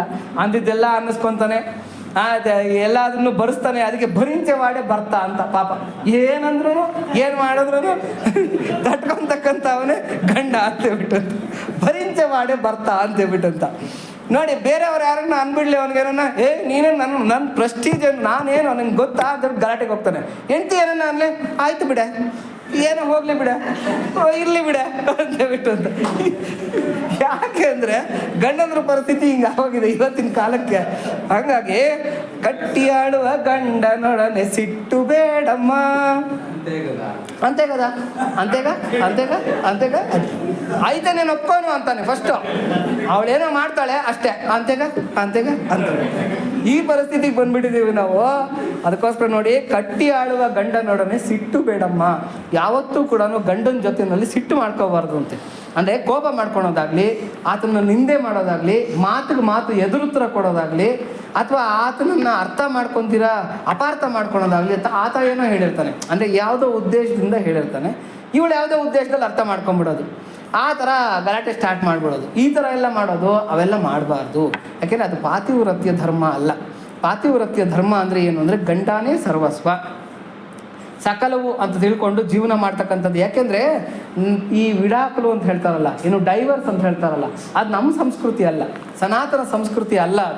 ನಮ್ದೇನು ಹೇಳ್ತಾರೆ ಅಂತಂದರೆ, ಏಡಡುಗುಲ ಸಂಬಂಧಂ ಏನಾಡೋ ವೇಸಿನ ಬಂಧಂ ಅಂತ ಹೇಳ್ಬಿಟ್ಟಂತ ನಮ್ಮ ಸಂಸ್ಕೃತಿ ಅದು. ಯಾವುದೋ ಸನಾತನ ಸಂಸ್ಕೃತಿ. ಹಾಗಾಗಿ ನಮ್ಮ ಸಂಸ್ಕೃತಿದಲ್ಲಿ ಏನು ಅಂತಂದರೆ 7 ಜನ್ಮಗಳ ಸಂಬಂಧ. ನಮ್ಮಲ್ಲಿ ಏನು ಹೇಳ್ತಾರೆ, marriages are made in heaven ಅಂತ ಹೇಳ್ತಾರೆ, ಸ್ವರ್ಗದಲ್ಲಿ ಆಗಿರ್ತಕ್ಕಂಥದ್ದು ಅಂತ. ಇದೇ ಪುರಂದರದಾಸರು ಹೇಳ್ತಾರೆ, ನೀನಿತ್ತ ಸತಿಸುತ್ತರು ನೀನಿತ್ತ ಬಾಂಧವರು ಅಂತ ಹೇಳ್ತಾರೆ. ಹೆಂಗೆ ಭಗವತ್ ಪ್ರಸಾದ ನಮಗೆ ಸಿಗುತ್ತೆ, ಹಾಗೆ ಭಗವಂತನ ಪ್ರಸಾದದ ರೂಪದಲ್ಲಿ ಒಂದು ಹೆಣ್ಣಿಗೆ ಗಂಡು ಋಣಾನುಬಂಧ ರೂಪೇಣ ಪಶು ಪತ್ನಿ ಸುತ ಆಲಯ ಅಂತ. ಆಲಯ ಅಂದರೆ ಮನೆ ಅಂತ ಹೇಳ್ಬಿಟ್ಟು ಅಂತ. ಪಶು ಅಂದರೆ ನಮ್ಮಲ್ಲಿರ್ತಕ್ಕಂಥ ಯಾವುದೇ ಒಂದು ನಾಯಿ ಆಗಿರ್ಬೋದು, ದನ ಕರುಗಳಾಗಿರ್ಬೋದು, ಈವನ್ ನಮ್ಮ ಮನೆಯಲ್ಲಿರ್ತಕ್ಕಂಥ ಹಲ್ಲಿಗಳಾಗಿರ್ಬೋದು, ಎಲ್ಲ ಋಣ ಇದ್ದರೆ ಮಾತ್ರನೇ ಬರ್ತಕ್ಕಂಥದ್ದು. ಪಶು ಪತ್ನಿನೂ ಕೂಡ ಋಣ ಇದ್ದರೆ ಮಾತ್ರನೇ ಬರ್ತಕ್ಕಂಥದ್ದು. ಸುತ ಮಕ್ಕಳು, ಆಲಯ ಅಂದರೆ ಮನೆ ಕೂಡ ಅಷ್ಟೇ. ಋಣ ಇರೋವರೆಗೂ ಆ ಮನೆಯಲ್ಲಿ ಇರ್ತೀವಿ. ಋಣ ತೀರ್ತು ಅಂದರೆ ಆ ಮನೆ ಬಿಟ್ಟು ಹೋಗ್ತಾ ಇರಬೇಕು. ಆಮೇಲೆ ಯಾವ ನೀರಿನ ಋಣ ಎಲ್ಲೋ ಅಂತ ಹೇಳ್ತಾರೆ. ಹಾಗಾಗಿ ಋಣಾನುಬಂಧ ರೂಪೇಣ ಪಶುಪತ್ನಿ ಸುತಾಲಯ. ಏನು ಭಗವಂತ ಗಂಟು ಹಾಕಿದ್ದಾನೆ, ಏನು ಟಾಸ್ಕ್ ಕೊಟ್ಟಿದ್ದಾನೆ, ಆ ಟಾಸ್ಕ್ಗೆ ಕರೆಕ್ಟಾಗಿ ನಾವು ನಡಿಬೇಕು. ಅದಕ್ಕೆ ನಾನು ಆಲ್ರೆಡಿ ಒಂದು ಕೀರ್ತನೆ ಹೇಳಿದ್ದೆ. ಅದೇನು ಅಂತಂದರೆ ಒಂದು ಇದಂತೆ ಏನು ಈ ಬಿಗ್ ಬಾಸ್ ಮನೆ ಅಂತ, ಇದೆಲ್ಲ ಕೂಡ ಬಿಗ್ ಬಾಸ್ ಮನೆ. ಇದರಲ್ಲಿ ಬಿಗ್ ಬಾಸ್ ಯಾರು ಅಂದರೆ ಭಗವಂತನೇ. ಟಾಸ್ಕ್ ಕೊಟ್ಟಿರ್ತಾನಂತೆ ಪ್ರತಿಯೊಬ್ಬರಿಗೂ ಕೂಡ. ಏನು ಅಂತಂದರೆ ಯಾವನೋ ದಡ್ಡ ಗಂಡ, ಅವಳಿಗೆ ತುಂಬ ಅತೀ తెలివి ಇರ್ತಕ್ಕಂಥ ಅಂದರೆ ತುಂಬ ಬುದ್ಧಿವಂತಳಾಗಿರ್ತಕ್ಕಂಥ ಹೆಂಡತಿ, ಇವಳನ್ನ ಗಂಟು ಹಾಕಿಬಿಟ್ಟಿರ್ತಾನೆ. ಸಾಧು ಗಂಡ, ಗಯ್ಯಾಳಿ ಹೆಂಡತಿ, ಇಲ್ಲ ಗಯ್ಯಾಳಿ ಗಂಡ, ಸಾಧು ಹೆಂಡತಿ, ಈ ಥರ ಟಾಸ್ಕ್ ಕೊಟ್ಬಿಟ್ಟಿರ್ತಾನೆ. ನಾವೇನು ಮಾಡೋಕ್ಕಾಗಲ್ಲ, ಅವ್ರ ಜೊತೆನಲ್ಲಿ ಹೇಗಬೇಕು. ಏನು ಭಗವಂತ ಟಾಸ್ಕ್ ಕೊಟ್ಟಿರ್ತಾನೆ ಬಿಗ್ ಬಾಸ್ ಮನೆಯಲ್ಲಿ, ನಾವು ಹೇಗಬೇಕು ಅವ್ರ ಜೊತೆನಲ್ಲಿ ಹೇಗೆ ಗೆದ್ದು ತೋರಿಸ್ಬೇಕು. ಒಂದು ವೇಳೆ ನಾವು ಹೇಗೋಕ್ಕಾಗಲ್ಲ, ನಾನು ಇವ್ರ ಜೊತೆ ಬಾಳೋಕ್ಕಾಗಲ್ಲ ಅಂದರೆ ಬಿಗ್ ಬಾಸ್ ಮನೆಯಿಂದ ಹೊರಗಡೆ ಹೋಗು ಅಂತ ಹೇಳ್ತಾರೆ. ನೀನು ಸೋತೋದೆ ನೀನು ಆಟದಲ್ಲಿ, ಬಿಗ್ ಬಾಸ್ ಮನೆಯಿಂದ ಹೊರಗಡೆಗೆ ಹೋಗು ಅಂತ. ಆದರೆ ಡೈವರ್ಸ್ ಅಂತಕ್ಕಂಥದ್ದಕ್ಕೆ ನಮ್ಮಲ್ಲಿ ಜಾಗನೇ ಇಲ್ಲ. ಡೈವರ್ಸ್ ಅಂತಕ್ಕಂಥ ಮಾತು ನಾವು ಮನಸ್ಸಿನಲ್ಲಿ ಅಂದ್ಕೊಳೋದಾಗಲಿ, ಅದನ್ನು ಮಾಡೋದಕ್ಕೆ ಹೋಗೋದಾಗಲಿ, ಅಥವಾ ಚರ್ಚೆ ಮಾಡೋದಾಗಲಿ, ಬೇರೆಯವ್ರಿಗೆ ಪ್ರಚೋದನೆ ಮಾಡೋದಾಗಲಿ, ಮಕ್ಕಳಿಗೆ ಡೈವರ್ಸ್ ಕೊಟ್ಟು ಬಂದ್ಬಿಡು ಅಂತ ಹೇಳ್ಬಿಟ್ಟಂತ, ಹಂಗೆಲ್ಲ ಪ್ರಚೋದನೆ ಯಾವುದು ಕೂಡ ಮಾಡೋದಕ್ಕೆ ಹೋಗಬಾರ್ದು. ಗಂಡ ಹೆಂಡತಿ, ಹೆಂಡತಿಗೆ ಗಂಡ ಯಾವತ್ತೂ ಕೂಡ ಅನ್ಯೋನ್ಯವಾಗಿರತಕ್ಕಂಥ ಜೀವನ ನಡೆಸೋದನ್ನು ನಾವು ಕಲಿಬೇಕು. ಅರ್ಧಾಂಗಿ, ಅರ್ಧ ಶರೀರ, ಆಫ್ ಶರ್ಟ್. ಅದಕ್ಕೆ ನಾವು ಹುಷಾರಾಗಿರ್ಬೇಕು ಅವ್ರ ಹತ್ರ. ನೆರೆಹೊರೆಯವರಿಗೆ ನ್ಯಾಯವನ್ನು ಹೇಳಬೇಡಮ್ಮ. ಅಕ್ಕಪಕ್ಕದಲ್ಲಿರ್ತಕ್ಕಂಥವ್ರಿಗೆ ನ್ಯಾಯ ಹೇಳಕ್ಕೆ ಹೋಗೋದು, ಹಂಗಲ್ಲ ಬನ್ನಿ ನಾನು ಹೇಳ್ತೀನಿ ನಿಮ್ಗೆ ನ್ಯಾಯ ಅಂತೇಳ್ಬಿಟ್ಟು ಅಂತ ಹಂಗೆ ಹೇಳೋದಕ್ಕೆ ಹೋಗಬೇಡ. ಗರ್ವ, ಕೋಪ, ಮತ್ಸರವನ್ನು ತಾಳಬೇಡಮ್ಮ. ಗರ್ವ, ಯಾವುದೇ ಕಾರಣಕ್ಕೂ ಗರ್ವ ಪಡಬೇಡ. ಅದು ನನ್ನ ಗಂಡ ಅಂತವನು ಅಂತಾಗಲಿ, ನನಗಿಂತ ಮನೆ ಇದೆ ಅಂತಾಗಲಿ, ನನ್ನ ಮಕ್ಕಳು ಈ ಥರ ಅಂತಾಗಲಿ, ಯಾವುದೇ ಗರ್ವ ಹೆಂಗಸಿಗೆ ಇರಬಾರ್ದು. ಗರ್ವ, ಕೋಪ, ಮತ್ಸರನ್ನ ಯಾವತ್ತೂ ಕೂಡ ಇಟ್ಕೋಬಾರ್ದು. ಅತಿಗ ಆವೇಶ ಪಡೆ ಆಡ್ದಿ, అతిగా ఆశపడే మగాడు ఎన్నడూ చరిత్రలో లేదంట. ఉద్ధారమైండేది చరిత్రలో లేదంట. ಪರರ ನಿಂದಿಪ ಹೆಂಗಸರೊಡನೆ ಸ್ನೇಹ ಬೇಡಮ್ಮ. ಅಕ್ಕಪಕ್ಕದವ್ರನ್ನೆಲ್ಲ ಆಡ್ಕೊತಾ ಇರ್ತಾರಲ್ಲ, ಸಿಲಿ ಲೂಸ್ ಟಾಕ್ಸ್ ಮಾತಾಡ್ತಾ ಇರ್ತಕ್ಕಂಥ ಹೆಂಗಸರ ಜೊತೆಯಲ್ಲಿ ಯಾವತ್ತೂ ಸೇರ್ಕೋಬೇಡ. ಯಾಕೆ ಅಂತಂದರೆ ನೀನೇನು ಮಾತಾಡ್ತೀರ ಆ ಗುಂಪಲ್ಲಿ ಕೂತ್ಕೊಂಡಿದ್ರು ಕೂಡ ಯಾವುದೋ ಒಂದು ಟಾಕ್ ಬಂದುಬಿಡುತ್ತೆ. ಅವ್ರ ಮನೆ ವಿಚಾರನೋ ಏನೋ ಮಾತಾಡ್ಬಿಟ್ಟಿದ್ದಾರೆ ಅಂತೇಳ್ಬಿಟ್ಟಂತ. ಹೌದಾ, ಯಾರ್ಯಾರು ಇದ್ರಲ್ಲಿ ಅಂತಂದರೆ ಇವಳು ಮಾತಾಡ್ತಾ ಇರೋನು ಸೇರಿಸ್ಕೊಂಡು ಹೇಳ್ತಾರೆ. ಅಲ್ಲೊಂದು 4 ಜನ ಕೂತಿದ್ರು, ಅದರಲ್ಲಿ ಇವಳು ಇದ್ರು ಅಂತೇಳಿ. ಇವಳು ಮಾತಾಡದೇ ಇದ್ರೂ ಅವಳಿಗೆ ನಿಂದೆ ಬರುತ್ತಾ ಇಲ್ವಾ? ಅದಕ್ಕೆ ಅವ್ರ ಜೊತೆ ನಾನು ಸೇರಬಾರ್ದು. ಗುರು ಪುರಂದರ ವಿಠಲನ ಸ್ಮರಣೆ ಮರೆಯಬೇಡಮ್ಮ.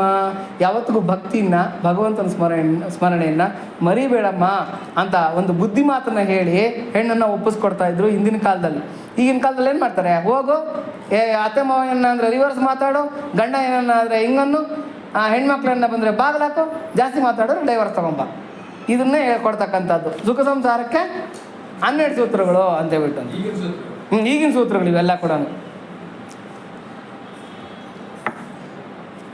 ಎಂಥ ಅದ್ಭುತವಾಗಿರತಕ್ಕಂಥ ಹೆಣ್ಣಿನ ಜೀವನ, ಎಂಥ ಅದ್ಭುತವಾಗಿರತಕ್ಕಂಥ ಆ ಗೃಹಿಣಿಯ ಜೀವನ, ಎಷ್ಟು ಅಪಾರವಾಗಿರ್ತಕ್ಕಂಥ ಒಂದಿದು ದಿವ್ಯತೆ ಅಂತಕ್ಕಂಥದ್ದಿದೆ. ಗೃಹಿಣಿ ಗೃಹ ಮುಚ್ಚತೆ ಅಂತ ಹೇಳ್ತಾರೆ. ಮನೆ ದೇವಾಲಯ ಅಂತೆ. ಆ ದೇವಾಲಯದಲ್ಲಿರ್ತಕ್ಕಂಥ ದೇವತೆ ಯಾರು ಅಂತಂದರೆ ಆ ಮನೆ ಹೆಂಗಸಂತೆ, ಅಂದರೆ ಆ ಮನೆ ಸೊಸೆ, ಅವಳೇ ಗೃಹಲಕ್ಷ್ಮಿ. ಅವಳು ಒಳಗಡೆ ಇರ್ತಕ್ಕಂಥ ದೇವತೆ. ಆ ದೇವತೆ ಹೆಂಗಿರ್ತಾಳೋ ಆ ಮನೆ ಹಂಗಿರುತ್ತೆ. ಗೃಹಿಣಿ ಗೃಹ ಮುಂಚತೆ ಅಂದರೆ ಮನೆ ಏನಾಗುತ್ತೆ, ಮುಂಚೆ ಹೋಗುತ್ತೆ. ಅದಕ್ಕೋಸ್ಕರ ಗೃಹಿಣಿ ಗೃಹ ಮುಚ್ಚತೆ ಅಂತೇಳ್ಬಿಟ್ಟು ನೋಡಿ. ತೆಲುಗುನಲ್ಲಿ ಆ ದೇವತಾ ಅಂತ ಒಂದು ಪಿಕ್ಚರ್ ಇದೆ, ಅದ್ಭುತವಾಗಿದೆ. ಅದರಲ್ಲೊಂದು ಆಲಯಾನ ವೆಲಸಿನ ಆ దేవుని ರೀತಿ ಇಲ್ಲಾಲೇ ಈ ಜಗತ್ತಿಗೆ ಜೀವನ ಜ್ಯೋತಿ. ಅದು ಯಾರು ಬರೆದಿದ್ದಾರೋ ಆಗಲೇ ಅದ್ಭುತ ಈ ಹಾಡಂತೂ, ವೇದ ಮಂತ್ರ ಇದ್ದಂಗೆ. ಇಲ್ಲಾಲೇ ಈ ಜಗತ್ತಿಗೆ ಜೀವನ ಜ್ಯೋತಿ, పతిదేవుని మురిపించే వలపుల వీణ, జీవితమే పండించే నవ్వుల వాన. ಆ ಗಂಡನ ಅಳಿಸೋಳು ಇವಳೆ, ನಗಿಸೋಳು ಇವಳೆ. ಅದಕ್ಕೆ పతిదేవుని మురిపించే వలపుల వీణ, జీవితమే పండించే నవ్వుల వాన. కష్ట సుఖాలలో తోడు నీడగా తల్లిని మరపించే ఇల్లాలి ఆదరణ, మగువేగా మగవానికి మధుర భావన, ఆలయాన వెలసిన ఆ దేవుని రీతి, ಇಲ್ಲಾಲೇ ಈ ಜಗತ್ತಿಗೆ ಜೀವನ ಜ್ಯೋತಿ. ಗಂಡನ ಯೋಗ್ಯತೆ ಯಾವಾಗ ಗೊತ್ತಾಗುತ್ತೆ ಅಂತಂದರೆ ಹೆಂಡತಿಗೆ ರೋಗ ಬಂದಾಗ ಗೊತ್ತಾಗುತ್ತಂತೆ.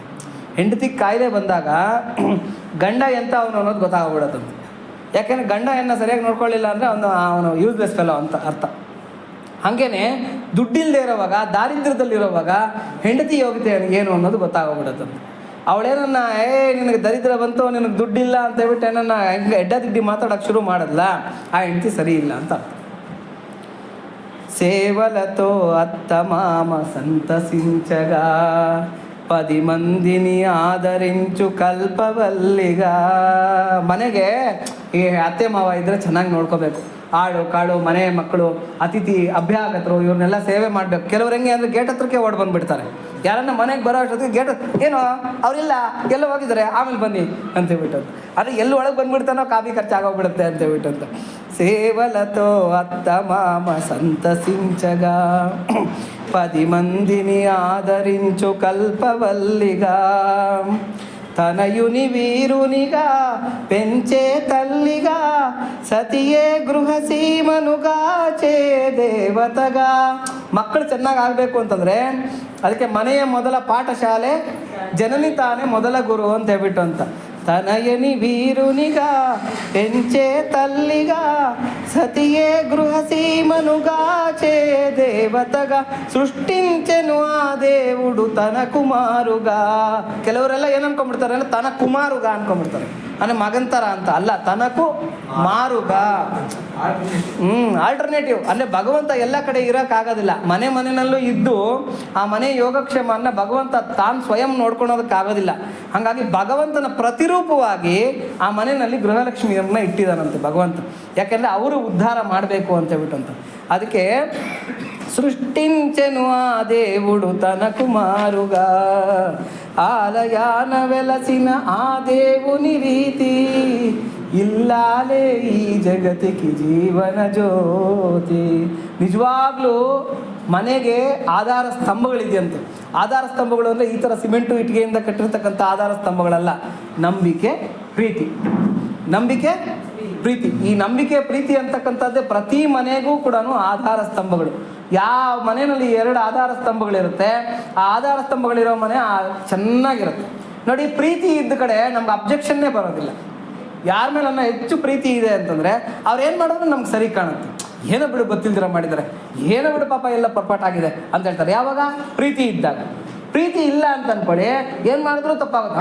ನೀನು ಹಂಗಂದೆ, ಹಿಂಗೆ ನೋಡಿದೆ ಪಾಪ ಒಂದು ಸಂದಿ ಮಾಮೂಲಿಯಾಗಿ ಹೋಗ್ತಾ ಇದ್ರು ಕೂಡ ನನ್ನ ದುರ್ಗುಟ್ಕೊಂಡು ನೋಡಿದೆ ನೀನು ಅಂತ ಹೇಳ್ಬಿಟ್ಟು ಹಿಂಗೆ ಎಲ್ಲ ಕೂಡ ಅಪಾರ್ಥಕ್ಕೆ ದಾರಿ ಆಗಿಬಿಡುತ್ತೆ. ಹಾಗಾಗಿ ಪ್ರೀತಿ, ನಂಬಿಕೆ ಯಾವ ಮನೆಯಲ್ಲಿ ಆಧಾರ ಸ್ತಂಭ ಆಗಿರುತ್ತೋ ಆ ಮನೆ ನೋಡಿ ನಂದನವನ ಆಗಿರುತ್ತೆ, ಸ್ವರ್ಗಕ್ಕೆ ಸಮಾನವಾಗಿರುತ್ತೆ.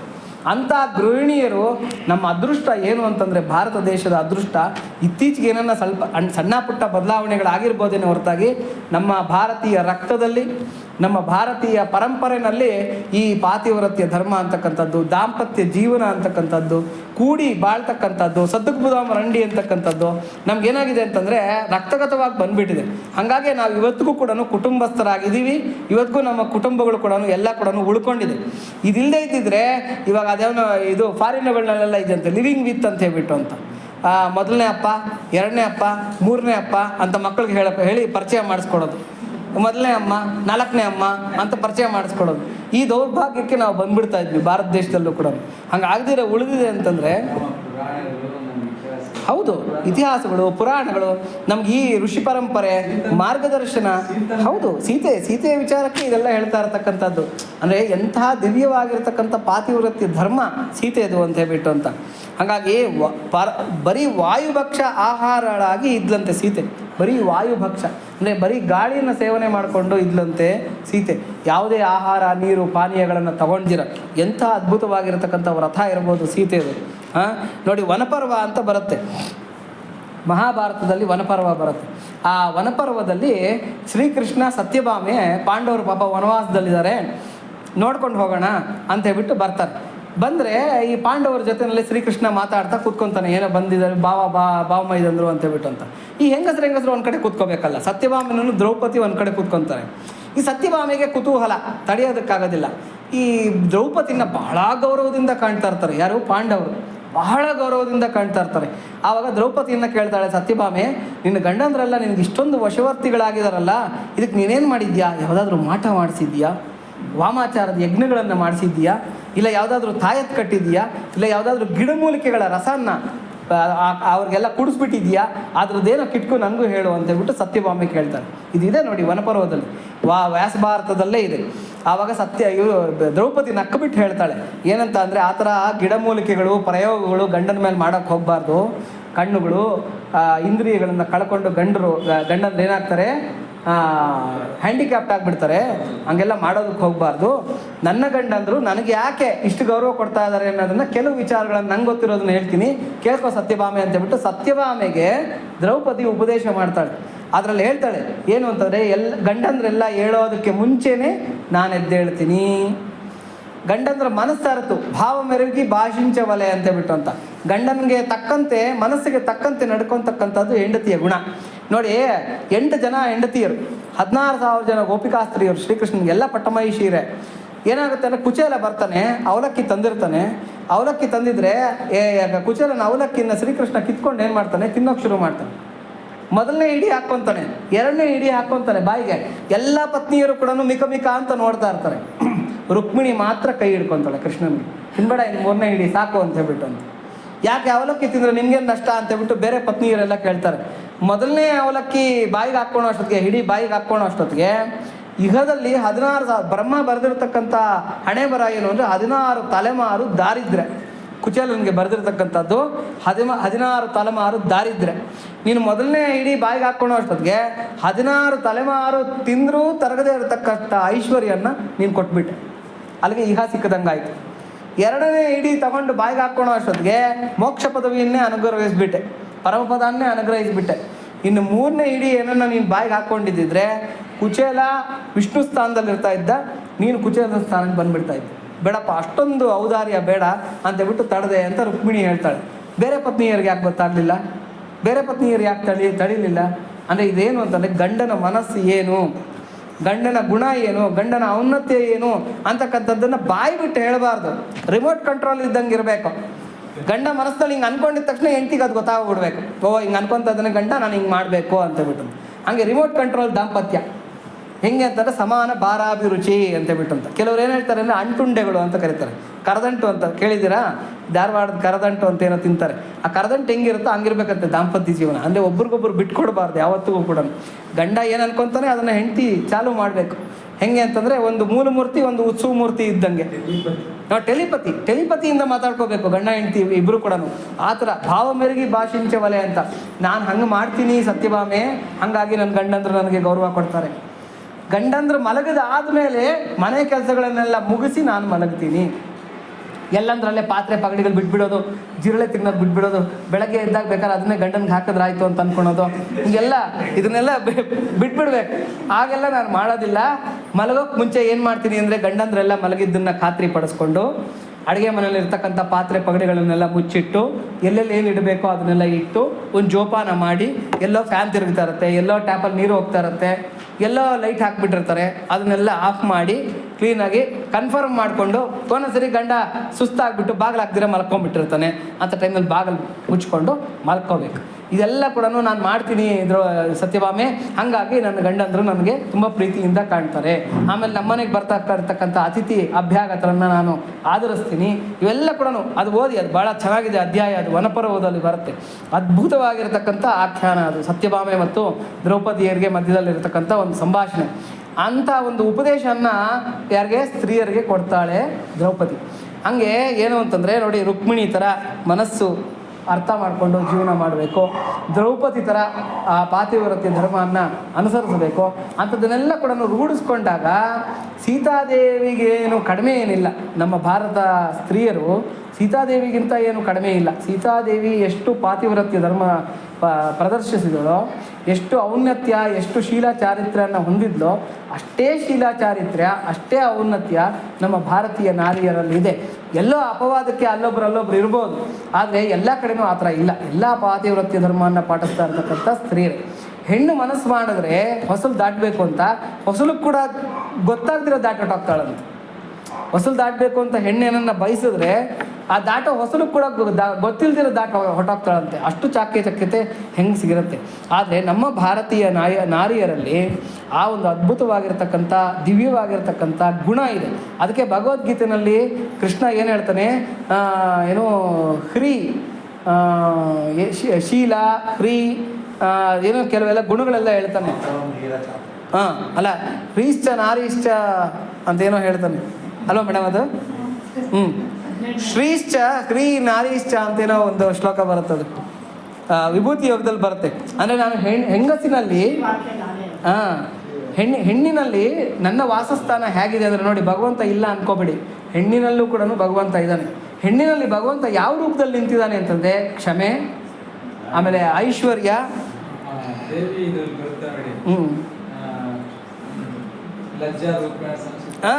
ಯಾದೇವಿ ಸರ್ವಭೂತೇಷು ಮಾತೃರೂಪೇಣ ಸಂಸ್ಥಿತ, ಯಾದೇವಿ ಸರ್ವಭೂತೇಷು ಲಜ್ಜಾರೂಪೇಣ ಸಂಸ್ಥಿತ, ವಿದ್ಯಾರೂಪೇಣ ಸಂಸ್ಥಿತ, ಸ್ಮೃತಿ ರೂಪೇಣ ಸಂಸ್ಥಿತ. ಎಷ್ಟು ಬರುತ್ತೆ ಎಲ್ಲ ಕೂಡ ಭಗವಂತನ.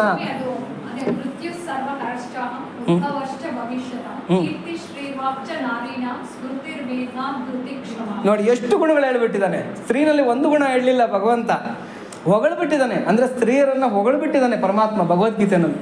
ಎಂಥ ಅದ್ಭುತವಾಗಿರ್ತಕ್ಕಂಥ ಶ್ಲೋಕ ನೋಡಿ ಅದು. ಅದನ್ನು ನೀವು ಪದೇ ಪದೇ ಓದಿ ಮನದಟ್ಟು ಮಾಡಿ ಇಟ್ಕೊಳ್ರಿ. ಅಂದರೆ ಐಶ್ವರ್ಯ, ಕ್ಷಮೆ, ಕೀರ್ತಿ, ಧೃತಿ ಇವೆಲ್ಲ ಕೂಡ ಈ ರೂಪದಲ್ಲೆಲ್ಲ ಕೂಡ ಸ್ತ್ರೀಯರಲ್ಲಿ ನಾನು ನೆಲೆ ನಿಂತಿದ್ದೀನಿ ಅರ್ಜುನ ಅಂತ ಹೇಳ್ತಾನೆ. ಹಾಗಾಗಿ ಹೆಣ್ಣು ಮಕ್ಕಳಲ್ಲಿ ಪರಮಾತ್ಮನ ಸ್ವರೂಪ ಈ ಥರ ಇರುತ್ತೆ. ಅಂದರೆ ಒಬ್ಬೊಬ್ಬರಲ್ಲಿ ಒಂದೊಂದು ರೂಪದಲ್ಲಿ ಪರಮಾತ್ಮ ನಿಂತಿರ್ತಾನೆ. ಆ ಹೆಣ್ಣಿನಲ್ಲಿ ಈ ರೂಪಗಳಲ್ಲಿ ನಿಂತಿರ್ತೀನಿ ಅಂತ ಹೇಳ್ಕೊಂಡಿದ್ದಾನೆ ಭಗವಂತ. ಹಾಗಾಗಿ ಎಂಥ ಅದ್ಭುತವಾಗಿರ್ತಕ್ಕಂಥ ಜನ್ಮ ಸ್ತ್ರೀ ಜನ್ಮ. ಸ್ತ್ರೀ ಅಬಲೆ ಅಂತ ಹೇಳ್ತಾರೆ, ತಪ್ಪದು. ಕಾಳಿ, ದುರ್ಗಾ, ಪರಮೇಶ್ವರಿ ಯಾವತ್ತನ್ನ ಅಬಲೆನ ಅವ್ರಿಗಿರ್ಬೋದು. ನಮ್ಮಲ್ಲಿ ಬಲಹೀನಳಲ್ಲ ಸ್ತ್ರೀ, ಯಾವತ್ತೂ ಕೂಡ ನಮ್ಮಲ್ಲಿ ಬಲಹೀನಳಲ್ಲ. ಗಂಡಸ್ಗಿಂತ ಏನೂ ಕಡಿಮೆ ಇಲ್ಲ. ನೋಡಿ, ಗಂಡಿನಲ್ಲಿ 3 ಕ್ರೋಮೋಸೋಮ್ ಪಾದಗಳಿರುತ್ತಂತೆ. ಕ್ರೋಮೋಸೋಮ್ಗಳಿರುತ್ತಲ್ಲ, ವೈ ಕ್ರೋಮೋಸೋಮ್ಗೆ ಎಷ್ಟು ಪಾದ ಇರುತ್ತೆ? 1, 2, 3. ಎಕ್ಸ್ ಕ್ರೋಮೋಸೋಮು ಲೇಡೀಸ್ನಲ್ಲಿ ಇರ್ತಕ್ಕಂಥದ್ದು ಎಷ್ಟು ಪಾದಗಳಿರುತ್ತೆ? 1, 2, 3, 4. ಅಲ್ಲಿಗೆ ಗಂಡಸ್ಗಿಂತ ಒಂದು ಪಾದ ಜಾಸ್ತಿನೇ ಇರುತ್ತೆ. ಹಾಗಾಗಿ ಹೆಣ್ಣು ಮಕ್ಕಳು ಗಂಡಸ್ಗಿಂತ ಒಂದು ಕೈ ಮುಂದೆ. ಆಮೇಲೆ ಹೆಂಗಸು ಯಾವತ್ತೂ ಕೂಡ ಬಲಹೀನಳಲ್ಲ. ಹೆಂಗಸು ಗಂಡಸ್ಗಿಂತ ಯಾವುದ್ರಲ್ಲೂ ಕಡಿಮೆ ಇಲ್ಲ. ಇವತ್ತಿಗೆ ನೋಡಿ, ಇವತ್ತಿನ ಕಾಲಘಟ್ಟಕ್ಕೆ ತಗೊಂಡ್ರೆ ಎಲ್ಲ ಉದ್ಯೋಗ ರಂಗದಲ್ಲೂ ಸ್ತ್ರೀಯರಿದ್ದಾರೆ, ಮುಂದಾಳತ್ವ ವಹಿಸಿದ್ದಾರೆ. ಎಲ್ಲ ಸ್ಟೂಡೆಂಟ್ ಲೈಫ್ ತಗೊಂಡ್ರೆ ಎಲ್ಲದರಲ್ಲೂ ಹೈಯೆಸ್ಟ್ ತೆಗಿತಾ ಇರ್ತಕ್ಕಂಥದ್ದು ಸ್ತ್ರೀಯರೇನಾ? ಆಮೇಲೆ ಎಲ್ಲ ಉದ್ಯೋಗದಲ್ಲೂ ಇವತ್ತು ಆರ್ಮಿನಲ್ಲೂ ಕೂಡ ಸ್ತ್ರೀ ರಂಗ ಅಂತಕ್ಕಂಥದ್ದು ಪ್ರವೇಶ ಮಾಡಿದೆ.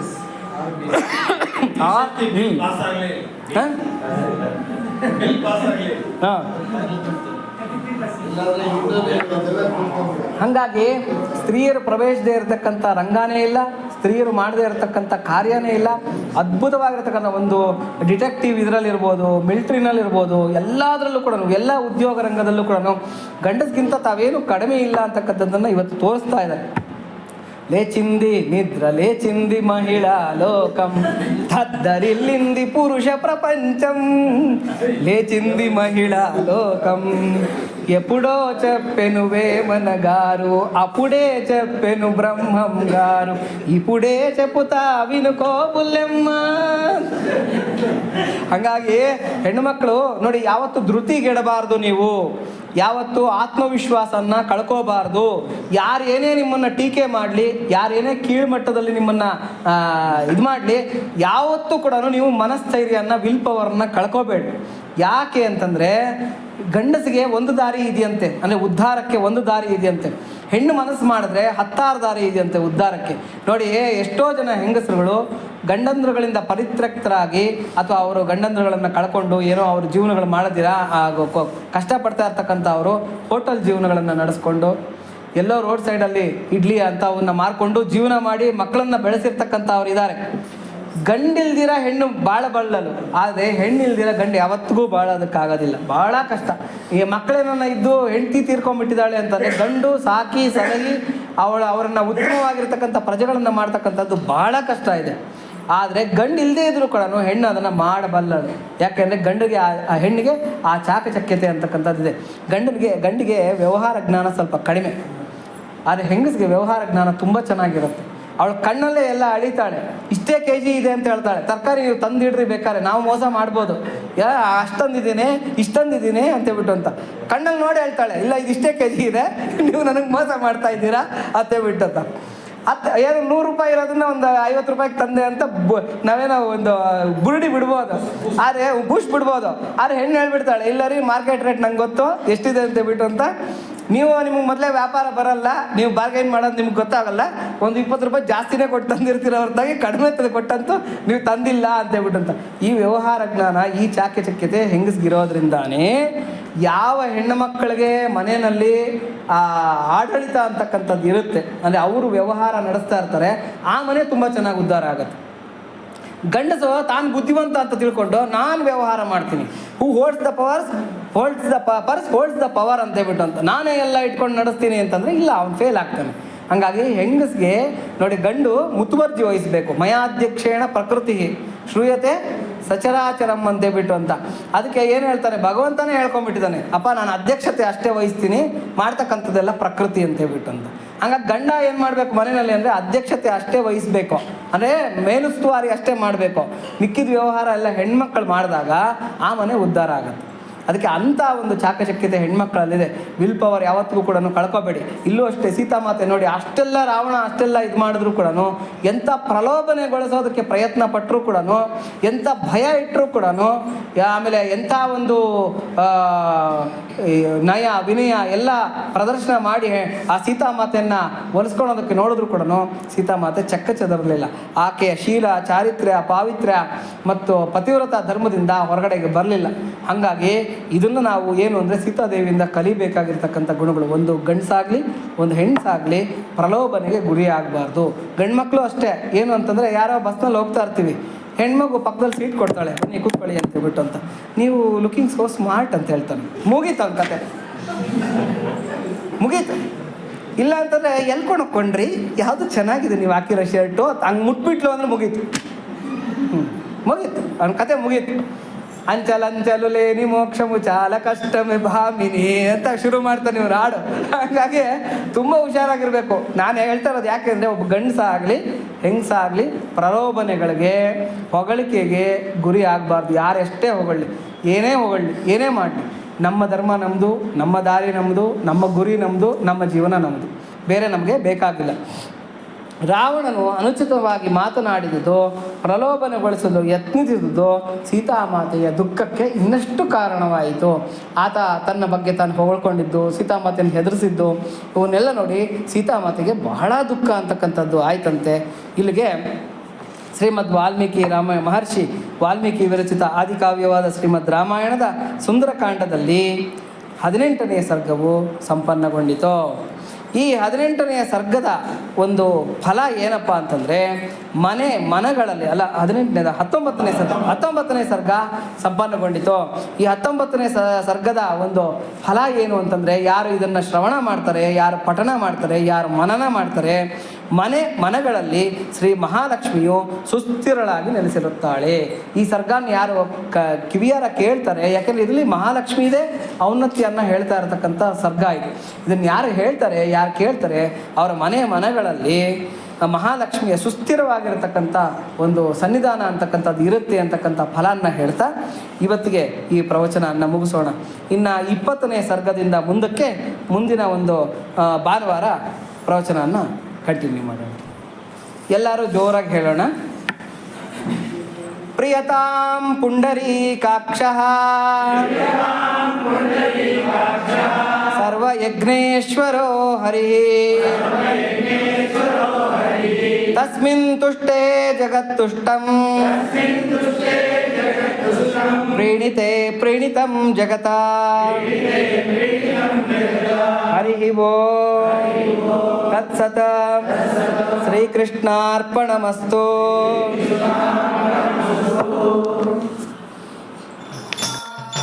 ಜೈ ಜೈ ಹನುಮಾನ್, ಜಯ ಹನುಮಾನ್, ಜೈ ಜೈ ಹನುಮಾನ್.